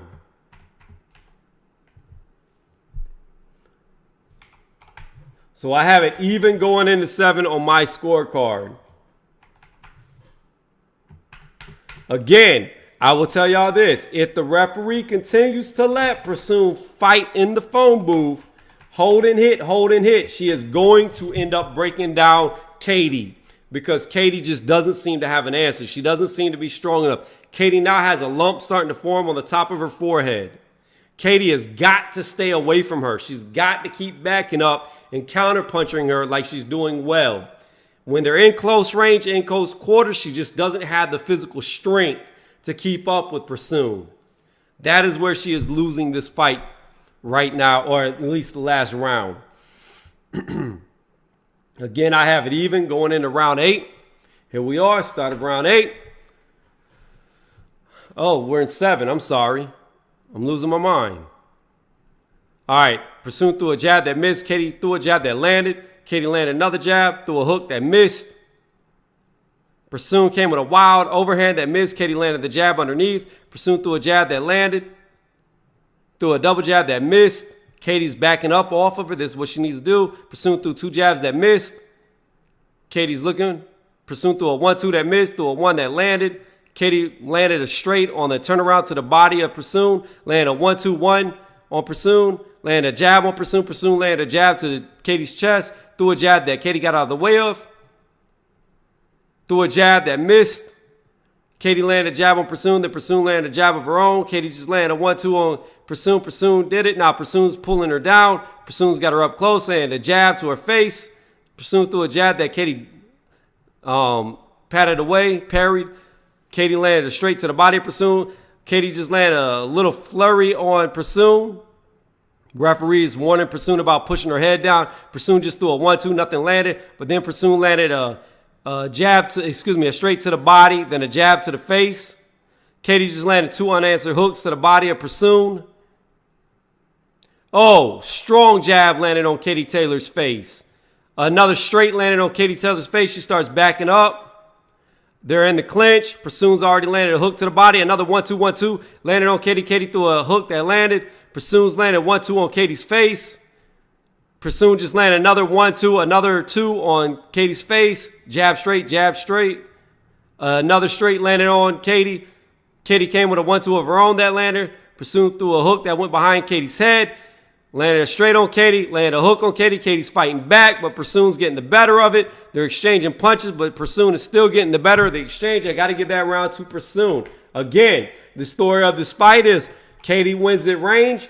Prasoon wins in the clinch or real close in the phone booth. I got to give that to Prasoon. I have Katie Taylor down by a round now. 67-66, Prasoon is up, in my opinion. Again, I don't know how the judges are judging this, but it is what it is. I got to call this how I see it. I got to call it fair. I know these close rounds, they're probably edging to Katie Taylor like they did in the first fight, but if my scorecard's off, it's off. I don't care. I've got to keep it honest. Got to keep it 100. I can't score these for Katie just because I know what the judges are going to do or might possibly do. I just got to keep it 100, and that's what I'm doing. Got Prasoon winning. Katie down. Katie's lump on her head above her right eye is getting bigger and bigger as the fight's going on now. All right, here we go. Started the 8th round, the actual 8th round. Already Prasoon has landed a jab on Katie. Katie's bouncing, backing up. Prasoon's coming forward. Prasoon misses the jab. Prasoon's feinted 2 jabs through a straight that missed. Katie did land a straight of her own. As a counter, Katie just landed a really nice 1-2 on Prasoon's face. Prasoon's coming forward. Katie's backing up. Prasoon's throwing punches. She's missing. Katie just landed a really good left hook on Prasoon's face. They're in the clinch. Katie got away without taking any damage. Katie just landed a jab on Prasoon's chin. Prasoon just landed a good jab on Katie. Prasoon threw a jab that Katie missed. Katie just landed a jab. Katie just hit Prasoon with a really good 1-2-2 that stumbled Prasoon. Prasoon came with wild punches. Didn't do anything. Now she's got her against the ropes. Prasoon's starting to take over with these little short uppercut, chopping punches to the body. Little short little 1-2s to the face, and then she pushed her down to the ground. Referee warned her again about pushing Katie down. Prasoon landed a jab to Katie's face. Katie's circling now. Prasoon just landed another jab to Katie's face. Katie just landed straight to Prasoon's face. Prasoon just hit Katie twice to the body, pushed her down. Katie hit Prasoon to the face as the referee stepped in. Prasoon yelled about it. Prasoon threw a 1-2 that Katie got out of the way of. A Prasoon round by far, in my opinion. Prasoon just landed another jab to Katie. Just landed a clean straight on Katie as Katie was backing up. Landed a left hook, a straight, left hook, a straight, a 1-2 on Katie. And then a straight on Katie as the jab missed. Katie came back with a straight jab of her own. That landed. Katie just hit 1-2. Prasoon just landed a 1-2, a hook, a 1-2, a jab. Katie landed a jab of her own, a straight of her own. Prasoon just landed a 1-2-1. Prasoon just landed another jab on Katie. Katie threw a jab that missed. Katie threw an uppercut that missed. Prasoon just landed a short hook, a 1-2 on Katie. The referee fell down on the bell. Another Prasoon round. Katie started off good, like all the other rounds, but then that roughhouse stuff came into play, and Katie fell behind. That's the story of this fight. In my opinion, the referee is letting Prasoon get away with too much. But because the referee is letting Prasoon hold and hit, I have to count the shots that are landing. I have to count it. I don't have a choice. It's the referee's job to stop it, and he is not stopping it. I have Katie Taylor now down 2 rounds. If Katie Taylor does not get a knockdown, she cannot win the fight. If she doesn't win the next 2 rounds, I have Katie Taylor losing the fight. Or, excuse me. She doesn't win the next 2. She lost the fight, and if she wins the next 2, I have it a draw. So let's see what Katie does in these last 2 rounds. Here we go. Start of the 9th round. This is a horrible referee. Horrible referee. Katie flicks a jab that's blocked by Prasoon. Prasoon's coming forward. Prasoon gets hit by a nice 1-2 by Katie. Katie's backing up. Katie needs to stay off the ropes and use the ring. Katie just hit Prasoon with a counter jab underneath Prasoon's punch. Katie's backing up. Pursuit has no answer when Katie has room to move. Katie just hit Pursuit with 4 punches. Pursuit has missed everything she's thrown back. Katie is winning this round. Pursuit just hit Katie with a nice jab. Katie ducks underneath 2 more punches by Pursuit. Lands a jab on Pursuit's face. 1:20. Pursuit just threw 3 punches that Katie went underneath. Nothing landed. Katie just landed a jab to Pursuit's face. Oh, nice counter straight by Katie. But then Pursuit comes back and lands a 1-2 on Katie. Throws a jab that misses. Katie landed a jab to the chest of Pursuit. Pursuit's throwing wildly. Katie's dodging everything. A minute left. A nice 1-2-1 landed by Katie Taylor on Pursuit's face. Katie just landed another good jab on Pursuit. But here we go. Pursuit's holding and hitting, landing punches. Holding and hitting, landing punches. Holding and hitting, landing punches. 1-2. Another jab landed by Pursuit. Katie has got to stay out of the clinch. Katie lands another jab on Pursuit. Whenever Katie is backing up, circling like she's doing right now, Pursuit has no answer. They just got in the clinch. Pursuit starts landing punches. Katie's walking away. Land a good left hook on Pursuit's face. Circles away. She lands a straight. They come together. They're still together. Pursuit's landing little short, choppy punches to the body of Katie. Katie just landed a really good left hook on Pursuit. Landed another good hook on Pursuit. Pursuit just landed a little short straight on Katie as they was in the clinch. Pursuit just landed 2 more hooks.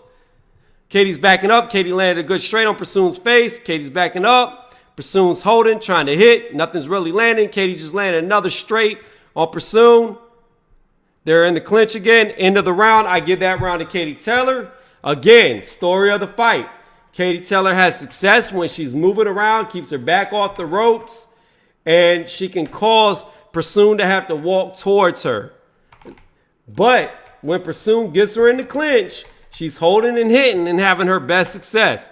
I had this coming down to this last round. If Pursuit wins this last round, she wins the fight. If Katie Taylor wins this round, I have it a draw. It being where it is, I can guarantee you if it is a draw, they're going to give it to Katie Taylor. Look for it to be a 1-round spread for Katie Taylor if it comes out a draw on my scorecard. Mark my words. All right. We're about to get into this 10th and final round. Both girls' faces are looking pretty bruised up now. Pursuit's is looking more beat up than Katie's. All right. Referee wants them to touch gloves. They're touching gloves. 10th and final round. Katie just needs to keep circling on the back foot. Pursuit comes forward, misses jab. Katie lands a jab. Pursuit lands a straight to the body of Katie. Katie lands another jab to Pursuit's face. They're in the clinch. Pursuit starting to take control. Pursuit landed 2 punches in the clinch. Oh, nice little flurry by Katie. Katie just landed a really good 1-2-1 and then hit a jab on the way out. Katie just landed another good 1-2 on Pursuit. Pursuit came forward, landed a straight of her own, but Katie's hitting her with hard left hooks, 2 left hooks to be exact. Katie just threw another left hook that Pursuit ducked underneath. Pursuit's coming forward with a jab, misses. Pursuit landed a jab to the chest of Katie. Katie landed a jab on the top of Pursuit's forehead. Pursuit's throwing wildly, missing. Landed a little short, choppy right hook on Katie. Katie came back with a hook of her own. Katie landed a really good straight on Pursuit. Pursuit's throwing wildly, only landed a jab. Pursuit just landed another jab on Katie. Katie's got to get away from her. She's got to get away. Pursuit just landed straight on Katie's chest. Landed another jab on Katie. Katie just landed a left hook to the body of Pursuit. Pursuit threw a 1-2 that all landed. And it's close range. Pursuit is winning. I have it an even round. Pursuit just landed a good jab on Katie. Katie came back with a 3-punch combo that landed. Katie just landed a nice little left hook on Pursuit. Pursuit came back with hooks of her own. Pursuit's in the phone booth again. Landed a little short, choppy punches to the body. Landed 1-2s to Katie's face. Landed another 1-2 to Katie's face. Landed another jab to Katie. Another jab to Katie. Katie's throwing wildly, not landing. Pursuit just landed a whole bunch of unanswered shots. 20 seconds left. I've got this round Pursuit so far. Close range. Pursuit still landing on Katie. Landed a short little choppy uppercut on Katie. A 1-2 on Katie. Katie came back with a 1-2 of her own. Katie came back with a 1-2 of her own. Both girls are landing 1-2s. Both girls are throwing punches. Katie backed out. Pursuit fell down as a slip. Both girls throwing punches. That slip may have edged the round for Katie because sometimes judges look at slips like that. And in a close round like that they'll give it to the other fighter. However, I thought Pursuit won that round. Katie started off well, and then they came together, and that's the story, like I said, of the fight. I've got it 96-94. Pursoon. A lot of close rounds. I don't know how they're going to score it. I do not know how they're going to score it. Katie was winning that last round till they came together, and then Pursoon just started landing more. So back to the chat. Let me know what they say. Let me know what the actual scorecards are. I think Katie lost. I think the referee allowed Katie to be in the clinch for too long, too much, allowed her Pursoon to hold too much. And because of that, Pursoon was getting her best work, landing, scoring shots, while Katie really didn't have an answer in the clinch. Again, it is without a doubt, Katie Taylor is the better boxer at this point in stage. Katie has gained a lot of experience, even though it was only a year ago. You can see the improvements by Katie. When it was on the outside, Katie was dominating the fight. But again, because of the clinching, Pursoon was winning. She was holding and hitting. Holding and hitting. I don't know how they're going to score this. I'd imagine that they're probably going to give it to Katie Taylor. But I can't go against what I see it. I call it unbiased, and I'm not going to do it because I know who the hometown favorite is, and I know if they're going to cheat, who they're going to cheat for. It comes down to how you score it. I just don't see how Katie beat her. I don't see it. I don't see it. A close fight. But I'm going to go out on a limb and say they're going to give Katie the nod again. Watch. Or they're going to give it a draw. Just so they don't have to take a win away from Katie. I don't know, though. Let me know. What do y'all think? Those of y'all in the chat that have been watching, who do y'all think won the fight? I think Pursoon won the fight. Do y'all think Katie Taylor did enough? Do you think her outside boxing won her the match? Do you think hometown favorite's going to get the scorecard? Or do you think Pursoon's going to get it? I think it's a split decision by the body language. I can't tell who won. I'm waiting for the hands to be raised. The referee's joking with Pursoon. I don't know if the referee and Pursoon know each other, how they're talking to each other right now, because the ref's not talking to Katie Taylor. And again, he let her get away with a lot. But because he let her get away with it, I've got to count it. I've got to count it. I don't have a choice.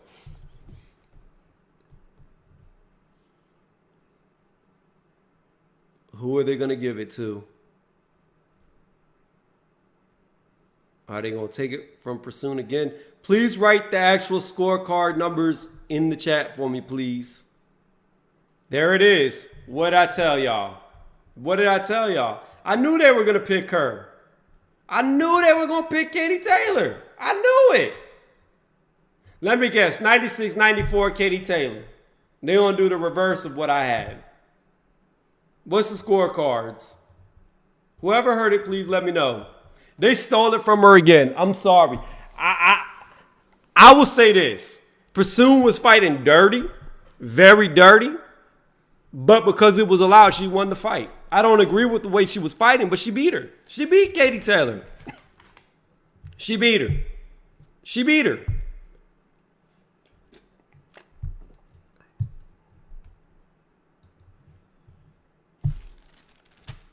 Does anybody know what the actual scorecards were? Can anybody please write it in my chat? Because I'm doing a live commentary stream, I cannot put the sound on to hear what the actual scores was. Oops. Hold on. Let me send this text message real fast. He said, Eddie been fixing fights. Oh, man.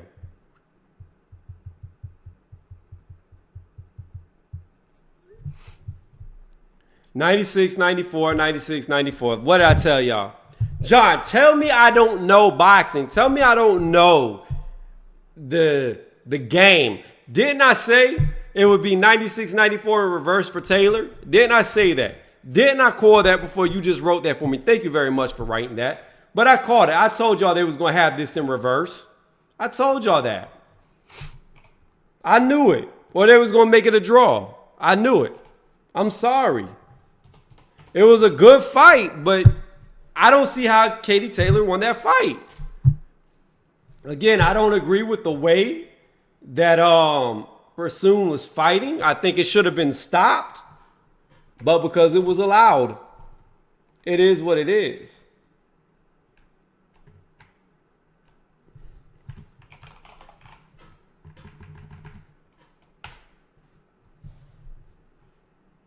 All right.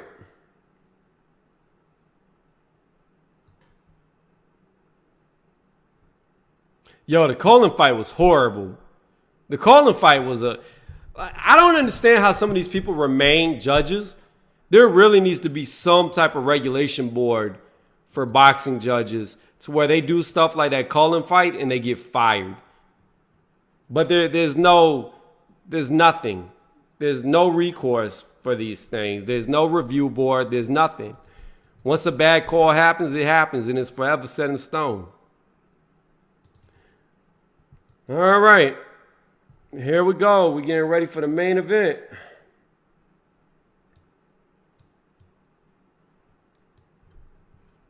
Okay. Let's move over to the last fight card. Put this one in the middle.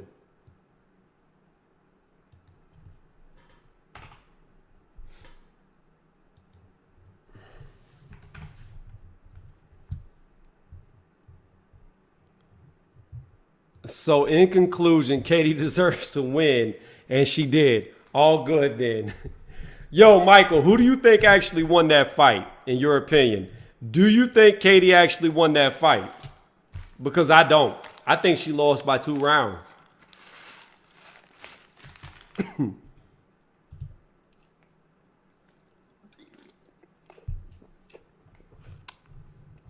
What has 4 legs and no ears? Mike Tyson's dog. Yo, Nate B, if you're still here, that's incorrect. The correct thing should have been, what has 4 legs and no ears? Mike Tyson's tiger. You know, Tyson keep tigers. He don't keep dogs.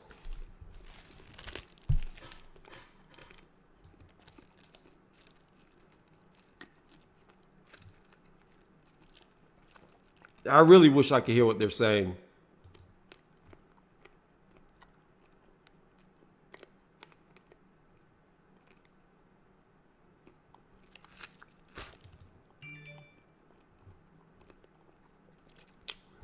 So, Michael, you agree with me. You thought Pursoon won it, but only because of the clinching. I agree.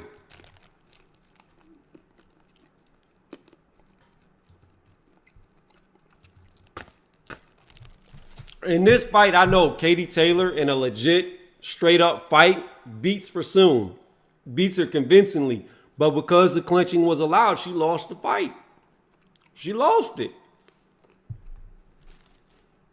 All right, guys. We're going into our last fight.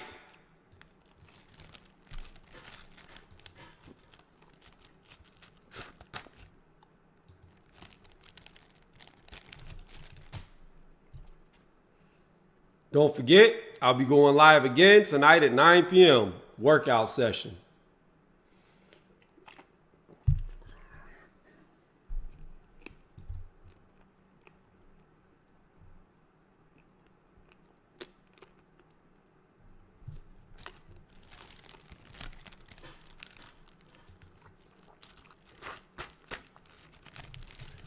All right, 1 fight left to go. Then I can go eat me some food.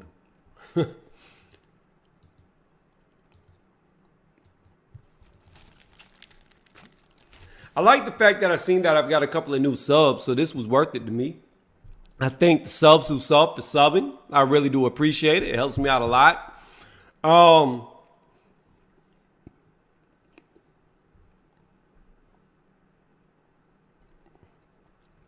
He said I can't be angry about it this time. I was really angry when they gave Tyson Fury / Wilder 1 a draw. Yeah, I agree with that, Michael, that was not a draw because Tyson Fury outboxed him for 10 out of the 12 rounds. And truth be told, he actually outboxed him for 11 out of the 12 rounds because in that 12th round when he got knocked down, he came back and really dominated Wilder throughout the rest of that round. So, it is what it is. People argue that Tyson Fury was knocked out. People argue that Tyson Fury outboxed Wilder. I believe he outboxed Wilder, but I guess the draw is kind of like it makes it even. Because you had the argument of Wilder got outboxed, and you had the argument of the people who believe Fury was knocked out even though he beat the 10 count. So I wouldn't say the draw was needed, but at least the draw keeps both sides of the playing field even when it doesn't relate to the fight. However, in that second fight, there was no question of who won that fight.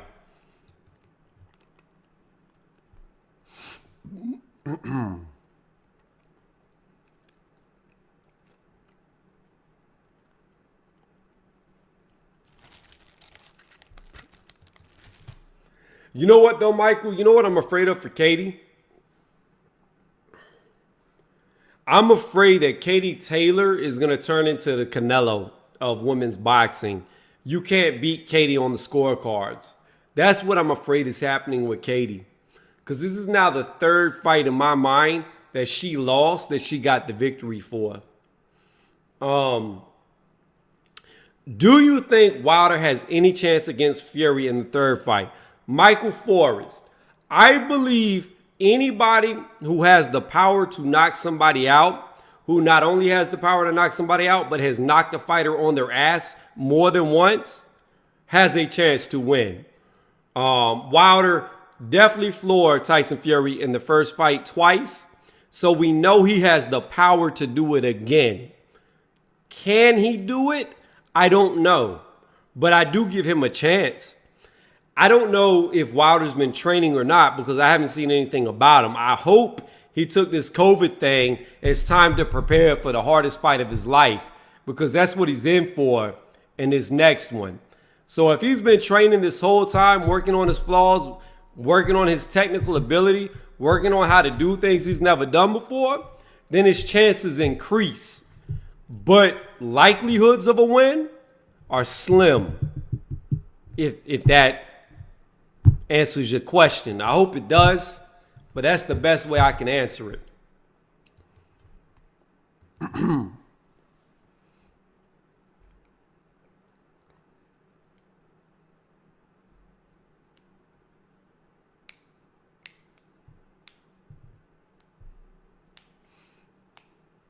Again, if you're watching this, if you like it and you haven't done it yet, please give me a thumbs up as it helps my channel out a lot. It puts my channel higher up on the algorithm whenever I do videos, just plain out in general. It helps me out. And if you really like this video, please subscribe to the channel. I do live commentaries all the time. These are blow-by-blow commentaries. So if you close your eyes and you can't see the TV, I paint a picture so you know what's going on.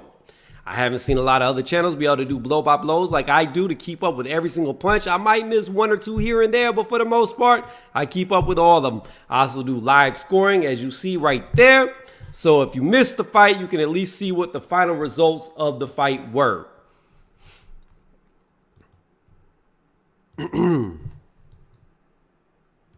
Now, we're waiting for the main event to take place.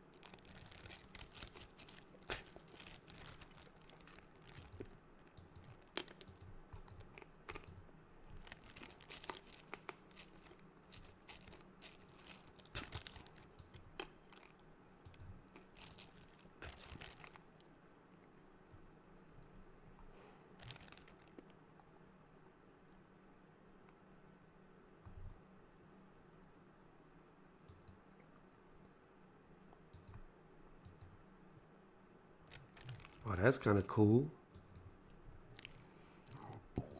24, 27. A little bit skinnier. Oh, no, wait. 24 length, 30. So that's a lot longer. 27 width is the same. Length is different. And grip is less. Barely. Don't know which one I want. But if I go with this one, I might be able to color it. If I can't color it, it's pointless. All right, guys, if you're just now joining my channel, we're waiting for the main event to happen. I think Whyte will KO Povetkin, maybe 9 or 10. I can't see it going the distance, especially at Povetkin being at the age he is. What's going on, Tristan? Welcome to the channel. Again, I'm going to say this. If you haven't done it yet, please give me a thumbs up if you're liking what you're listening to so far, thus far. And if you really like it, please subscribe to the channel because that is what helps me out the most. I do these live commentaries all the time. You've got Whyte on points, Tristan. I think that Dillian Whyte will get a late 8th round, early 9th round knockout. This is the punch to look for that I think is going to set up the beginning of the end. Left hook to the body, followed by a right hook to the face. I think if Dillian Whyte lands that in conjunction, he will win the fight. And that'll be the beginning of the end for Povetkin. I'm thinking that Dillian Whyte needs to not chain combos together because Povetkin is very fast, very good counterpuncher. So what you need to be looking for Whyte to do is hit one hook here, one hook there to the body. Don't really worry about the face of Povetkin. You want to test them old legs. You want to test that old body. So you're looking for hooks to the body. Be that body snatcher and take that breath away. But I'll say this, though, Tristan. When it comes down to pure endurance, I think Povetkin is better. I think Povetkin can last longer because here's the thing about Povetkin. Povetkin likes to start strong in the first 1 to 3 rounds. Then he likes to coast for about 4 rounds, 4 to 6. Then he comes back on strong towards the end of the fight, from 7th to the end of the fight. So what I like to say about Povetkin is he's very actively inactive. And what I mean about being actively inactive is when he's inactive, he's active enough to keep people off of him so he can catch his breath while staying inactive. So actively inactive is exactly what Povetkin is. Dillian Whyte's key to victory is when Povetkin goes into that coast mode that he likes to do, that's when you put the pressure on. If he can keep the pressure on him and not let Povetkin coast to get his second win, Povetkin will tire. Keep this in mind too. Povetkin's coming in lighter for this fight, so I think he's trying to test Dillian Whyte's endurance, which has been in question in a lot of fights. Again, I could see a world where Povetkin gets a late round knockout on Dillian Whyte, just like I see Dillian Whyte knocking out Povetkin. Very dangerous fight. I think this is going to be a chess match early, and I think Dillian Whyte's got to pick and choose when he attacks because I see Povetkin being the much faster man, and we know Dillian Whyte can be put on his ass because he's been put on his butt before. So with that being said, an older fighter, you want to be careful early. You want to get them tired so them punches don't have as much pop or sting. So we're going to see what he can actually do with them early. In the meantime, I'll be right back. Again, if you like this, please give it a thumbs up. It puts my name higher up on the algorithm. And if you really like to subscribe to the channel, try to comment to everybody that types. I'll be right back.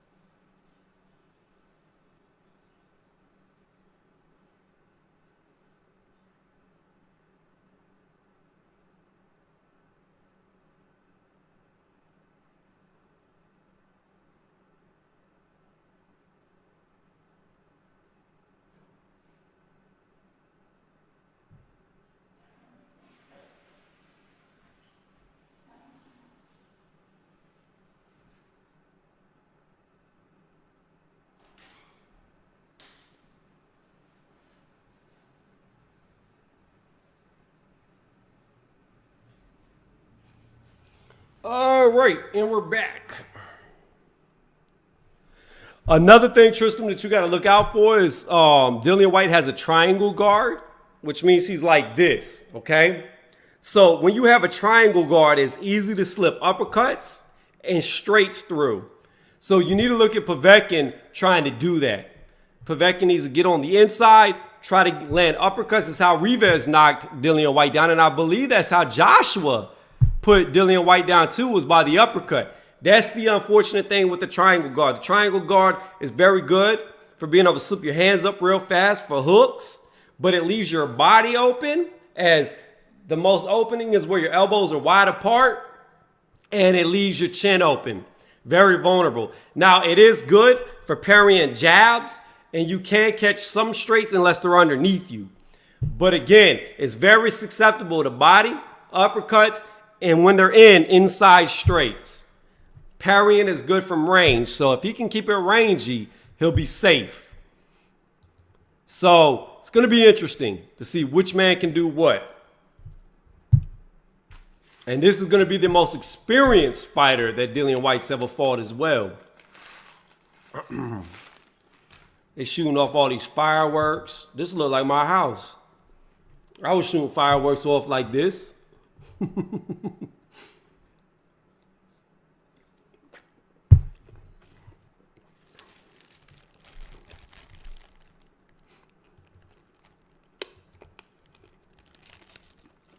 Oh, look at that. I got a thumbs down. How about that? I almost made the whole stream without a thumbs down and finally got one. That's cool. There's always that one guy.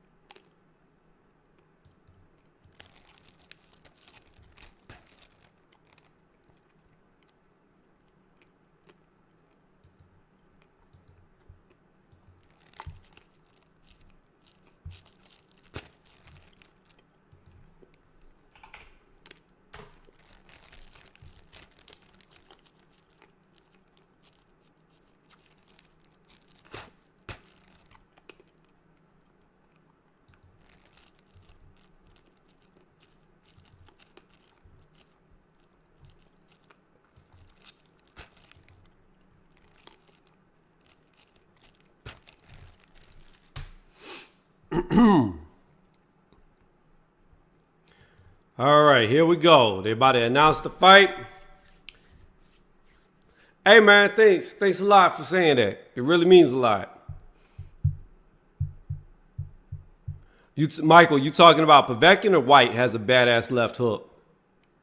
See, the thing about this is both guys have amazing overhands too. But the problem with the overhands in this fight is the shorter man always wins the overhand war. So Povetkin, if it comes down to overhands, is more likely to win or land overhands on Whyte than Whyte is on Povetkin. The overhand is normally best utilized against somebody taller than you, not shorter. Plus, if you do land on somebody shorter, you lose a lot of power because you're no longer shooting up. You're catching them on the come down. So overhand isn't as good against shorter people because where all the power is in the overhand, you're losing it by bringing it down to reach them. So there's a lot of things about this. It's like I said, these first 3 rounds is going to be very dangerous for Dillian Whyte. It's going to be the telltale because Povetkin's going to be moving. He's going to be moving. He's going to be moving more than any guy Whyte has ever fought before, side to side. And the thing is, people bring up the Michael Hunter fight, right? They say Hunter made Povetkin look bad early, and I agree with that, but there's a big difference. Hunter came in there 1,000 miles per hour at the start of the fight. Dillian Whyte can't fight that fast. He's never fought that fast. I mean, pretty much Hunter brought up the cruiserweight speed to heavyweight and was overwhelming the older man. The first thing you lose is speed. Povetkin lost speed. Therefore, early in the match, you saw Hunter just outspeed him. Dillian Whyte can't do that because he's not that fast of a fighter.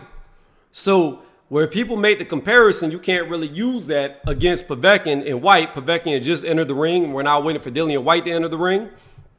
Also, Dillian Whyte looked very bad in his last fight. You can't use that against Dillian Whyte because he only had 3 weeks to prepare. So both of these guys' last fights are non-related to what's going to happen right now. It makes it very interesting.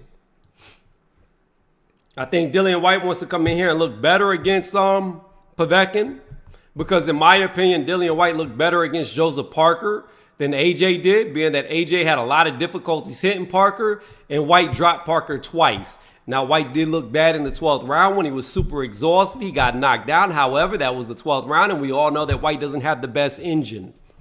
So, again, I come back to, I think Dillian Whyte looked better against Parker. If Dillian Whyte comes here and looks better against Povetkin, then you got to ask yourself, who is the better fighter today? Who is the more improved fighter today? Is it AJ or is it Whyte? I don't know. We're about to find out, though.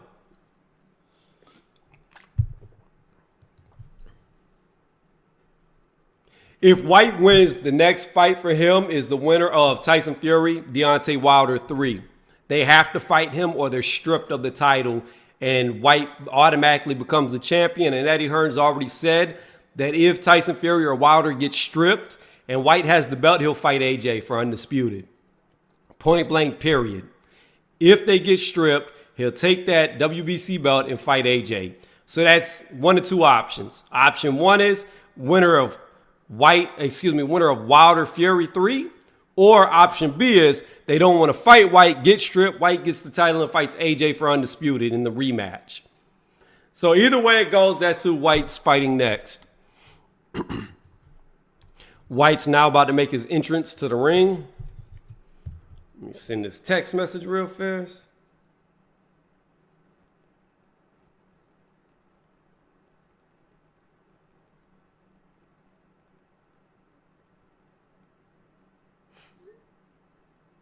Oops, I sent that to the wrong person.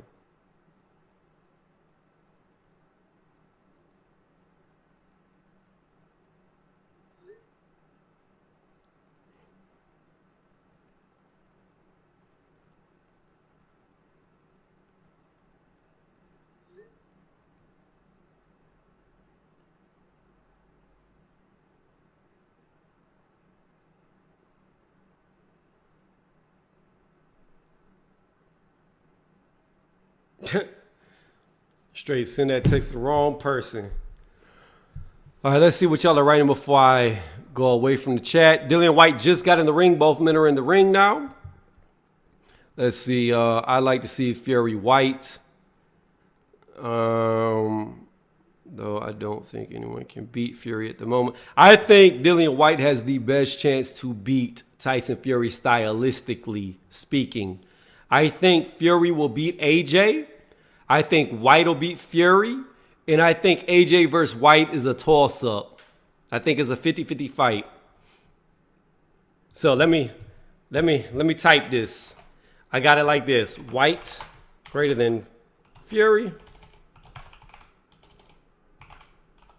Shit, if I could type Fury. My space bar is not working. Okay, there we go. Fury greater than AJ. Whyte equals AJ. All right, so that's how I see these top three guys. Assuming that AJ can get through Pulev and assuming that Dillian Whyte gets through Povetkin tonight. And assuming that Fury gets through Deontay Wilder in the third fight.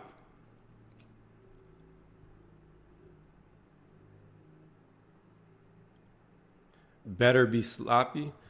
I'm again, Antonio, in my opinion, Dillian Whyte's best weight is between 250 to 255. I think that's where he looks the best. I think that's where he performs the best. And right now, I believe he's at his best weight. I want you to keep in mind, Dillian Whyte is standing in the ring with a weighted vest on. I don't know if it's a bulletproof vest or what it is, but it definitely looks like a weighted vest. So if he loses, I'm going to blame it on his legs getting weak, walking to the ring in this vest. That's my excuse. All right. Take my last little bit of sunflower seeds, and we about to get into the fight. Again, if you're liking what you're listening to, give it a thumbs up. If you really like it, sub to the channel. I do live commentaries all the time. And now that boxing is back, I can do them.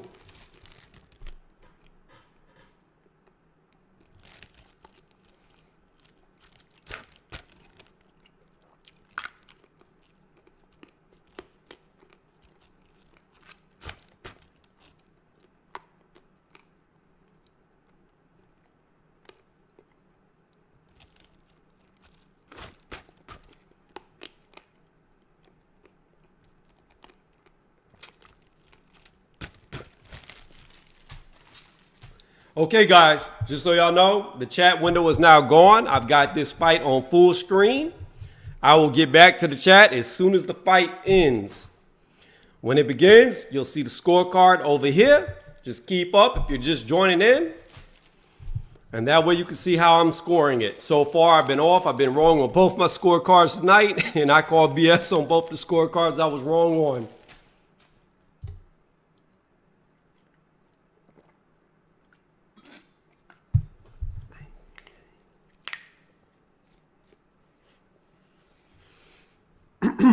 All right. Is Povetkin still the same guy or is he old? We're about to find out. We're about to see how good Povetkin really looks in this fight.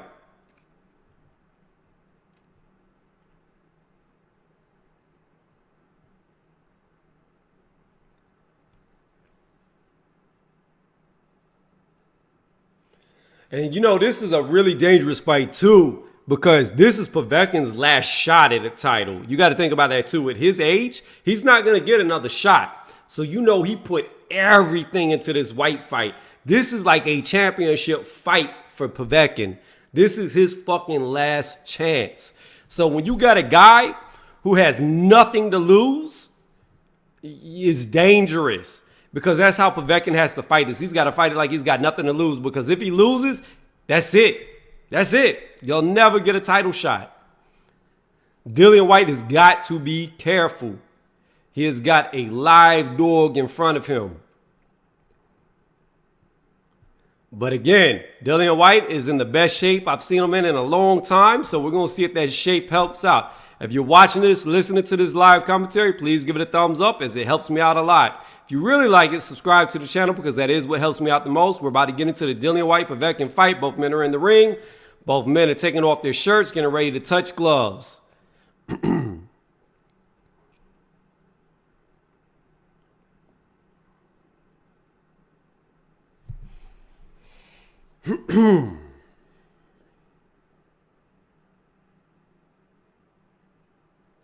You know what's weird? Povetkin actually looks a little bit bigger tonight than he did on the scales yesterday.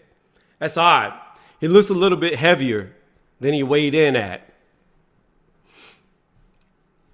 All right, guys, here we go. We're about to get it on. Who I have is arguably the #1 heavyweight, most feared man. Fight begins. Round one. Both men in the center of the ring. Povetkin's looking to probe, doing his little in and out motions. Dillian Whyte's throwing feints. Povetkin throws his first jab. It misses. Both men throw a jab. They both miss. Dillian Whyte's watching him, keeping a tight guard. Povetkin, actually, Dillian Whyte's not doing the triangle guard as much. He's squaring up a lot. Povetkin comes with a hook that was blocked. Dillian Whyte lands a jab on Povetkin. Dillian Whyte lands another jab on Povetkin's face. Povetkin throws a jab back that's blocked. Povetkin comes with an overhand right already. Dillian Whyte gets out the way and then lands a jab. Povetkin lands a jab on Dillian Whyte through the guard. Dillian Whyte lands another jab on Povetkin's face. Povetkin comes in with a jab that's blocked. Dillian Whyte's looking very composed. I like this Dillian Whyte right now. Calm, cool, collected, land another jab on Povetkin. Povetkin misses his jab. Povetkin threw a jab that got through the guard of Dillian Whyte, then missed. Dillian Whyte threw a jab that landed. Povetkin just landed 2 left hooks to the body of Dillian Whyte. Dillian Whyte lands a jab on Povetkin's face. Dillian Whyte lands another jab on Povetkin. Povetkin throws a jab that looked to be blocked. Dillian Whyte throws a double jab. The second one gets through. Povetkin comes back with a double jab of his own. It all misses. Dillian Whyte nearly gets hit by an overhand right by Povetkin. Dillian Whyte lands a jab to Povetkin's body. Dillian Whyte lands another jab to Povetkin's face. Dillian Whyte lands another jab to Povetkin's body. I'm waiting for Dillian Whyte to throw that right hand. He's yet to do it. A short left hook lands to Dillian Whyte's body. Dillian Whyte lands a jab on Povetkin's face. Dillian Whyte lands another jab on Povetkin's face. He's pretty much doing to Povetkin what he did to Oscar Rivas right now. Povetkin threw a hook over the top of Dillian Whyte, lands a left hook to the body of Dillian Whyte. Dillian Whyte lands a jab to Povetkin. Povetkin just lands a punch to Dillian Whyte's face. Dillian Whyte comes with a double jab straight to the body. The straight to the body lands. The double jab misses. Oh, good little left hook landed on Povetkin. Povetkin comes with a leaping left hook that misses. Povetkin throws another right hook over the top, lands a left hook to the body on Dillian Whyte. Dillian Whyte lands a jab to Povetkin's face and a straight to his body. Dillian Whyte lands another jab on Povetkin. Povetkin threw a jab that was blocked. Povetkin just lands a jab and a left hook behind the guard of Dillian Whyte. Dillian Whyte lands a jab to the top of the forehead of Povetkin. Povetkin throws a jab that's blocked. So far, a Dillian Whyte round. Dillian Whyte lands a jab to Povetkin's face. Povetkin comes forward, lands a jab.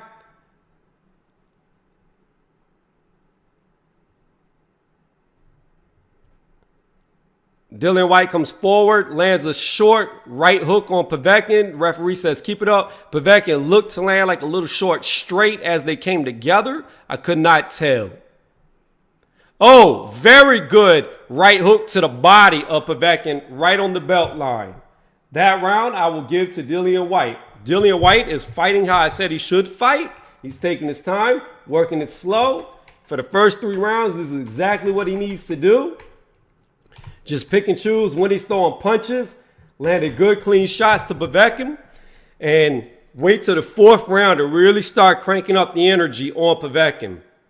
So far, like I was saying earlier, this fight is looking kind of like what he did with Rivas. He's controlling Povetkin with the jab.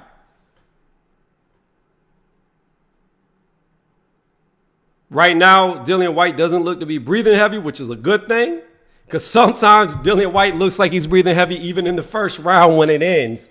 So far, he looks very relaxed. He's not using a lot of energy. He's not throwing unnecessary punches. This is what Dillian Whyte needs to do, conserve energy.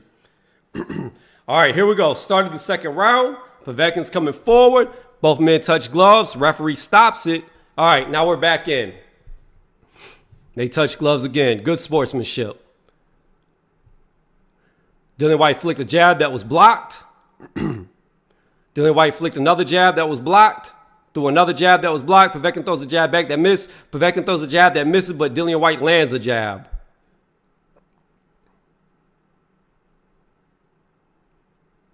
Dillian Whyte probed with the jab. Nothing connected. Dillian Whyte throws another jab that missed. Oh! Dillian Whyte ducks underneath a right hook on Povetkin. Hits him really hard to the stomach with a left hook. Povetkin gets mad, throws wildly. Dillian Whyte goes again with a left hook that lands. Povetkin just lands a jab to Dillian Whyte's face. Dillian Whyte lands another jab to Povetkin's body. Dillian Whyte is fighting smart, trying to work the body. Dillian Whyte throws a hook to Povetkin's body under a jab, and it's blocked by the elbow of Povetkin. Povetkin just got grazed by something that sent him off balance. Dillian Whyte just landed a double jab to Povetkin's face. Povetkin landed a jab of his own. Dillian Whyte just landed another double jab on Povetkin. Povetkin did land a little short jab of his own. Povetkin just landed a jab through the guard. Landed straight behind the guard of Dillian Whyte's. Dillian Whyte just landed a good jab to Povetkin and a good straight to his body. Povetkin landed a straight, and Dillian Whyte comes back with a straight of his own to the body. Povetkin just landed some good hooks to Dillian Whyte's body. Through a jab that Dillian Whyte went underneath. I don't like how much ducking Dillian Whyte's doing. It's burning energy. Dillian Whyte threw a good 1-2 that all missed. Threw a straight that missed. Then Povetkin hit him with a counter left hook as they clinched. Still a Dillian Whyte round in my opinion. Povetkin threw a jab that missed. Dillian Whyte returns a jab that lands. Dillian Whyte lands another jab on Povetkin. Dillian Whyte throws a straight. I could not tell if it landed or not. Povetkin comes with a hook that misses. throws another hook that misses, lands a hook to the body, throws a wild straight. That's what Dillian Whyte needs to do, make Povetkin miss. Throws a jab at the head, misses, then lands a jab to Povetkin's body, lands a left hook to Povetkin's body as Povetkin lands a straight to Dillian Whyte's chest. Povetkin hit Dillian Whyte with a straight. Dillian Whyte hit Povetkin in the body again. Povetkin's body started to turn red.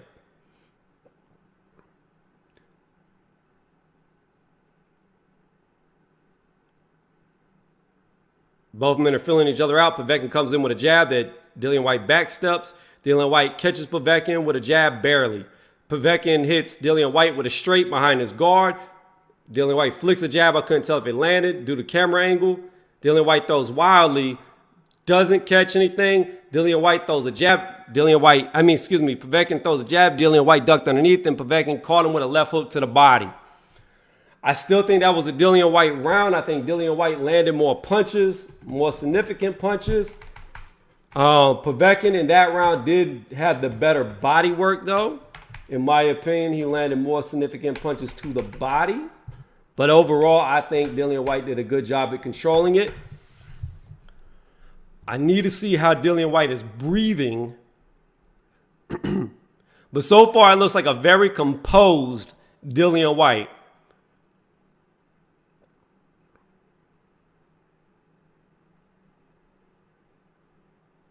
Dillian Whyte's just got to be very careful with trying to chain these combos together because that's where he's getting caught. When he's trying to do more than one punch, he really needs to stick to the one punch or the double jab versus doing a 1-2 or a 1 hook because that's when Povetkin's starting to land. Round 3 just began. Dillian Whyte already landed a jab. Dillian Whyte flicked a jab that was blocked. Povetkin returns a jab that was blocked. Dillian Whyte lands a jab. Dillian Whyte flicks a jab that was blocked. Povetkin lands a jab. Dillian Whyte lands a double jab to the chest of Povetkin. Dillian Whyte throws a jab that was blocked. Throws another jab that was parried. Povetkin throws a hook over the top. Then lands a hook to the body. Oh, Povetkin just got rocked by a hard right hook. Povetkin looked to stumble a little. I think Povetkin might actually be hurt. Then a right hook was landed to the body of Povetkin. Povetkin might have got his composure back. Dillian Whyte's probing with the jab. Povetkin comes with a good overhand that just barely misses. 2 minutes left in the third round. Dillian Whyte throws a jab that misses. Povetkin lands a jab to the body. Povetkin lands a left hook to the body and a jab to the face on Whyte. Dillian Whyte throws a straight that lands, a jab that lands. Povetkin's saying that he got hit low by a hook, which it was below the belt. Dillian Whyte just landed a good jab to Povetkin's face. Both men exchange jabs and land at the same time. Dillian Whyte flicks a jab that misses. Povetkin lands a jab to the body of Dillian Whyte.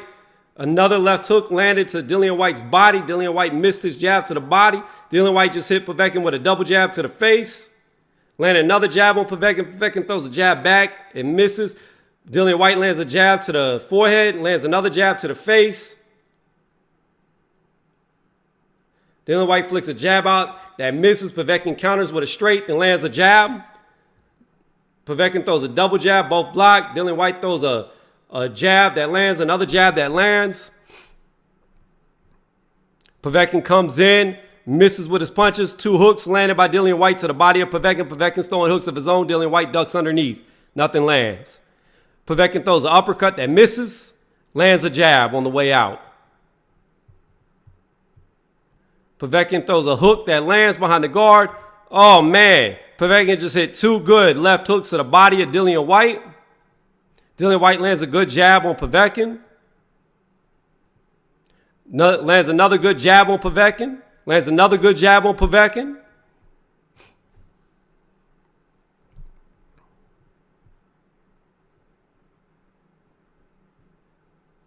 Both men are just filling each other out. Povetkin throws a jab that misses. Throws a jab that misses and lands a straight behind the jab. Another good hook caught to Dillian Whyte's body. Then an overhand right landed behind the guard of Dillian Whyte. Dillian Whyte just hit Povetkin really hard with a right hook to the body. They're fighting for hooks to the body. Povetkin looks to be getting the better exchange. A good left hook was landed on Povetkin's body. I give that round to Povetkin. First round, Povetkin won in my opinion. Dillian Whyte was landing more punches, if you want to say, judging off the jabs. However, the real power shots of that round were being landed in place to Dillian Whyte's body. So, around this fourth round right here, this is where, normally Povetkin goes more inactive, but he may not go inactive because Dillian Whyte's really not pushing the pace that hard. Okay, Dillian Whyte's still breathing out of his nose. He's breathing a little fast for my liking. Povetkin seems to be breathing slower, but Povetkin just took a couple of deep breaths in the corner.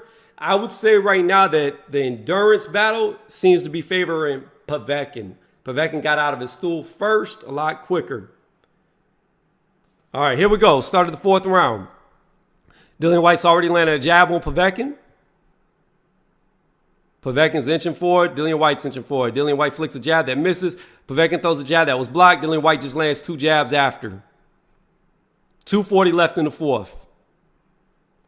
This is when Dillian Whyte needs to start pushing Povetkin back. Povetkin still has a lot of spring in the step. A really good straight landed. Another good straight landed. Oh, Povetkin is down. Povetkin landed a hook to the body of Dillian Whyte. Then Dillian Whyte countered with a left hook of his own to the head. He floored Povetkin. Povetkin is already back up. The referee is counting, telling Povetkin to come forward. That was a good counter left hook by Dillian Whyte. This is when Dillian Whyte needs to start applying more pressure. 2:10 left in the fourth round. Povetkin threw a jab that was blocked. Povetkin's coming forward. Dillian Whyte's backing up. Dillian Whyte threw a double jab. It all missed. Povetkin threw a double jab that was blocked. Dillian Whyte just lands a jab on Povetkin, lands another double jab on Povetkin, throws wildly. I couldn't tell if he landed. Povetkin threw a wild hook that missed. Dillian Whyte landed a jab, landed another jab. An overhand landed on Dillian Whyte. Povetkin went to a hook to the body. Dillian Whyte blocked it with his elbows. Dillian Whyte threw a jab at Povetkin. Povetkin got out of the way of. Referees wanted Povetkin not to push Dillian Whyte down. They touched gloves. Nobody really landed in that exchange. Dillian Whyte just landed a jab to Povetkin's face. Dillian Whyte went to throw a straight but smothered his own straight. It did not connect. Dillian Whyte just landed another jab on Povetkin. Povetkin's coming forward. Dillian Whyte needs to start pushing Povetkin back. Povetkin just lands a jab in between the guard of Dillian Whyte, lands a straight behind the guard of Dillian Whyte. Threw a jab to the body that missed. Dillian Whyte landed a jab. Povetkin just threw a hook.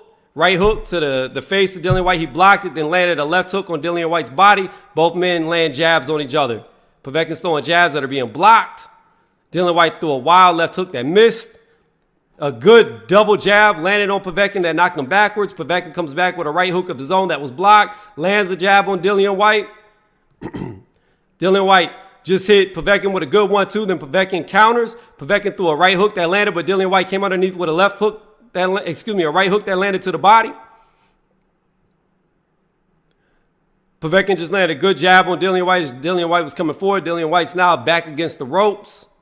Dillian Whyte lands a jab on Povetkin. Povetkin comes. Oh, Povetkin's out cold. I don't think he's getting up. Oh, he got up. Oh, man. Povetkin just got hit by a hard uppercut. A hard uppercut. He got up, though. I don't know how he got up, but he got up. This is definitely a 10-8 round. Povetkin came in, had Whyte against the ropes, threw, it looked to be an uppercut into a hook, and then got caught. Boom! Head knocked back like a rock'em sock'em robot. 2 knockdowns in 1 round. That's what we call a 10-8 round.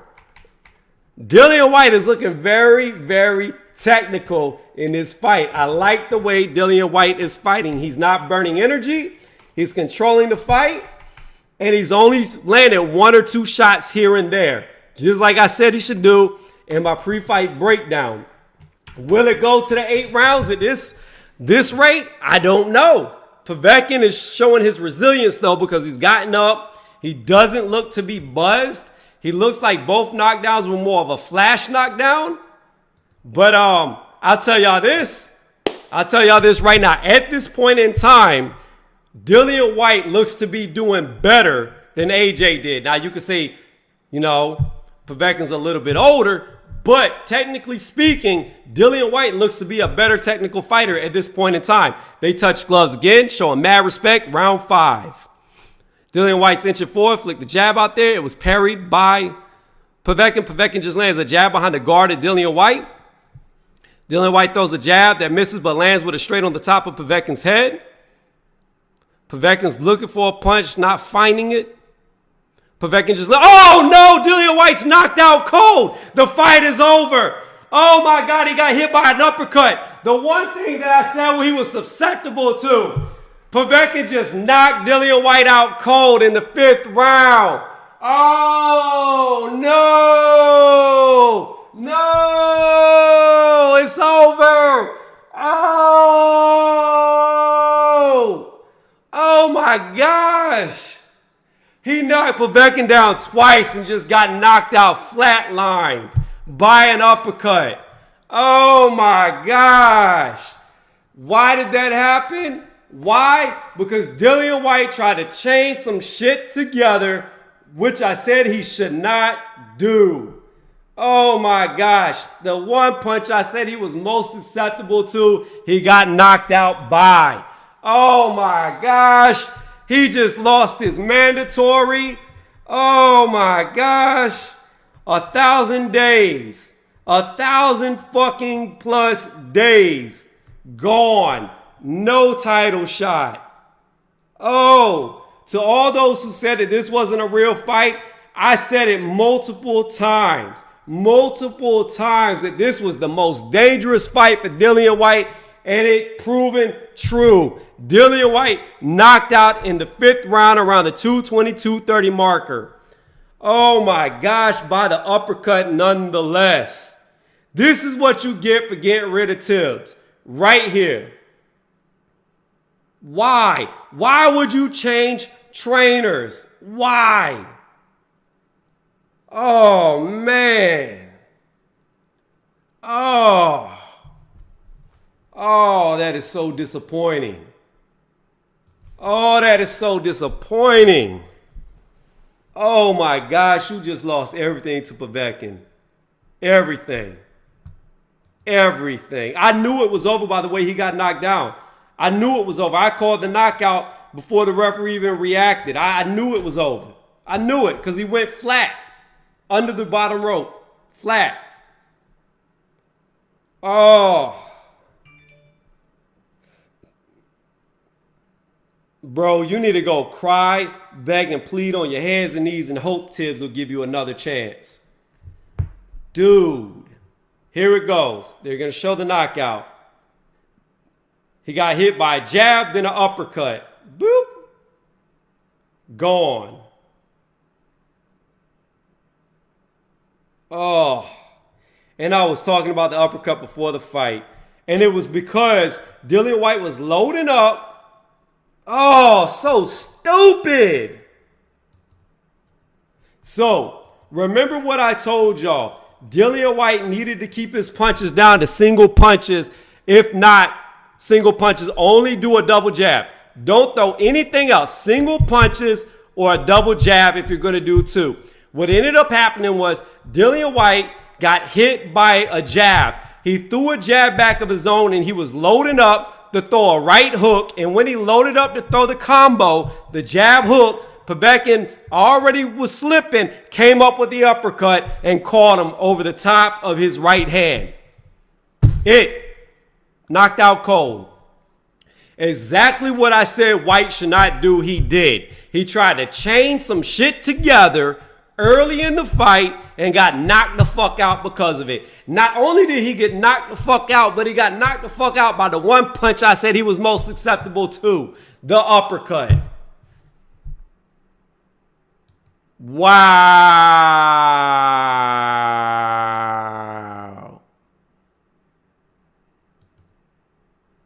Wow.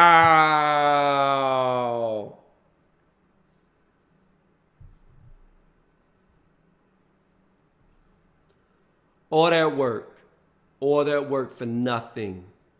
For nothing. 1,000 days plus for nothing. 2017 winning a WBC silver title for nothing. For taking a fight he did not have to take. Oh my God. You know what though? At the end of the day, I'll say this. This right here is karma. This is divine justice, if you want to call it that. No, this is justice because he got rid of Tibbs. He should have never got rid of Tibbs. I was on Unrivaled Boxing Talk, aka Mark's channel, and I said I was very concerned about this fight. Before he got rid of Tibbs, I was already concerned. Once I found out that he changed up everything, I was even more concerned. I said on several different occasions, I could see Povetkin beating him. This is dangerous. Stylistically, it is the worst fight for Whyte to take, and it was proven correct. I just thought Dillian Whyte would do what he needed to do, fight smart. He was fighting smart. He made a mistake. He tried to chain a jab into a hook together, and he got caught by the uppercut and put to sleep.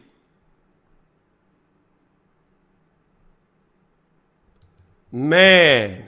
Oh, man, I feel bad. I feel horrible for Dillian Whyte. That was my dude. Because he's a dog. I still support Dillian Whyte. But you know what? It's over now. Deontay Wilder, Tyson Fury is going to destroy Povetkin. Povetkin stands no chance against them guys. I'm telling you, he doesn't. I don't care. When I look at it stylistically, that WBC, that Undisputed, is now Tyson Fury will jump through the fucking hula hoops to fight Povetkin. And so would Deontay Wilder. I think Deontay Wilder catches Povetkin coming in because he's too short to evade that power. He's going to get hit, and I don't think Povetkin could take it. But I gotta tip my hat and clap my hands for Povetkin. He got knocked down twice in the round prior, got up to knock Dillian Whyte out and win the fight. You got to give the man his respect. You got to give him his respect.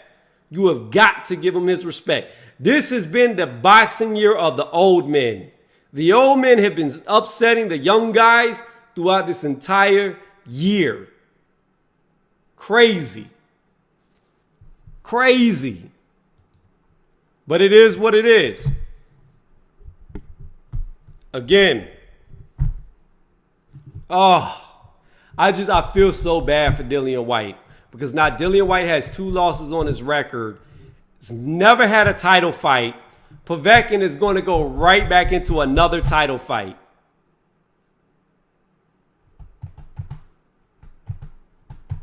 Right back into a title fight. Well, there's only one thing to do. Mark it down in the books.